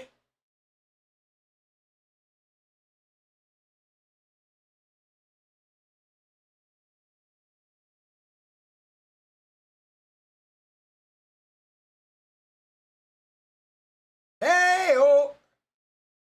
Hey-oh. Let's go. Let's go, guys. Shit, boss. Dude, remember, one more week, guys. 7 days, and we are switching times. Okay? You won't be seeing me stream at this hour anymore 7 days from now. All right? 7 days from now, we are switching to 8 to 11 p.m. So I will be done streaming at the time that I would normally be starting stream. And there is going to be some flexibility. We'll probably do some late nights on the weekends and here and there. And if I have something early to do, go back to sleep. No, I don't get to go to sleep. Right? Dude, oh, you want to go back to sleep when the daylight comes? But yeah, we're switching early. All right, we're going to move. We're going to try getting in front of some more eyes. All right, you guys ready? Ready?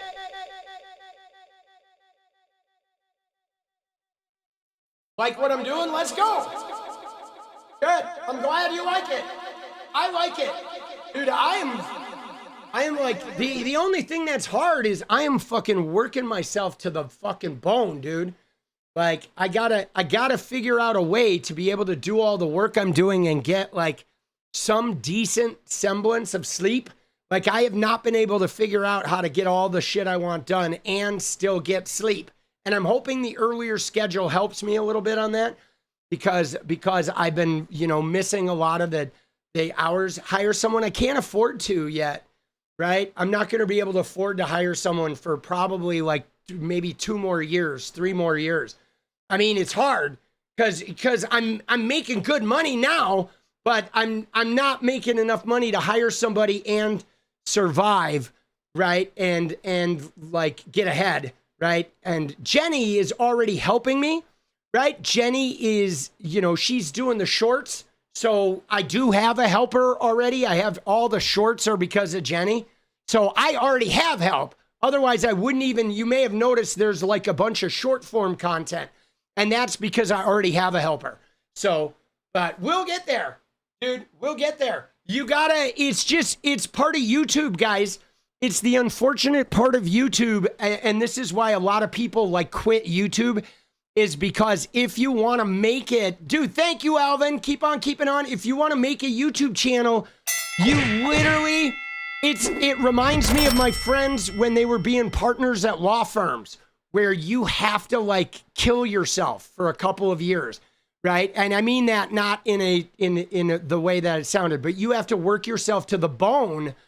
It's like getting partnered at a law firm. That's exactly what it feel like when my buddy Mitch was getting partner, like right after he finished law school, dude. He was working like 110 hours a week. And I was like, dude, you are killing yourself. And he was like, yeah, because I want to be partner.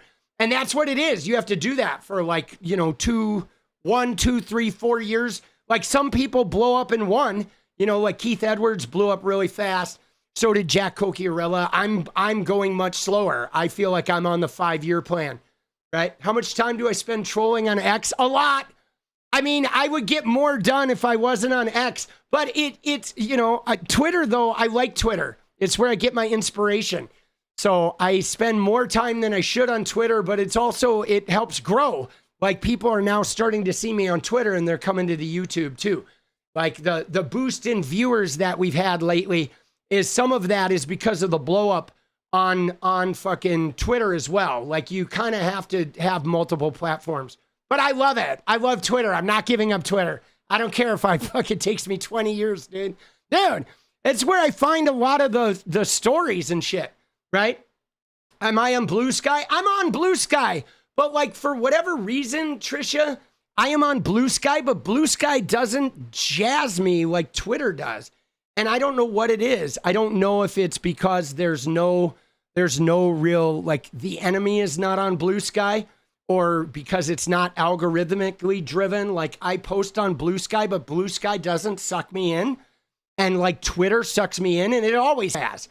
Twitter sucked me in like, when, you know what I mean? Twitter sucked me in back in, 2013. Like Twitter was always my favorite social media network. I quit using Instagram basically and Facebook for Twitter. I've always been a Twitter guy. It's always been my preferred one from the very beginning. And there's something about Twitter that just gets me. It like, and I think I don't know what it is. I don't know what it is. I just love it. Dude, yeah, we're getting there though, guys. We're growing, baby. All right. I love you guys. I love you guys though. Dude, thank you, guys. Thank you. Just thank you for the support and for being here. And like, you know what I'm saying? Like, I really fucking appreciate you guys.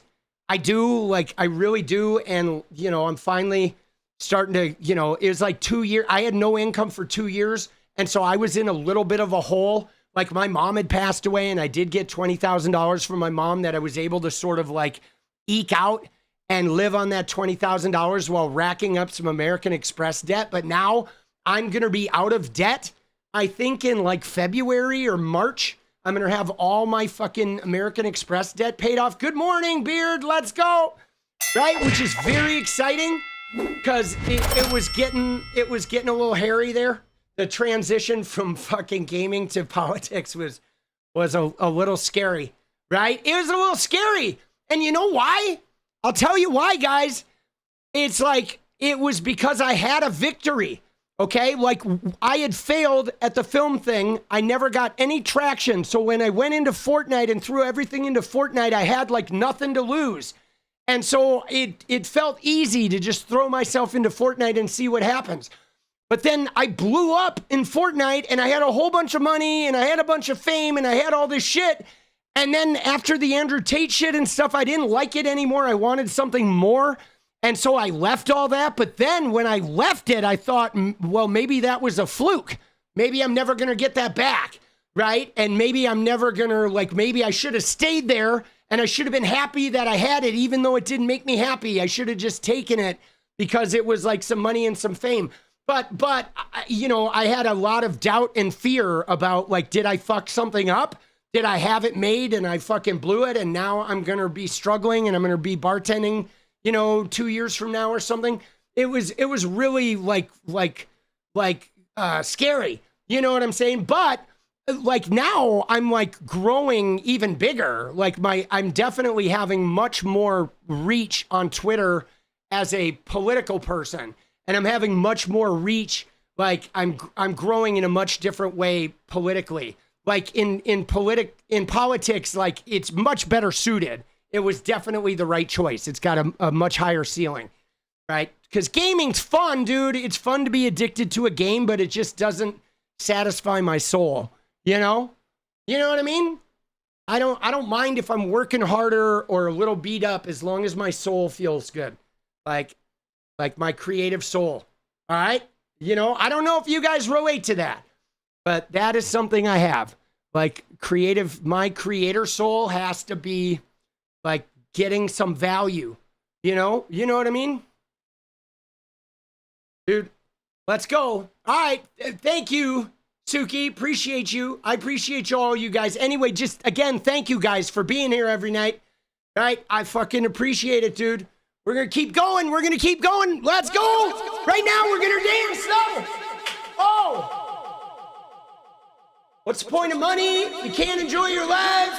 Yeah, I mean, I don't know.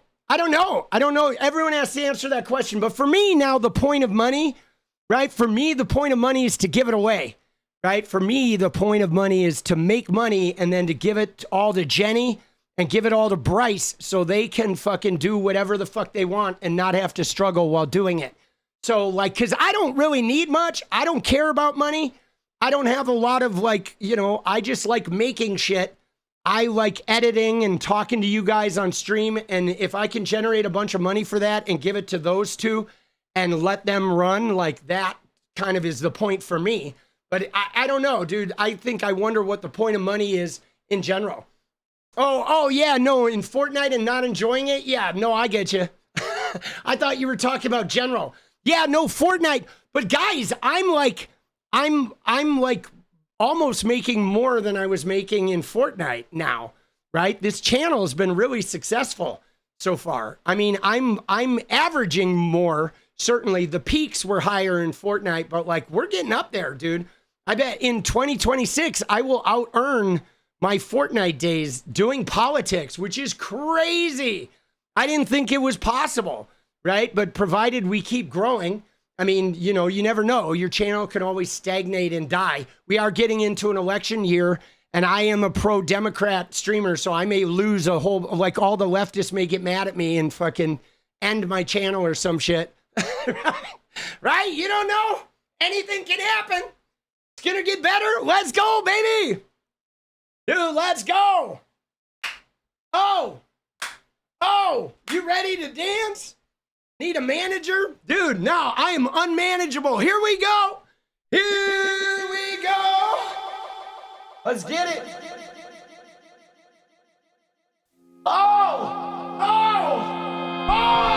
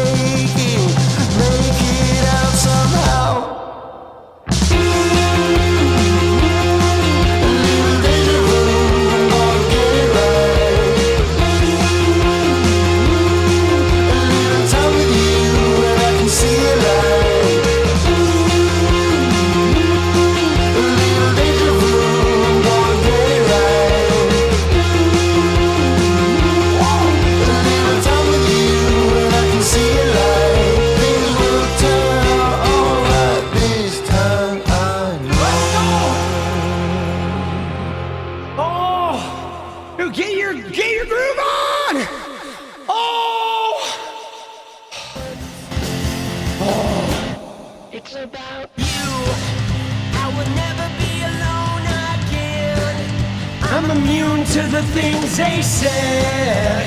My heart's unbreaking. You're radiant. Truth. I know that you will understand. Let's go. Because I finally found myself. My heart's unbreaking. You're radiant. You're radiant.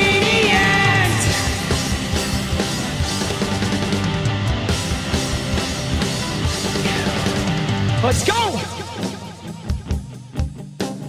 Thank you guys for being here. I am gonna go and make some videos. Thank you! Love you guys. I'll see you tomorrow. Good night. Do you need anything like I need you? It's over. Do you need anything like I need you?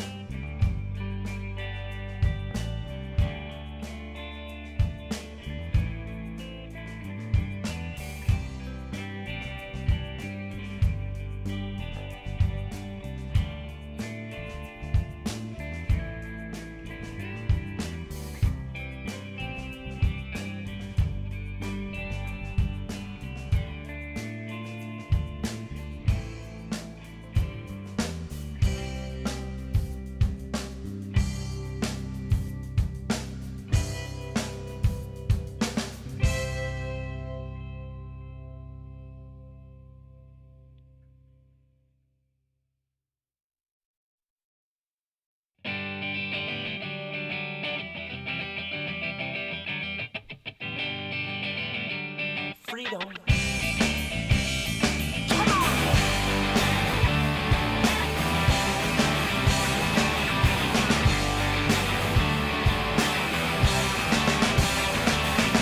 You depend, so you always will. If you rest yourself, I'll help you clean up the mess. Misdirection, you know I'm through with you. Your hoops are my obsessions, always jumping through. I'm so tangled, I'm so worthy. I'm just lost in my reflection.